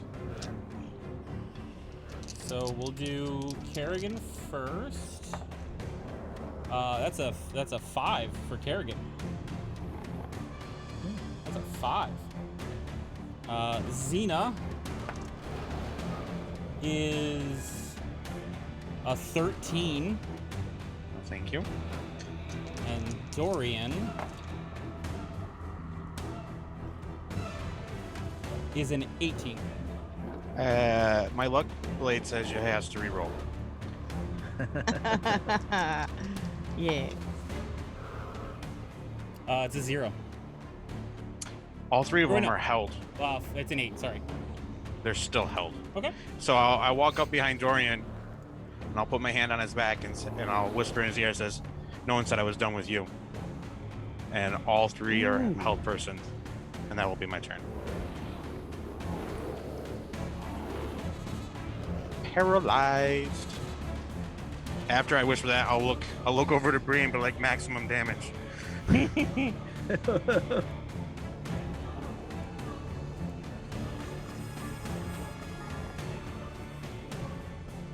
Hang on. I'm looking for. There, I have to scroll through so many token markers now. And Kerrigan, you said too, right? Okay. If there's nothing else, I believe that is Mistral's turn. Mistral.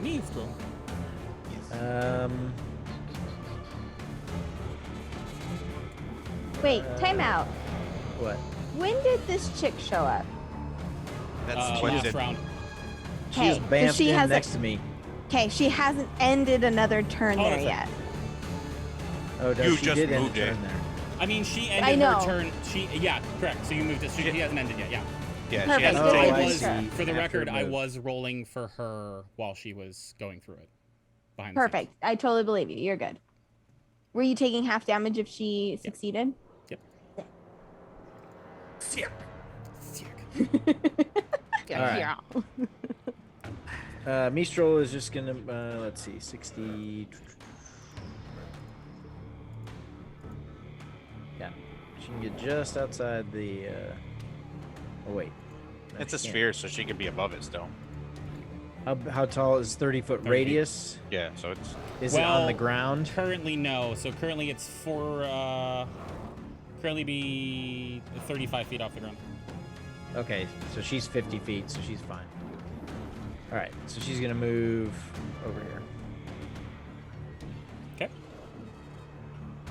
I promise there's a reason that she's out and that she's not attacking. We trust you. I definitely haven't just seen put something in chat. I definitely was like, does this dragon like do something? She does something for me.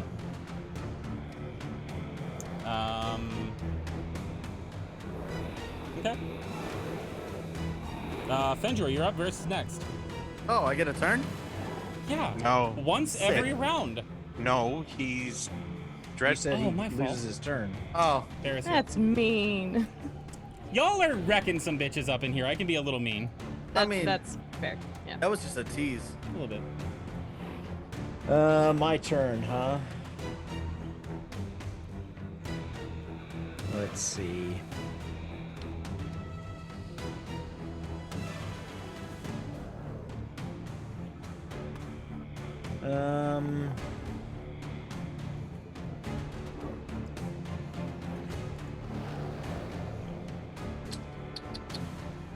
Yeah, I'm gonna use the one of the charges of the wall of light on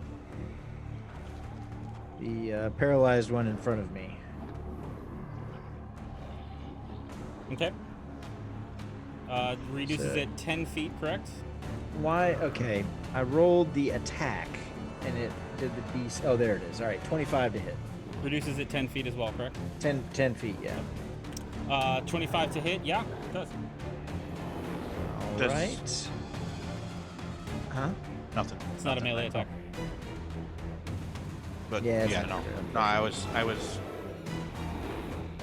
15 radiant damage. Okay.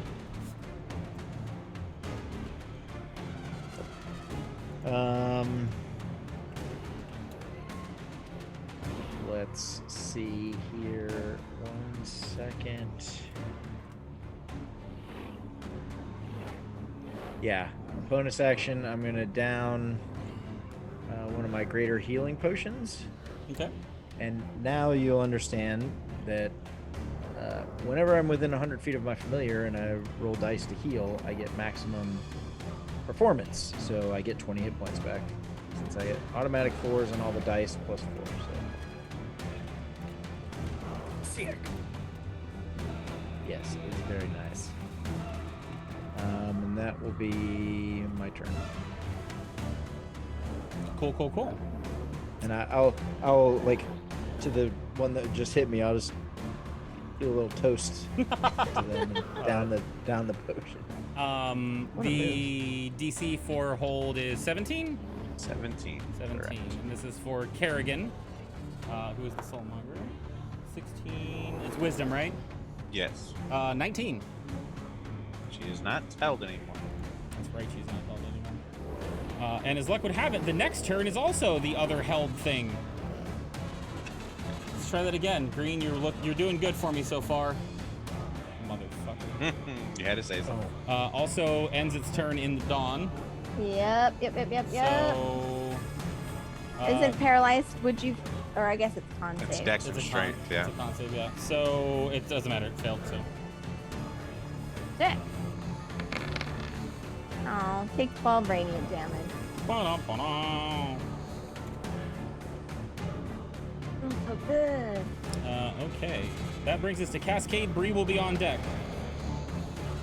Oh my god, I did it twice. I did it 3 times. I believe. Oh, yeah. Cascade's gonna reach down to the chronolometer, and she's going to activate it. Okay. No action required. So I'm gonna roll a d6. Come on, baby. 5. I go forward in time to warn yourself of what's to come. The next time I fail a saving throw, attack roll, or ability check, I can re-roll and take either result. Which Cool. is pretty cool. Is this And like a then- time turner? Yeah, so she's gonna click that into place and kind of warp and just be like, I kind of wanted the other thing, and look at Dorian, and we're gonna go ahead. He's paralyzed, but we're just like right on him, and that's the thing that's good. Can she try to skirt around him to get like here? And get a shot off at like these homies, like try to hit this monger as well. Or- Yeah, sure. These two here, Blue and Soulmonger. yeah, like I'm trying to get like a straight line through them. Yeah, sure. Gonna cast a lightning bolt. And we're gonna go ahead and do that at this level. Ooh. There it go. Sure did. So I need. Oh, it went twice. Oh no, it didn't. Dex save of 16, please. It's 2 of them, right? Let us do. There's only 2 people there, right? Are you hitting? So she's gonna hit Oh, Dorian. Dorian too. Yeah. Okay. Yeah. So But Dex he's save he automatically paralyzed. fails. Yep. Dorian Yep. fails, yeah. Yep. Soulmonger is 11, so that's a no. And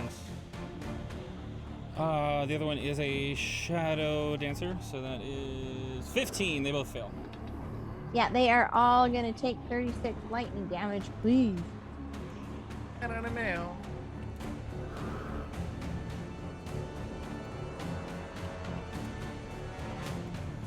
And so, just a point of order, she's hit them now with lightning and radiant. Did she notice a detected difference in like how badly they like screamed in agony or whatever? I mean, you notice that the attack was effective, but they don't seem to care. Mechanically, Right. that means nothing. They just Yep. Just want to make sure I hadn't like found like a resistance or Mhm. immunity. You know what I mean? You're good. Cool. And then she's going to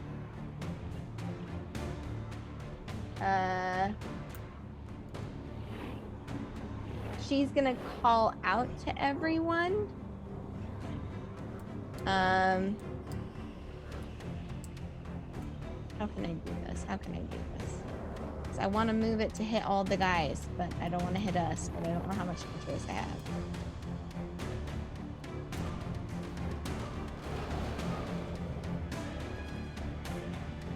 They're all on top of us now.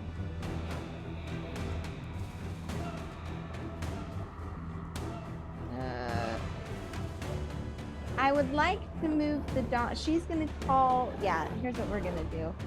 She's gonna call out to Hope and Bree to tell them to run, essentially. And she's gonna shift that Dawn, trying to move it up to encompass all the homeboys. So ideally centering it so it hits Soulmonger, Blue, Dorian, and other held Chica. The only thing is like Fenjor, yeah. Perfect. Yep. So if you're inside of it, you're just gonna not want to be inside it on the end of your turn. And that's indeed my turn. Hey, Thank you Bree. much. I think you need to run. Yeah.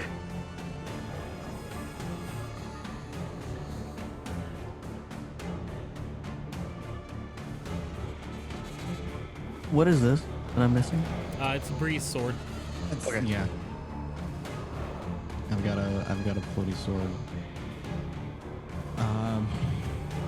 Which, as a bonus action, is going to float up to Blue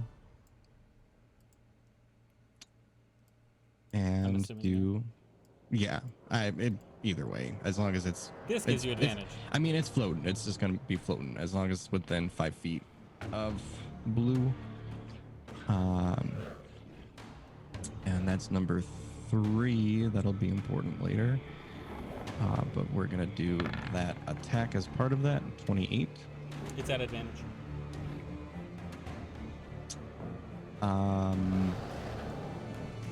Roll for that crit. Okay. The sword is flanking with you. And we've established that the swords and spiritual weapons and things count for flanking. Okay. So 20 hits. 28. So that's 9 piercing damage. Okay. Are you And using the then sneak attack or no? no. Okay. I am going to. Yeah, do my other 2 attacks on. You know what? I'm gonna focus just on Blue right now, and well, no, I'm gonna do that one. Hit Blue. I'm going for. I don't know who we're calling this one. Soulmonger. Yeah. Or Kerrigan. Whatever the one next to Blue Yeah. is, I'm gonna do that one. Kerrigan / Soulmonger. So the first one is a 16, That hits. and the second one is a 24. That also hits. Technically, you're at advantage because Hope is on the other side. But she's on like a lower level though. Fair. And she is really not engaged with anything too, so. Yeah, I didn't really. Cool. The 24 hits, so.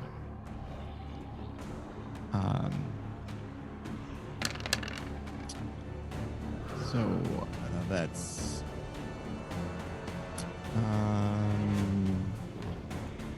Would I be getting sneak attack on this one? But that's actually. Yeah. It's engaged with somebody else. It is technically engaged with 3 creatures, including yourself. You're also flanking, so you have advantage on that attack. We went over that. So I'm just saying that's why it's Okay. So how much? Which I'm assuming you're taking the 11. Yeah, I'll do the 11 for that one. So, that's 9. That's 28.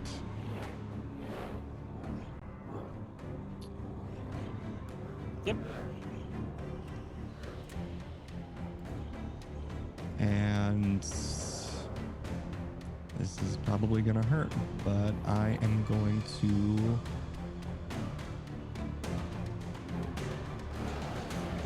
If I'm on this, I'm probably hiding that from others. You'd be fine. I can see them when you hide them. Okay, just on the outside there, that's fine. Mm-hmm. You'll be fine. So then I am going to, well, I'm gonna be smart about it. No, I'm going to the other side. Have you used a bonus action to move the sword, didn't you? Yes, that's all my bonus actions. So, they're both gonna get an attack either direction you go. Oh, that's true too. So, yeah, I guess I might as well go over there. Okay. So the Soulmonger reaches out with her dagger, not throwing it this time. Does a 16 hit you? Yes. And the whip comes around to crack you as well for a 25. Yes. So the dagger in her hands, you see it start to glow a little bit as it gets close to piercing you. You take 1, 2, 3, 4, 8 points, 11 points of piercing damage.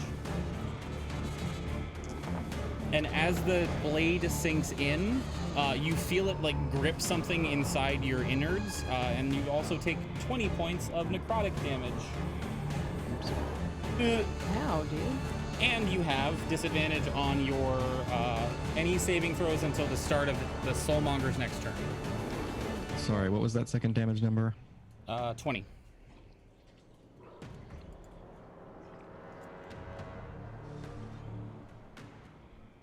And was that? Go ahead. That was blue, correct? That was blue. Okay. Or no. That was the Soulmonger. That was the Soulmonger's Phantasmal Dagger. Okay. Okay.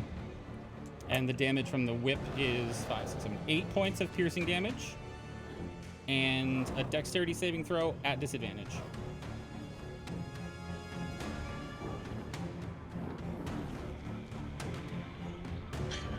Can I argue that the whip hit first? He would have left the whip's range of attack first before the dagger would have hit for Sure. the attack of opportunity. I'll take the 24. Sure. So just the damage you already got. That's it. Okay. Anything else? No. Okay. That brings us to Blue's turn.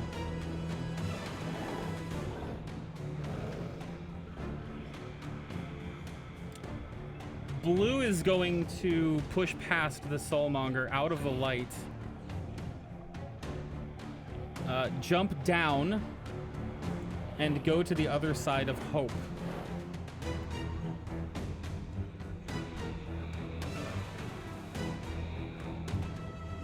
And will take its 3 attacks against you, Hope. Okay. First one is... Wait, opportunity attack from floaty sword? Oh yeah, opportunity attack from Floaty Sword and the spiritual weapon, both. Oh shit. Okay. Because I did say it moved, not jumped. And did it have to move past I guess it's still within help range. 24 for spiritual weapon. Definitely hits. Okay. 6. Okay.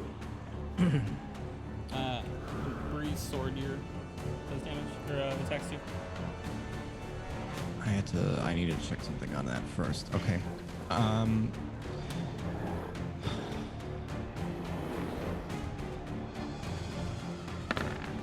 And that's a disadvantage. No, that's fine. It's a saving throws that you're at disadvantage at. Saving throws disadvantage. Okay. So 23. Yeah, that hits. All right, 5 piercing. And because it was that was the 4th attack, it's going to fly towards me and return to my hand. I guess technically I do have a free hand, so it will return to my hand. Does anything happen when it returns, or? No, it's flying back to me, and yeah. It's just really cool. It's just back in your hand. Got it. Yeah. Yeah. Yep. So the first of the 3 attacks against you, Hope, was a 22. That hits. The second is also a 22. That hits. The third is... Hang on, I gotta do math. 19. That hits. Okay. So... Did I roll that already? I did. A total of 27 piercing damage. Okay. And 3 dex saving throws. Okie dokie.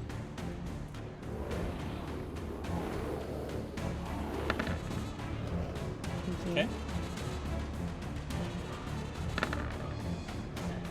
11. 16. So the 11 failed. And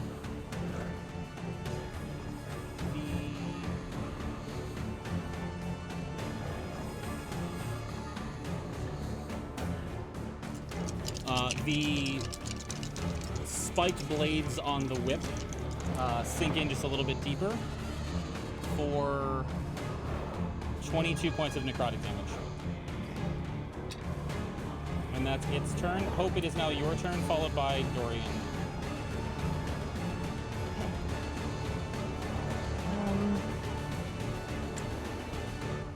Out of Green, Blue, or Kerrigan, who's looking the worst right now? Let's see here. Not Green. Okay. Blue, but only by a little bit. Okay. I will move my spiritual weapon over there and hit it. Okay. 19. 19 hits, yeah. That is 12 force damage. Okay. Nice. Screw you, Blue. Okay. I had a plan and now I got kind of screwed up. So hang tight 1 second. Let me see.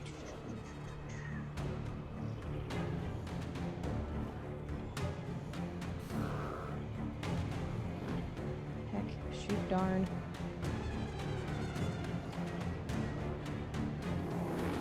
I don't know why I still have that prepared. That's dumb.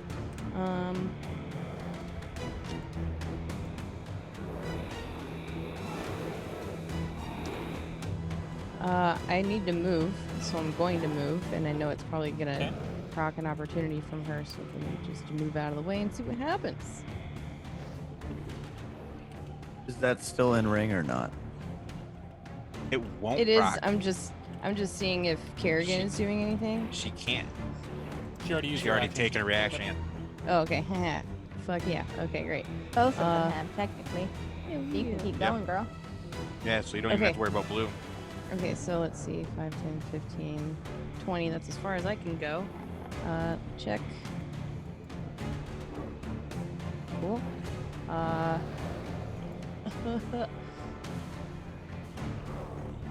I am going to cast Aura of Vitality, and I now have a 30-foot radius of like super cool light stuff. Everyone within that 30-foot radius can take 11 points of healing. Okay. Technically, with Varys, because you have that thing that has the max or whatever, it would be 17 for you instead. 17. Yes.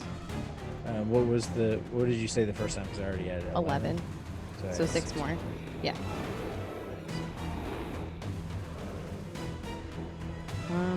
I think that's it for me. Which brings us to Dorian. Which I'm not happy about. Wisdom save, yeah. End your Is that at the turn. beginning or at the end? Actually, At you the know end. what? You're right. I do need a wisdom save from everyone. Yay! Okay. I believe you. 25, baby! It's really not working out for me. Holy shit. That was the same Got roll 11. too. With a plus 9, I got an 11.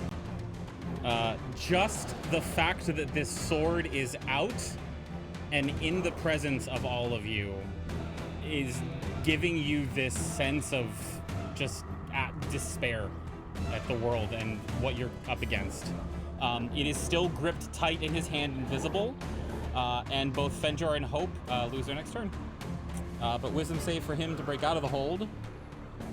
And he, what was the? 17. Oh shit, I forgot. Hang on.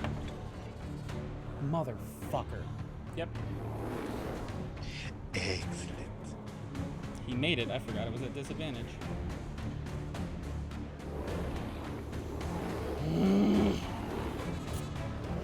Green, still blind.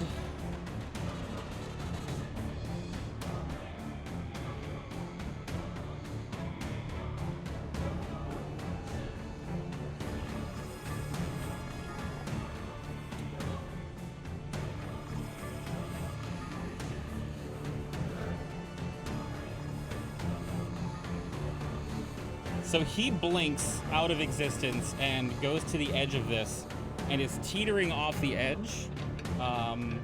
And actually for I'll this, use your reaction to push him. I'm actually gonna say for this, the blind does make him fail his saving throw, and he falls forward off onto the lower level. Nice. Red's turn. Red is gonna take all 3 of his attacks against you, Varys. Because you're there. Of course he is. And an easy target. Because you're there. His 3 attacks, my dude, are that is a 26, Yes. 23. Yes. Does a 9 hit? No. Okay. So the damage from the piercing is 19, and I need 2 dex saves from you, sir.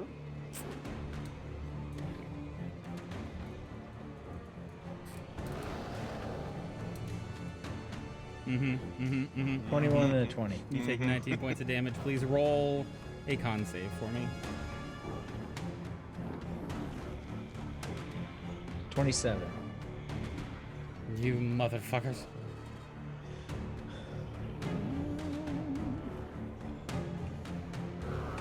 He is going to blink over here.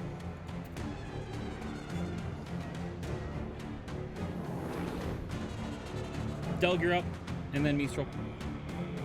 Okay. Seeing that he's still held, Mm-hmm. I will Oh, thank you, cast Saito. Inflict Wounds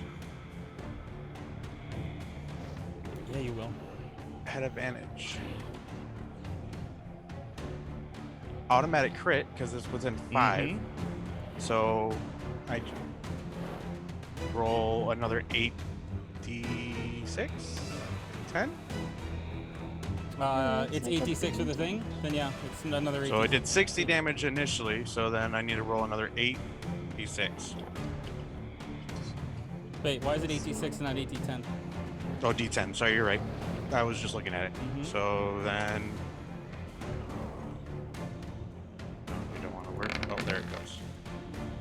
So another 46. So I did 106 damage to him. Jesus Christ. Jesus Why is that so fucking amazing? Christ.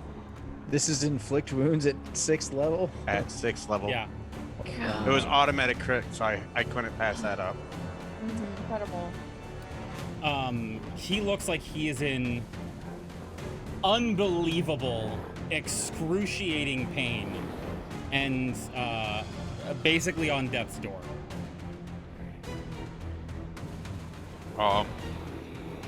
That's it. It's my turn.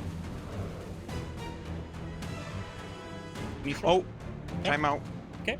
Because he did end his turn in light, so he would have had to made a con save. Hey, He's right. super wood. Super wood. Wait a minute. Hang on.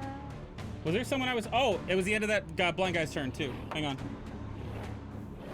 17 was the Blind number? guy. Blind Yes. guy wasn't in the dawn. No, he's no, blind. No, he's for blind. blindness. He didn't pass. He's He's- still blind. He's still blind, face first in a gutter. Sucks. Where Sorry, bud. is my dawn? Sorry, let's find it. Yep. What round are we in? Are we at the end of 4 or 5? Do you That was 3. know? Yeah, it was like 3. Hey, Valen, thank you so much for the raid. This is, Yeah, this I is, mean- I think this is 3 or is this 4? This It's is 4. 3 going on Yeah, to 4. I think Four, it's yeah. 4. Yeah. I'm, I start 4.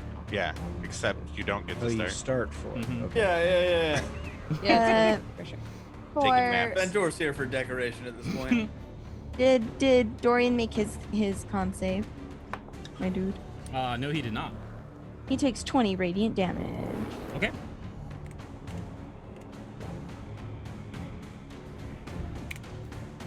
Let me check something real fast.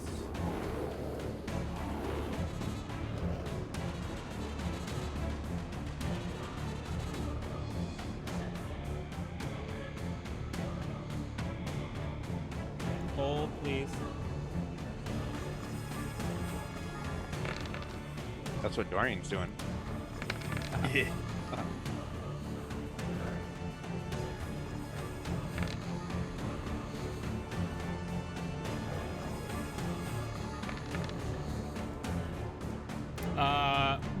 Do you want to describe how it goes down? Can I? No, the Uh, end of his Technically- turn. End of his turn. Is Yeah, when the dawn he ended happens. his turn, and then I started mine. It's up to you. I It's your wife. See if she wants to give I it to you. inflicted pain. I was Yeah, really so- hoping. Yeah, go for it. Del gets it. So I had my hand on his back, and I slowly walk around in front of him, and I look him dead in the eyes, and I raise my finger, and I point and touch him right between the forehead, and he just drops, mimicking what he did to Varys. Oh shit.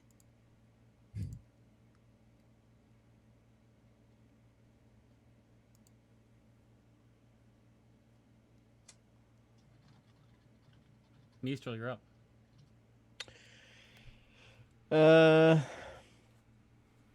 Let's see. Now she's good. She's good right there. Fenjor. I need you first and foremost to take the damage from the dawn. Roll a con save for me, my dude. I'm so sorry. Sick! 4. Wow. You and your oh force. no. Nice, Oh Adam. no. How many? It's coming. 24 Wait. radiant damage, my dude. Oh, fuck yeah. Is it at the start or is it at the end? Because I was told to run and I left at the end of my turn. He doesn't get a turn. If you're not, it's Yeah, the he end doesn't of your get a Doesn't get a turn. turn. Got it. Yeah. Okay. Mhm. Yeah, So if he doesn't he's get a just turn, then set. he can't end a turn he didn't have. Yeah. Oh my god. Oh, Good try, Friggin' Doug. Good try. wrecked. Good try. You get to roll to, or no, it's at the beginning of Dorian's next turn. Varys, you're up.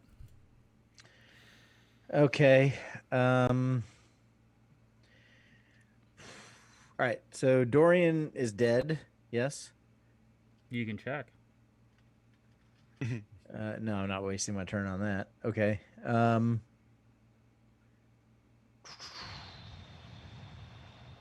Wouldn't Let's- that end combat? not What do you No, mean? because we They're still have still these all other them. people. Well, we said that we were supposed to kill our accused. He's your accuser. So if he's actually dead, then we did what we were told to do. We would win. Your turn, Varys. Okay, let's see.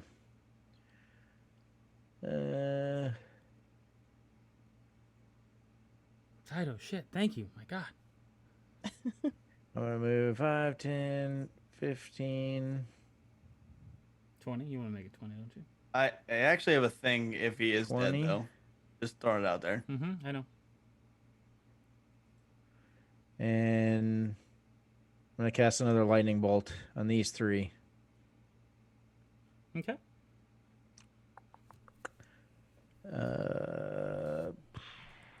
Which, if it's a dex save, only red gets to make this roll. Correct. Why is that? Because There's one's the other blind and one's paralyzed and one's blind. that is I guess 20 for red. 20 save, so half damage of 14. Everyone else takes 29. Okay. And then I will move 25, 30.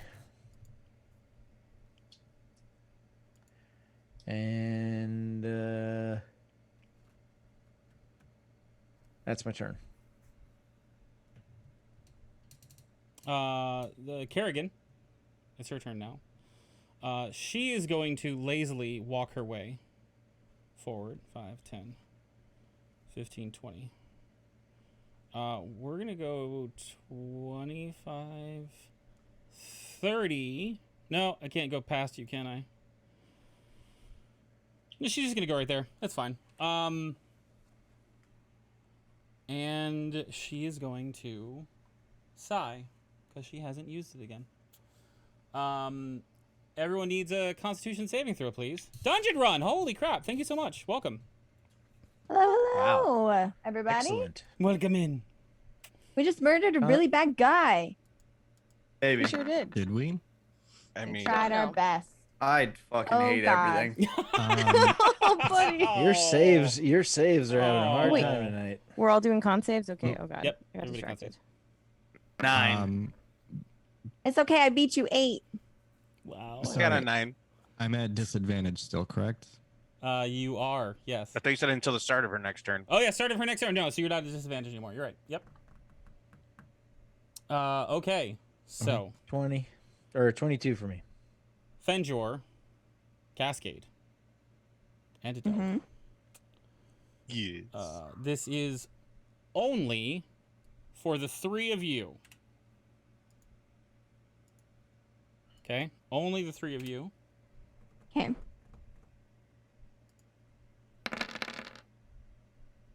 You take Damn. 40 points. My question God. is, can you hold a dead person? Like a hold person? Hold I mean, person. I don't think so, because it has to be is it like a creature? Like, I assume that it has to be like a live It's- thing. Has to be a Old So- person is a humanoid that you can see within range. Right. So my question is, I still have to roll for the because the other chick's held person, but I would know if I'm still holding Dorian, correct? Yeah. So am I Meaning- holding Dorian or not? No. Okay. And I have to roll what, a 20 to save? 20 So- to save. And that's another con save, right? Actually, Con save. here's the problem with that, though. Wait, no. You're good. So I have to roll to maintain Dawn as well. Mm-hmm. And I get it at advantage because forecaster, which is pretty cool. I'm scared. Damn. I'm scared. Thank God. Yes. Damn. Yes. yes. I can't catch a break with your rolls tonight. Oh, Come thank on. God. Yeah, the con saves. Well, I mean, she come failed. on. They failed the con save just before that. So My technically- save throws are what's helping Saint tonight. Yes. Thanks a lot. I told you he was playing for the other team. Okay, so everyone who just took damage from that roll also suffers 1 level of exhaustion. Oh, boy. What was the I damage? forgot about that. 40. Oh wait, shit. Oh, frick. Time out. I had used my chronolotometer, and that was the first fail save that I make. So technically, I get another chance of that Go for save. it. Go for it. Yes. Yes. Your boy's hurting. Damn it. No. It was worth it. It was worth it. Better than a 1. Yeah. This is for everybody who succeeded in the save. Oh. 25 points of piercing damage. Or, I'm sorry, of psychic damage. Cool. Oh, so I get half of that. 12. Mm-hmm. Whoops. Accidentally healed myself. Whoops. This home slice is paralyzed and still in dawn. It's a dex save, which they automatically save. Yeah, and Kerrigan has to roll, homegirl too. Harrigan has to roll as well. She ended in it. Kerrigan failed as well. Hell yeah. So let's do that. We'll just do 1 and hope that we roll really good. Unless if we roll bad, then we'll roll 2. Where the hell is this? Why can I never? Boop. Boop. That's a 22 radiant damage, my dude. Okay. Where is exhaustion? Under conditions, The you very can bottom. click on the conditions, and then there's a bunch of different ones that you can pick from. Yes, thank you. Can we assume that's the same damage for both Exhaustion's of at the them for bottom. now? Yes, I'm fine with that if you are. Cool. Before How are your they looking? Okay, I'll answer that first. Blue is looking really rough. Cool. Okay. Dorian is looking dead. Kerrigan is looking rough. And then the Gloomweaver is looking a little bloodied. Okay. And then what were you going to say? Keeper. You hear the voice of a very young, buoyant tiefling calling out from the crowd, saying, "I don't understand. It's supposed to be over. What is happening?" It's like she's reading our mind. Bree, you're up. Hope you will be on deck. No. It's my turn. It's my turn. Oh, I'm sorry. I forgot. I didn't mean to skip Cascade. Cascade, it's your turn. It's my turn, man. I skipped you again. I'm gonna cast.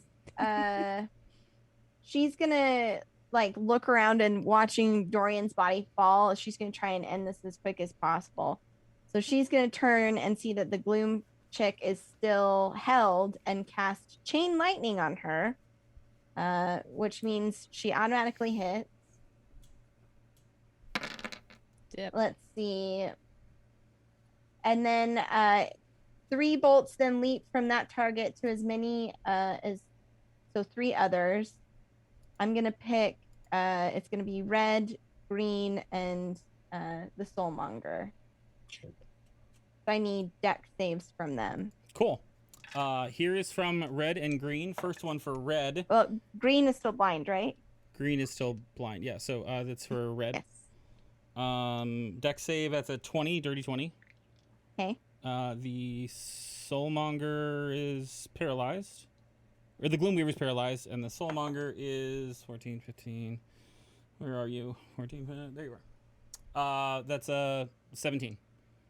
Okay, so if they succeeded, they take 25. The 2 failed, take 50 lightning damage. Okay. Oh, everybody's on real. Damn, that was a good roll on that one. Yeah, 50. man, it was real good. And then I'm going to bonus action move my little book. Let's see where can I move it that will be helpful.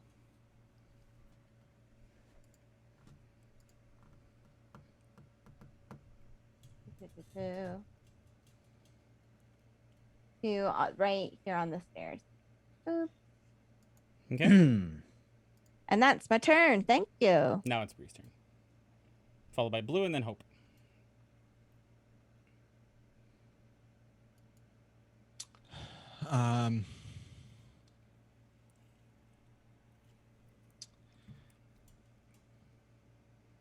I am going to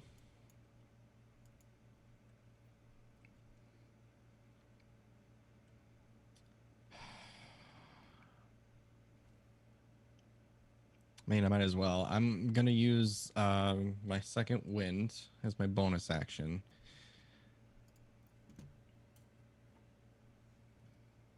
Can I please? I know that's what that is. So okay. So that's 2 plus 6, which is 8. A little extra bump in my healing. And then I'm going to attack the one right in front of me here. Very good. Okay.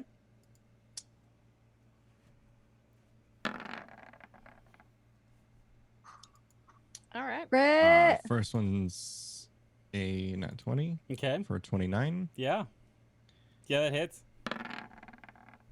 And second one's a 23. That also hits. Okay.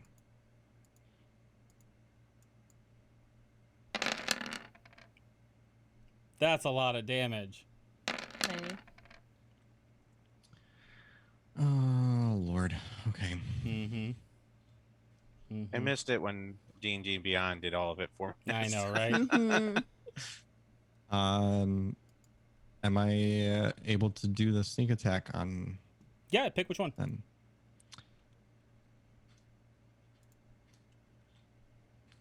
So I'm going with the top one. So if my calculations are correct, that's 50 piercing damage total.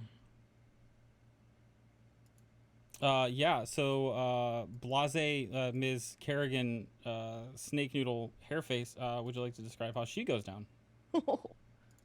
Down in a fury of blows. Just gets hacked and slashed. I like to think that like you just kept like whacking like after. Phrasing, so much phrasing.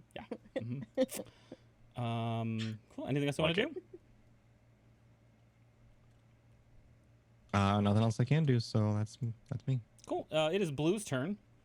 Blue seems to be flanked by two different things here. Blue is going to go over here to Hope and attempt to take its 3 shots at you. Can I take an opportunity attack? Because technically I can see it from my book and it is moved out of my book's melee range. Same with the spiritual weapon. And you have Warcaster, so you can cast a spell as a reaction on an attack of opportunity. Sure, yeah. Hell yeah. I'm gonna cast mother flippin' magic missile. Okay. At 4th level. Let's go. I'm nervous. That's gonna be 6 darts. 6 times 3. 18 force damage. 18 points of damage. Spiritual weapon. Roll for attack. Yee. In the momento.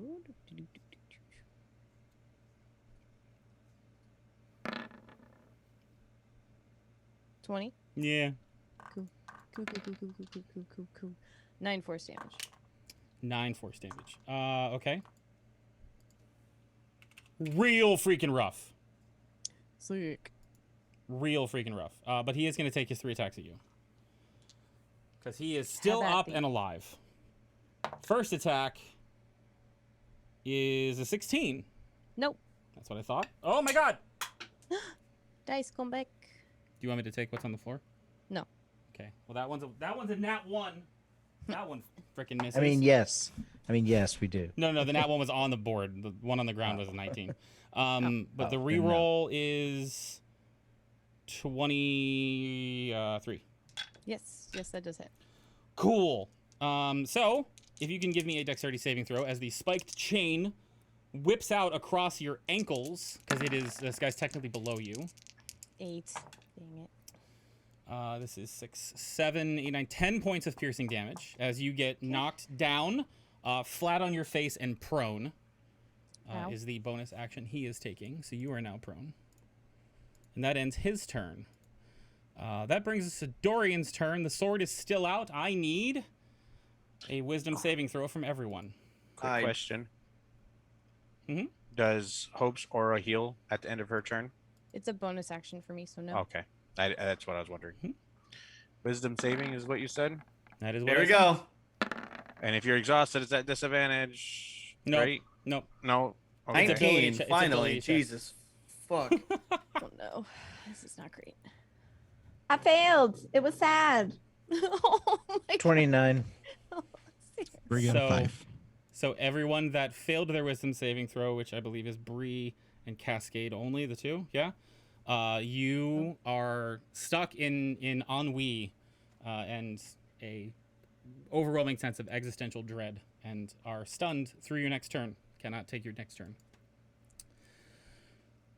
Delg. You feel fingers wrapping around your ankle.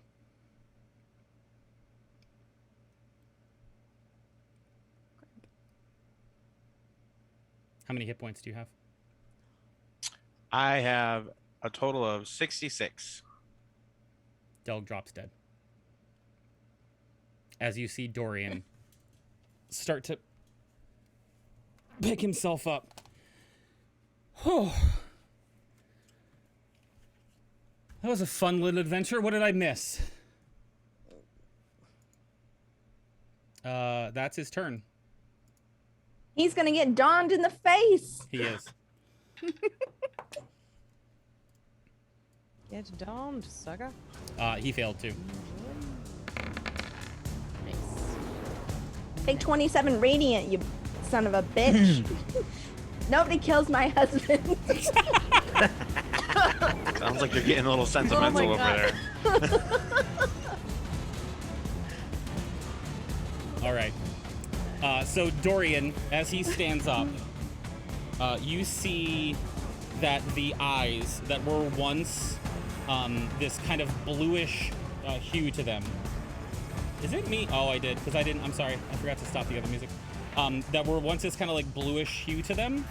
The eyes are now jet black.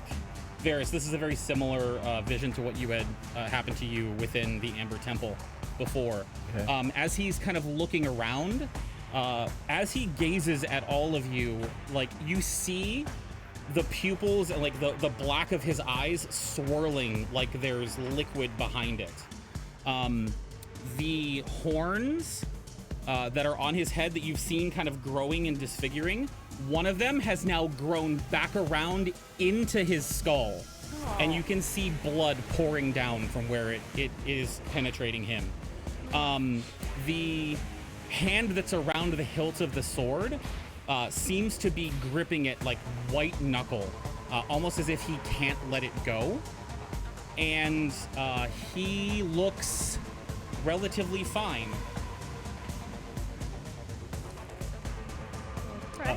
Green is going to take a shot at Cascade with the 3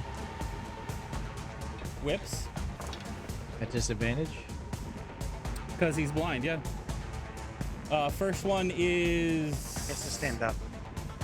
He spends half of his movement to stand up, Delg.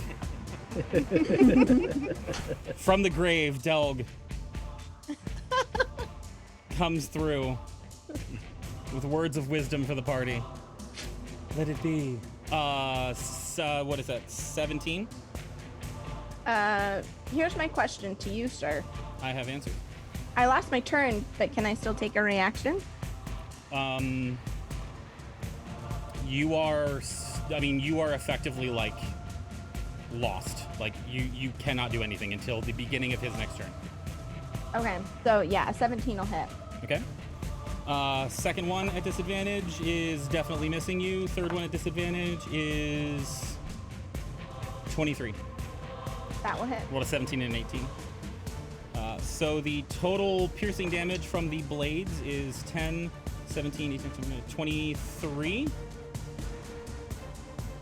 And I Okay. need 2 dex saves from you, please. And are you sure? I am. It's a very 20 and a good. 21. I'm Do I make a con for my Dawn? You do. It is. Oh my God! Please no. The DC's 11. Okay, and I get advantage. Oh hell yeah! 19. Get You're good. wrecked. That's that. Red is now going to take shots at Varys.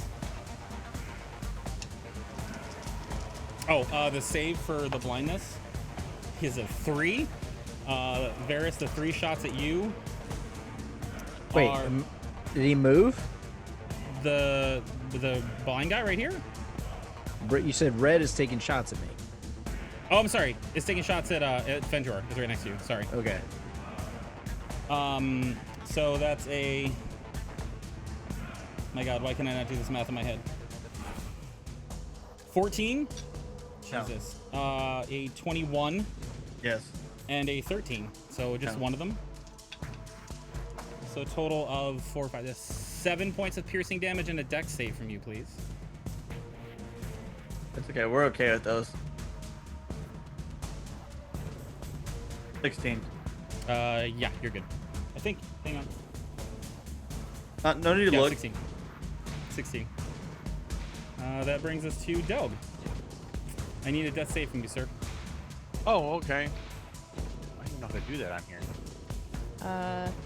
There should be a button for it. I agree, but I don't know where that's at. I don't even. If you click into the box that has the the dots and stuff, it should pop up with its own window, and there should be, a button that allows you to roll for death saves.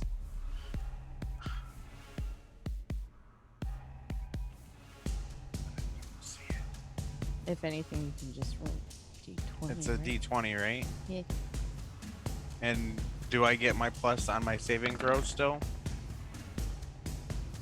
What are you getting a plus for? I don't remember. Sorry. I get +1 because I have the luck sword on me, and then I have another +1 because the ring of protection that's Oh, yeah. on me. Yeah, so you get plus 2. So plus, or I rolled a 14. Cool. so. Yeah, you're fine. That's 1 success. Yay. Mistral. She's good. Fenjor. Drinking a potion is a what action? Bonus action. Bonus action.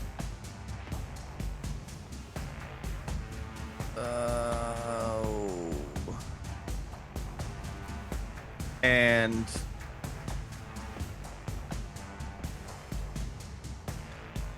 he's still paralyzed, yeah? No, Sorry, he's No, not. I he's gotta not. remove that.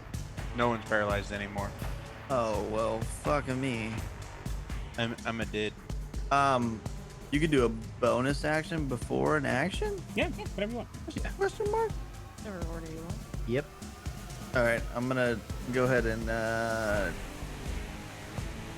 drink a potion of superior healing.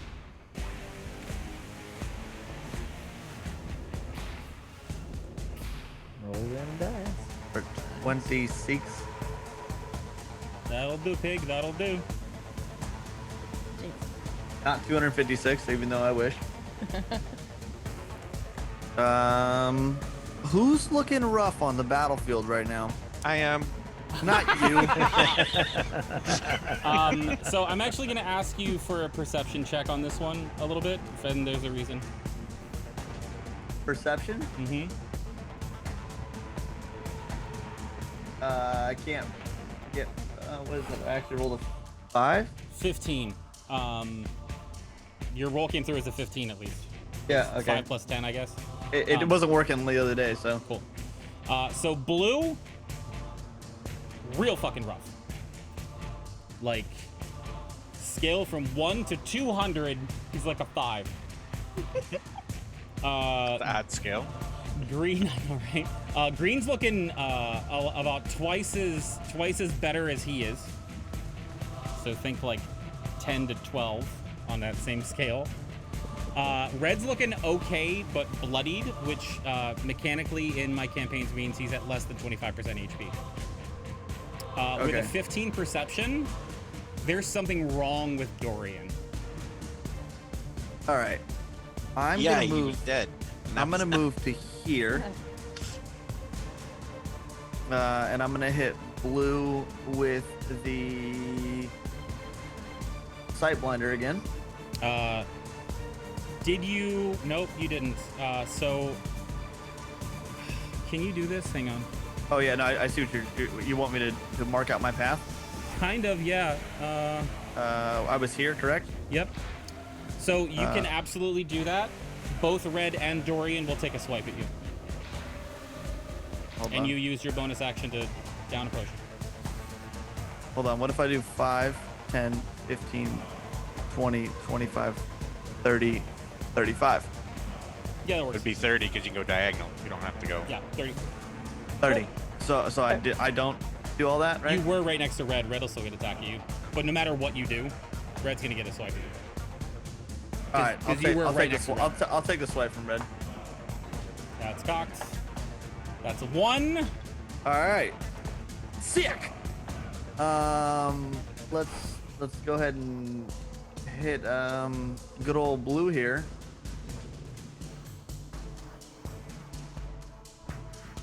It'll be a 12, 12 does not hit blue. and I cannot sneak attack, correct? Or it can? Well, sneak attack would be adding on damage if you did make the hit. Okay.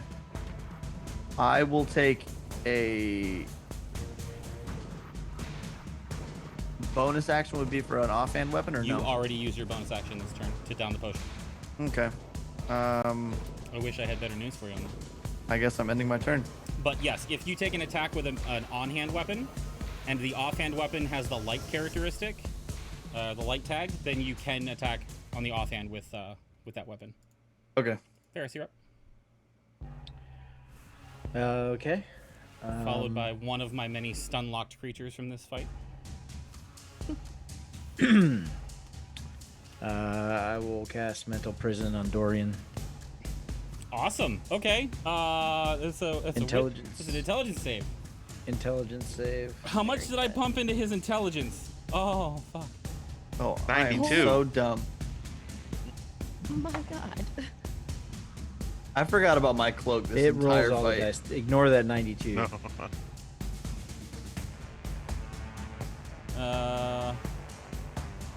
15. All right. He is trapped in his mental prison, which is See what's it look like? Delg poking him in the forehead. From every direction. Yep. Every direction. Very good. He's like blinking and like looking around and thrashing back and forth, confused. He seems like he's having some problems. And how many points was that total? 61's. Oh wait. So I don't understand why it rolled all of those. Hold on a second. That's a lot. Because it's two different kinds of 5d10 damage. on the first one. That's how much damage he So- takes when it starts, and then the other Yeah, is so if he it's tries 30. to escape. It's the 31. The 31 number. 31 number. And so the other part of this spell, which I will yell out. Someone move Dorian at least 5 feet. Just move him. And that's my turn. Actually, I'll move. Hold on, I'm going to move further back. 5, 10, 15, 20. I'll move over here to the edge. My stun-locked caster needs to make a save. You're Yeah, not don't- my caster. I'm dead. He's Delg's down. His concentration's gone. Oh, well, cool. He's not He's free to stun-locked. go. And she He's doesn't free have to parents go. anymore. I appreciate the honesty. Thank you, guys. Let me Well, we're remove being honest. Am I knocked or am I dead? He casts Power Word Kill. So I'm dead. I'm not knocked, so I don't make saving throws. Right? Oh, sorry. Yeah. Sorry. I apologize about that. Thank you. I made that mistake last time too, didn't I? No. No. Jump didn't roll. I didn't roll any Oh, save. okay. That's why I was curious if it was power word kill and if I'm actually like dead. Yeah, it's Power Word Kill.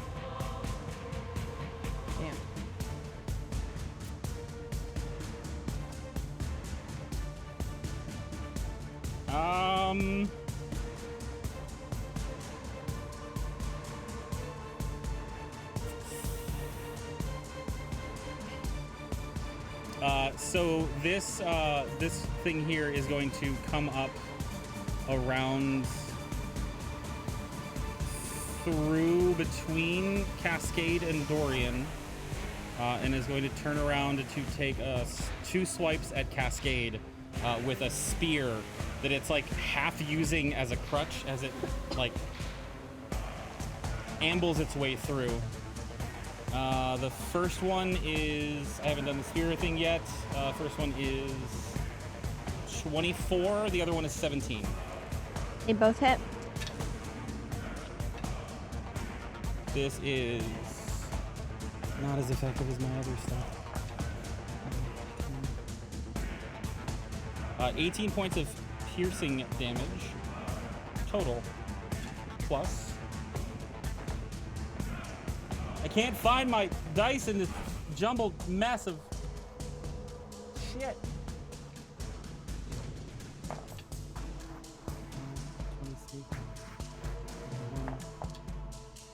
34 points of necrotic damage from the spears. 34. Mm-hmm. Cascade drops.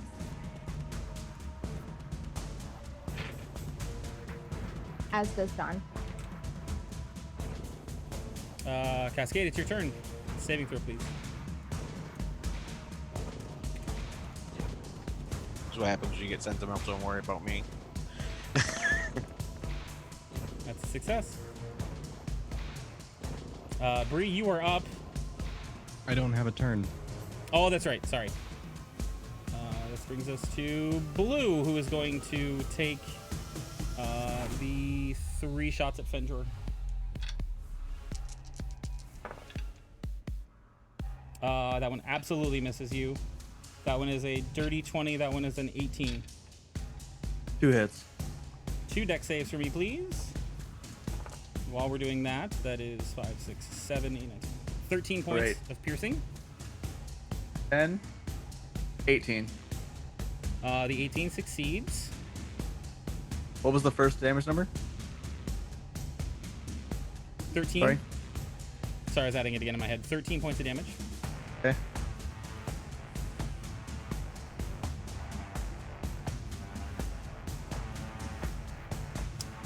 And you feel the blades of the whip wrap around your arm, pinning you in place. You are now grappled as well. With blue? With Blue. Hope, it is your turn. Okay.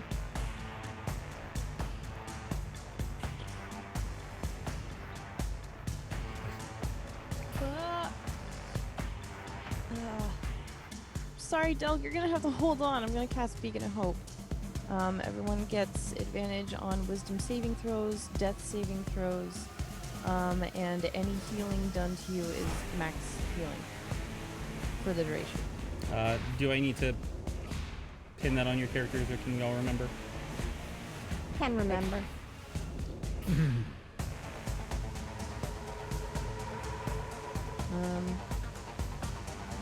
And then bonus action, use the Aura of Vitality. I think I read it wrong last time. I can only target one creature now. Okay. I'm gonna target Cascade. Which should bring her up. So you get 17 points of healing. Woohoo! I get healing too. Ooh. Cascade will kind of, as that, it's almost like she'll drop and her body, like this thud of her body will like wake her back up as Hope just immediately heals her. Anything else? That's all I can do. Dorian's turn. The sword is still out. I need a con save from everyone. Con save? I'm sorry, wisdom save from everyone. But we get advantage, now, advantage. Have right? advantage, yes. 17. 20. 23. Fuck yeah, let's go. 16. 17 for Bree. 17, Fenjor? Yeah, I rolled it twice, sorry. It was, where is it? Oh, I see it above. 17, 6, sorry. So...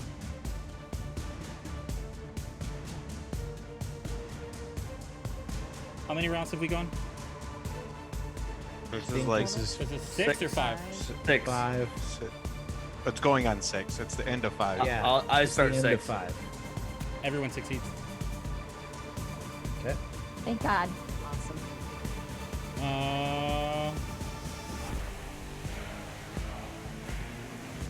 Can he actually do anything though? Ooh, Dorian. He is restrained. He cannot see out of it.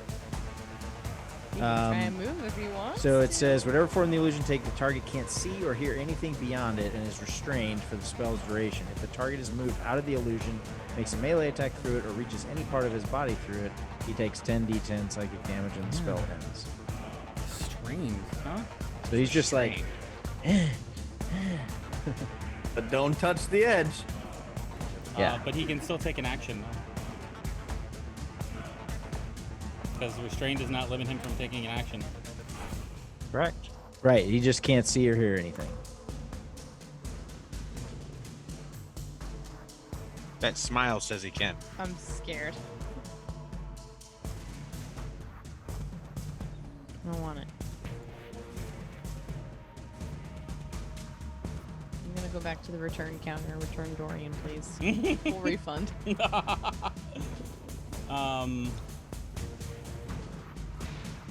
All right.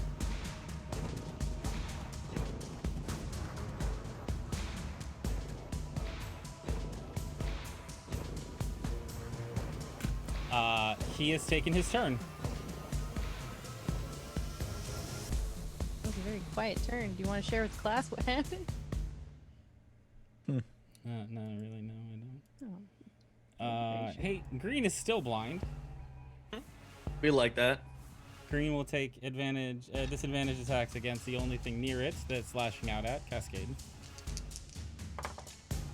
Hey, does a 13 hit?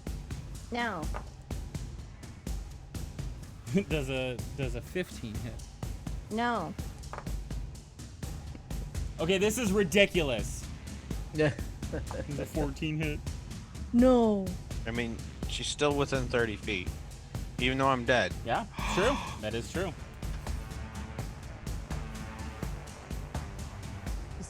I love when Akechi gets an idea. I really love it. It's so I fun. was Technically, gonna say, does it still work? Because they're not It does married still anymore. work. It does. It should. It says you cannot benefit from it again Unless unless you're you've widowed. been widowed. I'm dead. She is now widowed. We can get She married is again. widowed. I don't think you understand what widows mean. Widowed means. Dead. That he is dead. dead too. He's not unconscious. Yeah, He's I'm dead. dead. She is So widowed. that means she would be able to benefit I'm- from it again. Absolutely widowed.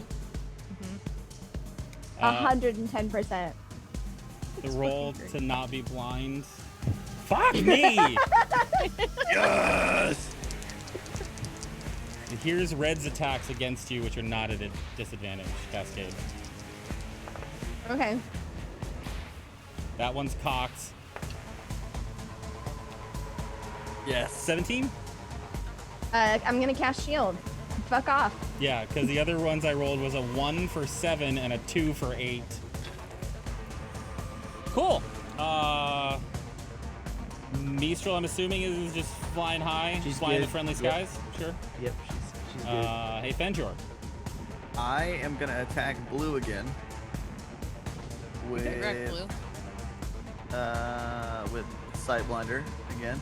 Okay. As Actually, hold on. Actually, hold on. Before I do that, just for giggles, because I haven't done it yet. I don't know if it's an action or not. Before I look at it, as an action, never mind. Fuck that. I am gonna attack blue because I can't move right now. Okay. With sight blinder. Okay.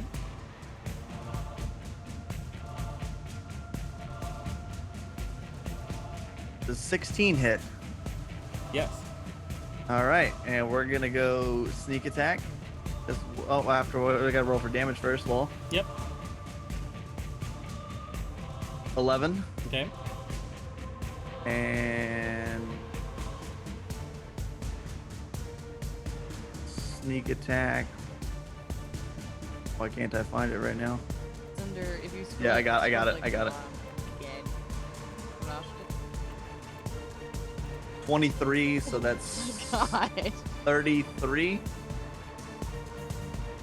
Yeah, 5. So this Right this creature had lashed out its whip at you, which wrapped around your arm and pulled you close. And you pull out Sightblinder, and would you like to describe how you take this motherfucker down? As he pulls me in with his whip, I take Sightblinder and just really jam it underneath his jaw, through his head, out. And as I do that, I take a trinket of his soul. Actually, would I be able to do that with Delg too, since he's technically dead, within 30 feet of me? Technically. So that now I have 2 soul trinkets. I'm gonna use where is it? Whales of the Grave, since I did the sneak attack against this guy right here. This dry bitch. I don't know whatever that thing was called. For 8 necrotic damage. Where are you again? Sorry. I am here. And you are doing what to whom with your? With Whales of the Grave. If I hit a sneak attack within 30 feet of the initial target, I get 3d6. Cool. And it just But- hits. Yeah, 8 to that one right there. Yep. Okay. I like that. Yeah, me too. What does Whales of the Grave sound like? Like I'm not familiar with your particular class. As you nudge someone closer to the grave, you can channel the power of death to harm someone else in the immediate apple as well. Immediately after you deal your sneak attack damage to the creature, you turn to a target within 30 feet. Damn. Nice. Anything else about doing your turn? Yeah, as a bonus action, I'm gonna down another potion Okay. just for good measures.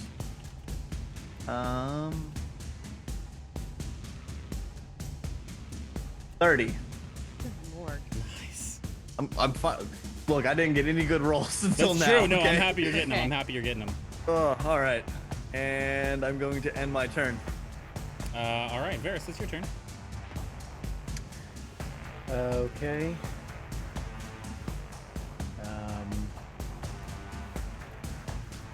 I'm just gonna use the wall of light on Dorian. Okay. In his cage. Which Of Delg. is a deck save, yes? No, the wall of light is. It's just an auto hit? No, it's a roll at advantage because he's Oh, restrained, got but it. it's an attack. It's an attack roll. So it looks like, but I don't know why it says 20/21. I don't understand that at all. No, neither. So anyway, does a 20 hit? Yeah. All right. You want to know the truth? What? Just hits. Okay. 12 radiant. That's a 1, 2, and a 6. Are you hitting It- Dorian? Is it rolling it twice due to the fact that if they're blinded, you get an advantage on them? Well, it doesn't. I don't know. I don't know what it's doing.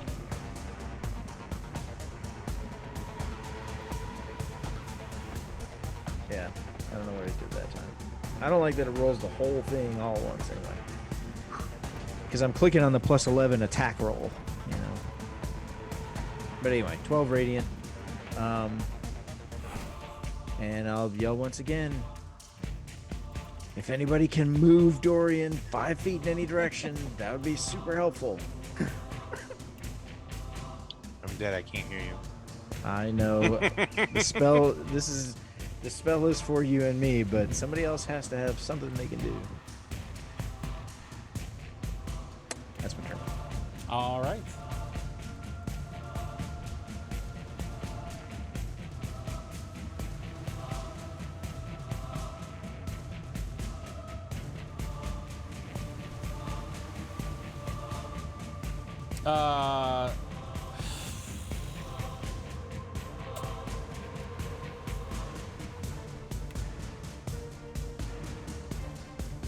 Yeah. So,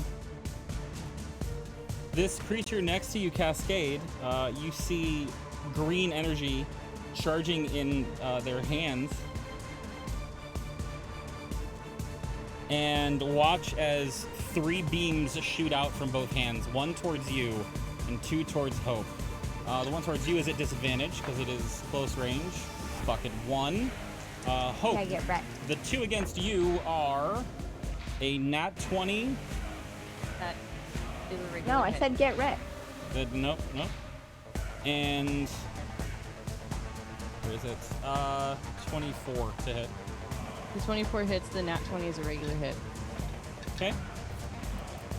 Oh, that's right. I forgot you did that. Damn you! Oh, time out. I I'm using. recognize that ability. Ooh, wait, can I? Shit. Time out. Can I? It's just cool armor on. I've already used my reaction. Never mind. Damn it. Sarah's in a pickle. I have a cool thing that I would like to do for you, sir. 7 points of force damage from the Eldritch Blast. Cascade, it's your turn. Okay, we're gonna do this. Only 7 total. Is that what happened? Yeah, is Green Yeah, that's still what he said. blind? It's only D10. Oh, Yes. yeah! Blind Hell and yeah. flailing around. Hell yeah. All day, every day. Cascade's gonna put a couple fingers to her lips like she's gonna whistle, and she's going to use the first charge of her fire breathing potion, or Okay. potion of fire breath, at him. It's a dex save. He automatically fails. Can I ask you a So question? yes. Does the potion stop working when you get knocked? It doesn't say that it does. Technically, it's a potion in my body, and I Fair. went unconscious. Yeah, fair. But it's not like I died. Right, your metabolism was still going. I get you. Right. So take 4d6 at max. That's 20. Is Who are that you? right? Who are you blowing fire at? Green. So because he auto fails the dex save. Yeah, I mean, I feel like fire breathing Cascade is a good descriptor, unless you want another one for how this guy goes down, flailing blind. Yeah. No. She just turns. Goes to whistle. It just a massive mote of flame spirals out and just completely explodes his body. Then she is going to cast on herself.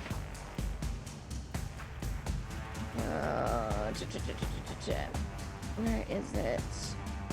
Mirror image. So 3 illusory duplicates of myself appear in my space. Until the spell ends, they move with you and mimic my actions, shifting position, so it's impossible to track which image is real. And then if I get targeted, I get targeted. If when damn it, John. homie bursts into flames, one of the embers comes over and just lands in my palm for another soul trinket within 30 feet. So I'm just gonna be collecting those. They're not really useful until I level up again. Sure. But you can have a lot of them. So like 4. I can have 4. Oh, by the way, Saint, Whales of the Grave, I can use it for every rest. And Oh. for a rest for me is 4 hours of trance. So Got it. That brings us to Bree.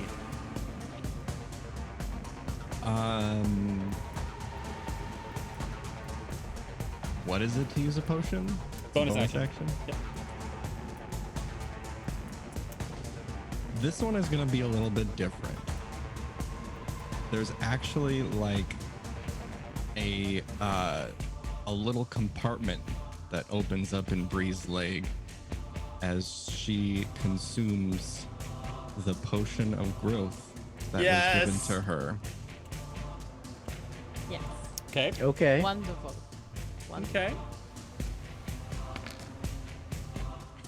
For 4 I know where this hours, is going, apparently. and I support it fully. Max time. I love this. Bree Okay. is going to enlarge, Mega Bree. and I suppose that transforms her into large creature. Yep, you go up a size. This is amazing.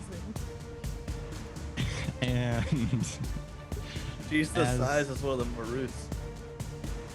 as the Yeah, as new Mega Brie comes Upgrade into accepted. yeah.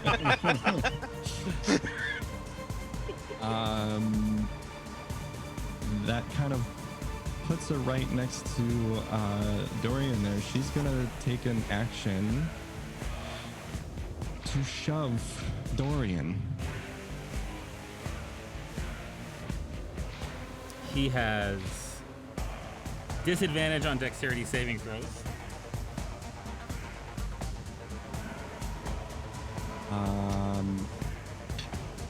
And Bree has advantage on strength checks. And I think I read somewhere correctly. Is it a athletics? Do I have to? Yeah, that's fine. It's a strength check, yeah. Athletics is a strength check. Okay. So go for it. You have advantage.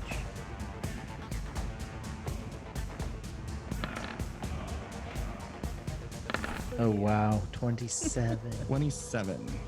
Plus 12. So can you please describe exactly how Mecha Brie, Giga Brie, Gundam Mecha Brie. yeah, I mean, depending on the actual severity, I do kind of want to like reach down and do the whole like finger flick thing. But I think since I'm not like that actually that large, it is The gonna be backhand. like it is gonna be a swat. everybody Not- move. It'll be kind of over Delg and kind of in that direction, so as not to shove Dorian like into Cascade or anything like that. But yeah, she's gonna take a wide swing at him to try and knock And him. slap his ass. Yeah, to follow the instructions from Varys. So his dex is only +1 and he rolled a 3. So Varys, would you please roll damage for him being broken out of his mental prison? Yes, sir. He's been itching for this. That's a lot of dice. It's And the Mom, survey baby. says 53. Hell yeah. I mean, So many. which one of you wants it? I mean, It's technically a she combo. knocks him out, and then his head explodes. poke his eyes out. And poke his eyes out. Can his guts get like splashed on freaking this bloom lady in front of me too? That'd be dope. Yes. I feel like that's the direction Bree, Yeah, just or- like backhanding man. right like into this horrible woman. Like with a blood horrible, splatter horrible you see on spear. Supernatural. Just Yes, that thing. Is he dead now? He is Probably dead now. not. You do have his Dorian soul trinket.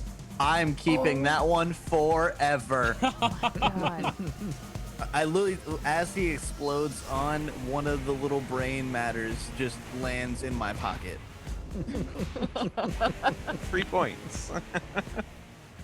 It's free real estate. As Dorian's head explodes all over this woman semi-crouched down with a spear in her hands, you watch as one of the Maroots that is watching over suddenly shifts, and the woman, viscera over her and all, disappears and is gone from the battlefield. You are now all alone in the middle of the arena. Dorian's dead, headless body lies down at your feet. There are no more combatants on the field. I am immediately crouching down, whipping out a diamond, shoving it into Delg's chest, and casting Revivify. Please and thank you.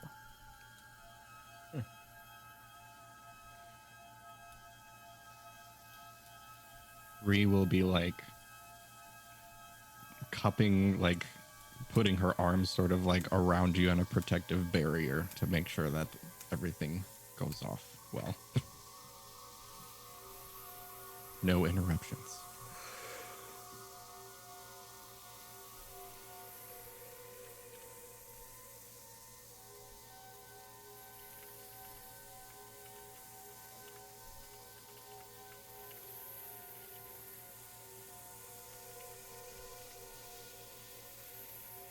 What's everyone else doing?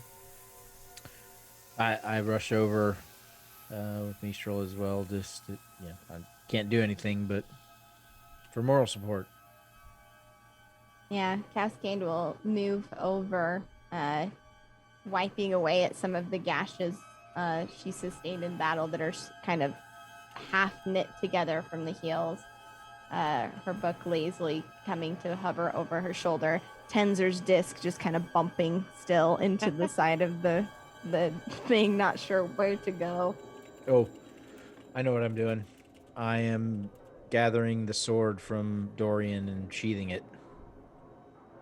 As you slide it back into the sheath, you feel the air around physically lighten, and there was like this gloom of like slight darkness that you didn't realize was there, and the light in the area suddenly gets a little bit brighter as the wall of light suddenly cracks to its full intensity that you didn't realize that this particular area was dimmed by the radius of this this sword. Okay. It's important to note that as you touch the sword, you feel an intense fear, as if the sword is telling you that it is extremely dangerous and you should probably watch cutting yourself. Okay. Like, looking at the edge of the blade, you're like, that's a very sharp edge. And the sword kind of reaffirms that fear in your head. Okay. We'll put it in the bag of holding.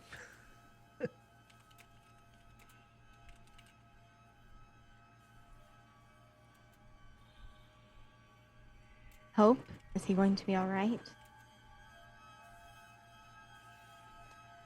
Was he? DM? Did it work? I mean, it's Revivify. It usually works, right? He It's didn't okay. last X on time. me though. So, It works. okay, thank God.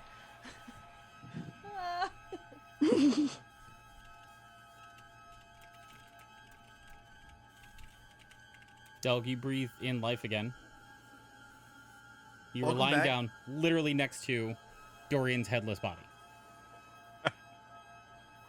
Hey, honestly, like I'd open my eyes and see everybody around me, and then like when I looked over, I'll see his headless body, and I think I would just sigh of relief, and then just kind of like close my eyes again and just chill for a minute. Sorry, you missed the fun. What's the crowd doing? As you look up at the Watchers, the 7 slowly are turning and making their way back out the door. The Lady of Pain is not there. Probably left somewhere halfway through whatever was happening.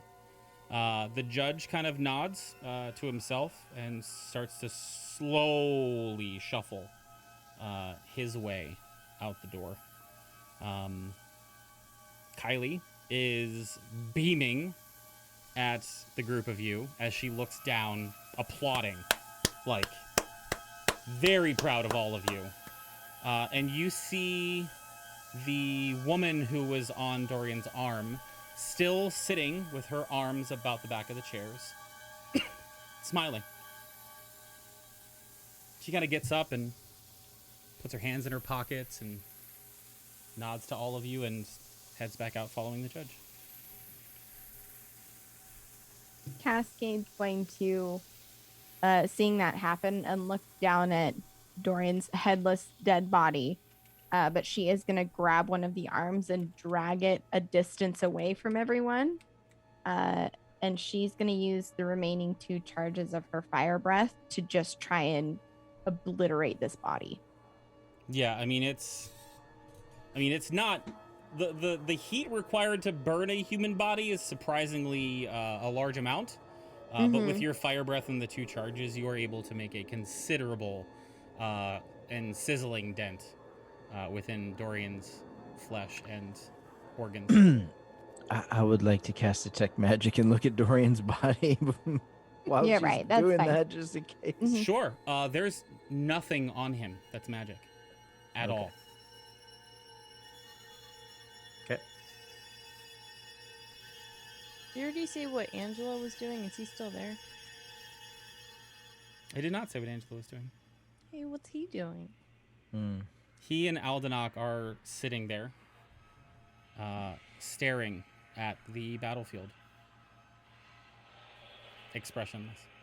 That super cool dagger that the one lady had. Is Yeah. that still around? You can go look for it if you want. I think she died like right around here. Yeah, I mean, just thematically, you can just do an investigation check to try to find the dagger.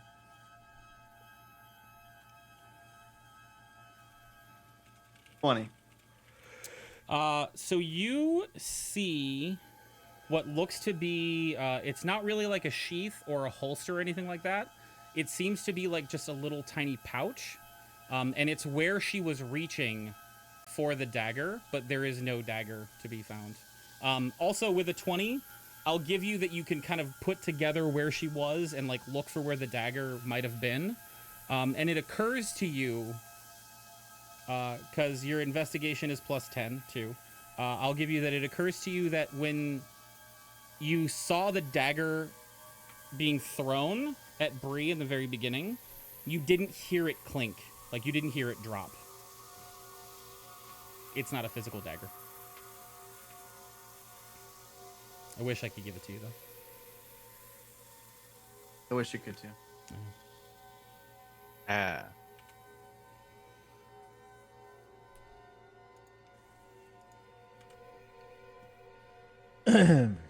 So Morningstar's just sitting there with Aldenak. They're just sitting here looking at us. More like blankly staring into the abyss in your direction. In God, I stunned really silence. want the gladiator. Like, are you not entertained?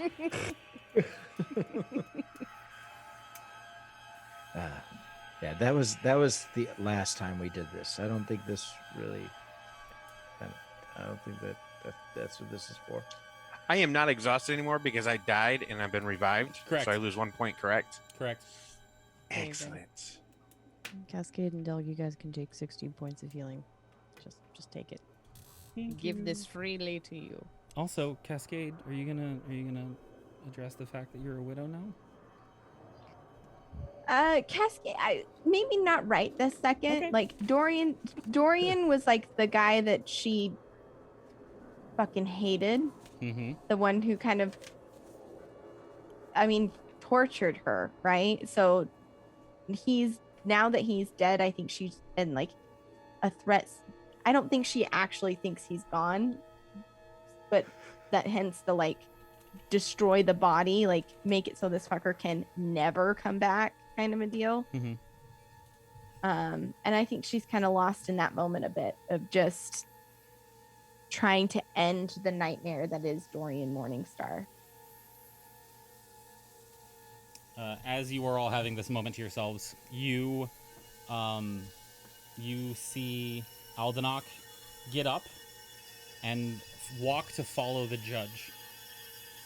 And there is no sort of recognition of all of you or what happened, just gets up and starts walking. And Angelo sits there for about 20 seconds. And then he looks up. And Delg, you can see that there is two things with your insanely fucking high passive perception.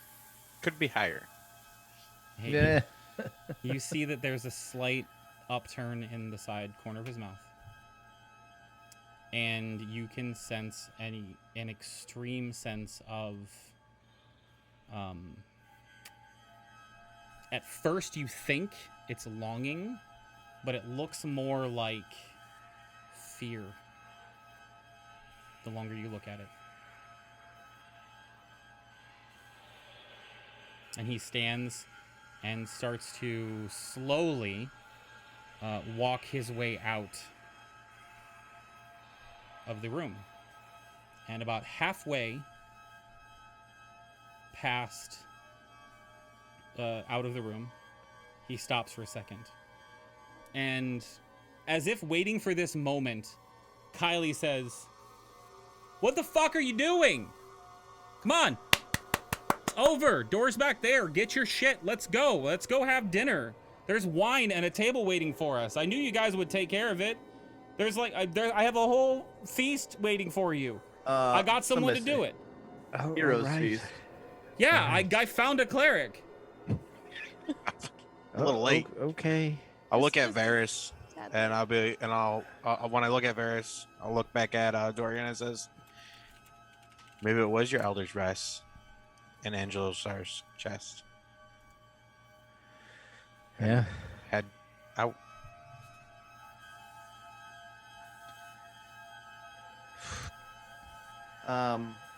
Is there anything of value in this room? It is a barren arena that is designed just to fight things. No, No, I'm not on anyone. I'm broke. everyone's gone. Like the bodies, except for Dorian, have all kind of gone away over Okay. time. It's kind of been one at a time. You're not broke. We'll Let's- redistribute. Let's Right, get out of gotcha. here. Yes, Yeah. please. That's what I'm talking about. And then I can get you set up, and we can have our wonderful night in the city, and get you set up at Tan's house, and figure out whatever it is that whatever the hell it is that you want to do from here. Can we go now? Please. Yes, please. Let's go. As a quick Um, aside, as we're like leaving, Hope is like healing everybody, making sure that they're okay. Like trying to help stitch up Cascade and make sure that Bree's all put back together and stuff. Yes, not to be a damper on anyone's celebrations, but I fear I may be like this for some time. Is there an exit for one of my size? I'm sure we can figure something like that out, Bree. Right? Right? I mean, you're big. How do you get out of here? Can you like pick him up and carry him? Wait, him. I'm sorry. Can you pick her up and carry her? Wait, or do you prefer they? Listen, we'll get that figured out. Can we get some help in here? And the Maruts just kind of like look and then slowly turn and start walking away. Their job done.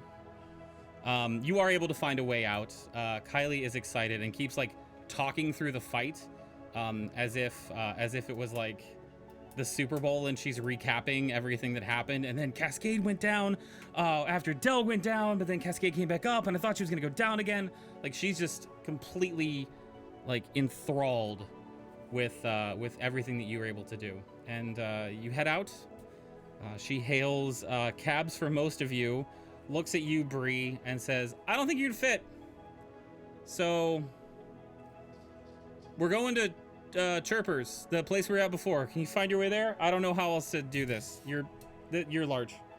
I I'm will sorry. follow close behind. Thank you. Anyway, yeah, let's go. Let's head up on the road." And you drive off, heading out for your victory meal. Cascade would kind of be lingering back. And it like as we were waiting for the cab, she would quietly like drift over to Delg and lay a hand on his shoulder. That was a short marriage, Delg.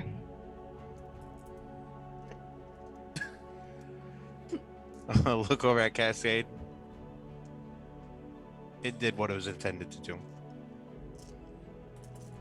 She'll nod, and you'll actually see her eyes begin to fill with tears, and she will start crying, and she'll look at Delg and say,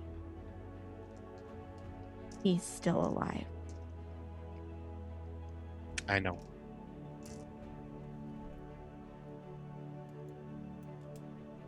And she'll just like stand there, just fucking pissed. I nudge hoping maybe there's something there. Who knows? Guess we'll have to wait and find out. And we'll wait until season 3 for that. Because that's going to bring it to a close for us, y'all. Oh boy. It was the shopping trip for me, fam. That's what I wish I wouldn't have given you. I didn't buy anything. Aw. Just pointing that out. Well, thank you. I That's bought very nice I of you. bought the potion of growth, and that was it. Yeah. Listen, I got flowers and a ring of water. That was so beautiful. Did. That was so amazing. That was Like, wonderful. So happy. Oh, I lied, and the sunburst pendant, so I could finally cast Dawn. I got some sick armor. So, I'm happy about that. Morningstar potentially dead on the ground. Dorian. Or, I'm sorry, Dorian, Morningstar, potentially dead on the ground. Angelo, oddly afraid. Aldenok, ambivalent. A house gifted to you by Tan. We don't know where he is. Don't know where Artemis is or whether he's dead. Want to buy an insight check on Angela Morningstar. You know, I'll give it to you. What's up, Twitch Slays? How you doing? Welcome What in. up, guys? I want to know what he's afraid of. Who he's afraid of. Oh, wow, with that insight. Okay. I'll DM you what he's afraid of. Thank you.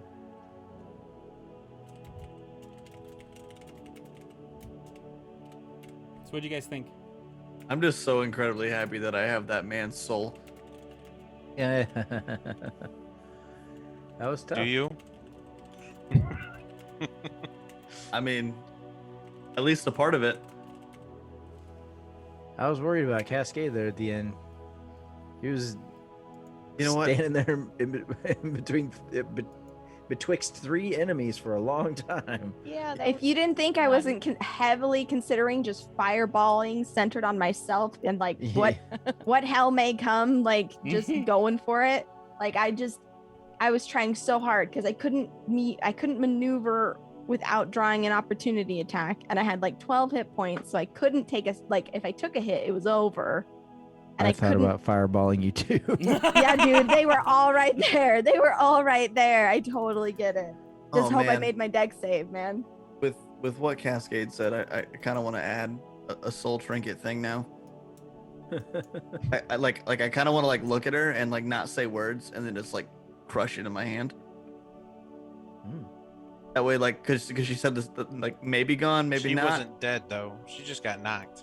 Yeah, No, she no, was no. He's talking No, about at the end, Dorian's. She said, Dorian's no, she said, she affirmatively said he's still alive.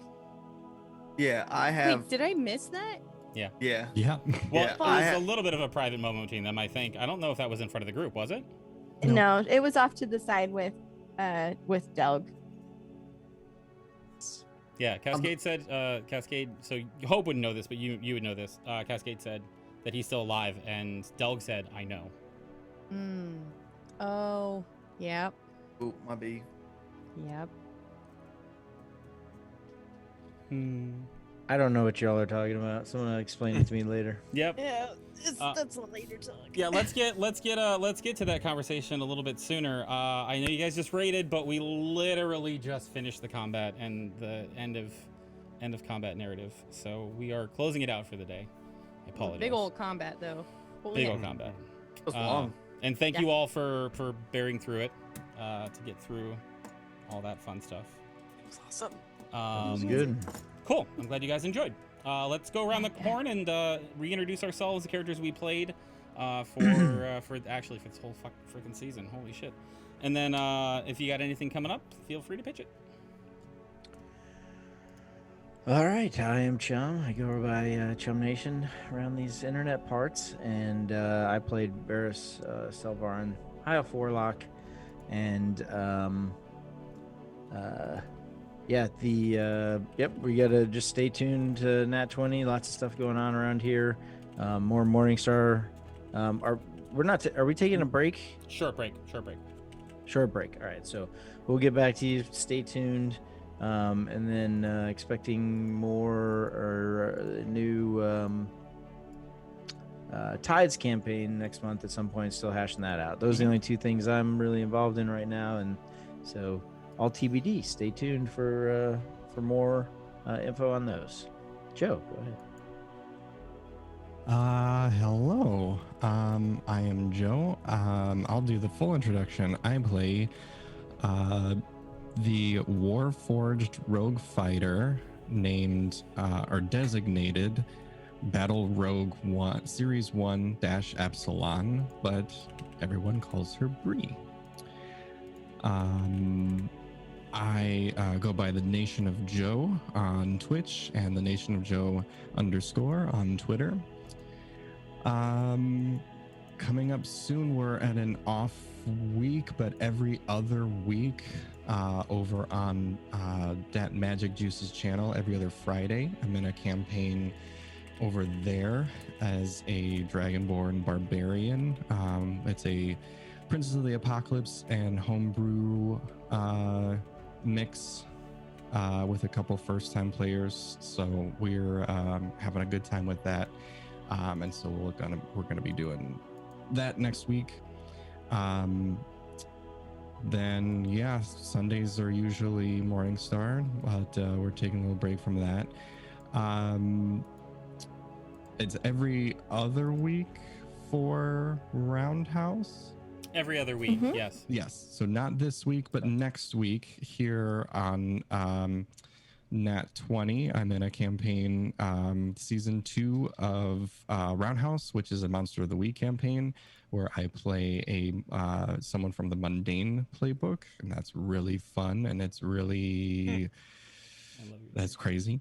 So join us for that, and I'm gonna be a part of something else, but I'm gonna let somebody else talk about it because they're gonna know more about it, and if they can talk about it or not, because I don't know if I can talk about it yet or not. So that's gonna do it for me. Thank you so much for joining us. Have a good night.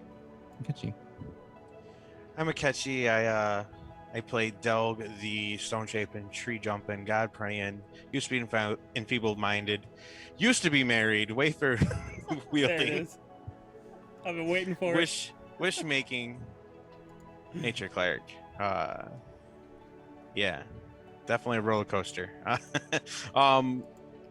as well play in the Roundhouse on next Thursday and get to play a divine and get to fly around everywhere. Other than that, find me here on Nat 20. Awesome. Hi, I am Osarix Franco. I played Cascade Traylon, the Water Genasi Order of the Scribes Wizard. If you like my face and the words I say sometimes, you can find me at Twitch and Twitter at Osarix Franco. Catch me Saturday morning over at TPK Roleplay in Dark Echoes, a Curse of Strahd campaign where I play Irina Kolyana. We've made it to Valaki. Shit's going down. We're getting into it. I'm very excited. Later that day, I'll be on my own Twitch channel playing through some Divinity Original Sin 2 with the one and only Bright Dystopia. And later Saturday evening, you can catch me GMing the Bard's Refrain, also on TBK Roleplay, where I'm joined by the Incredible Saint. We're trucking right along towards the end of that narrative arc, and I'm very excited about that.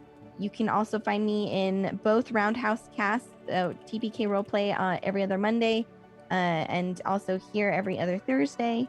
I have next week I have Altered Carbon on TBK Roleplay, and then Wednesday I'm running a random one shot, completely random. NPCs, characters, hooks, all of the things. It's gonna be silly and goofy, and Joe is joining me there, and I'm very excited. So come watch if you feel like it, I guess. Passing it over to Ash. Hi, that's me. Hi, I'm Ash. I go by Ash and Rabbit here on Twitch and over on Twitter. I played Hope the Furbolg Life Cleric today. As far as what is coming up, it would be Morningstar on Sunday, but we are taking a quick break as we enter into season 3. Super excited about that. Listen, you're in a very big city. I have to prep a little bit more. I'm sorry. It's okay. It's okay. Do what you need to do. I'm just gonna panic from the aside. Joe already mentioned the Crits and Giggles / Tenements of the Great Rift campaign over on Dat Magic Juice's channel, which runs every other Friday. I am also in that. I play Is the Changeling Rogue / Warlock. It's a whole thing. It's a lot of fun, and there's a lot of really interesting things happening over there. I also DM a campaign here on Nat 20. It is now monthly on some Wednesday. We're figuring out what the Wednesday will be for June. It is now coined as Against the Tides and is being revamped with only one returning player character. The others are all brand new, and we'll see what happens with that. So stay tuned to the socials to figure out whenever that is going live in June. And then very quick personal plug, I am also raising money for St. Jude Play Live for the remainder of May. My campaign has already raised $1,100. Our team has raised almost $3,000, and that's not even counting the people who couldn't join the Tiltify campaign because Tiltify is weird. But it's a lot of fun. I'll be streaming probably Thursday and sometime on Saturday, and then just pushing through the rest of the month to try and raise all the ding-dang money for the kids. Okay, that's me, and I'm passing it over to Direct. Hey guys, Direct Thread here. I'm playing your Phantom Rogue. Still trying to learn the game a little bit. This is the only tabletop RPG that I play. This is actually my first time playing, so that's when you guys see me kind of trying to figure some things out.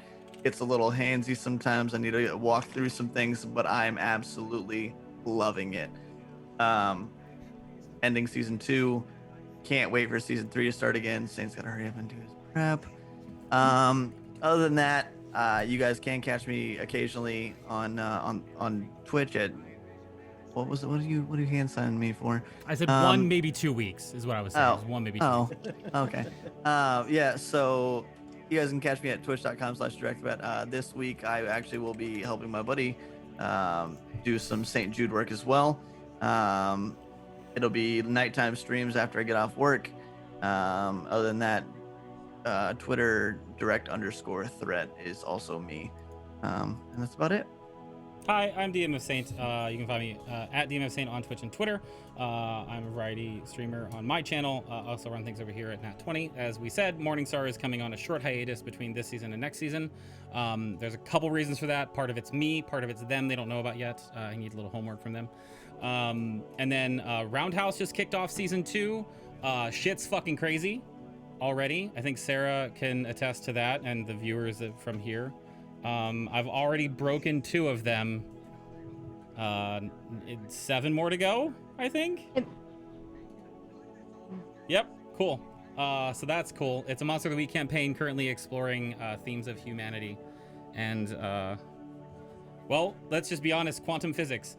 We have other things coming up on Nat 20 as well in the upcoming weeks, pretty much around the same time as the launch of season 3 of Morningstar, so please be tuned to that.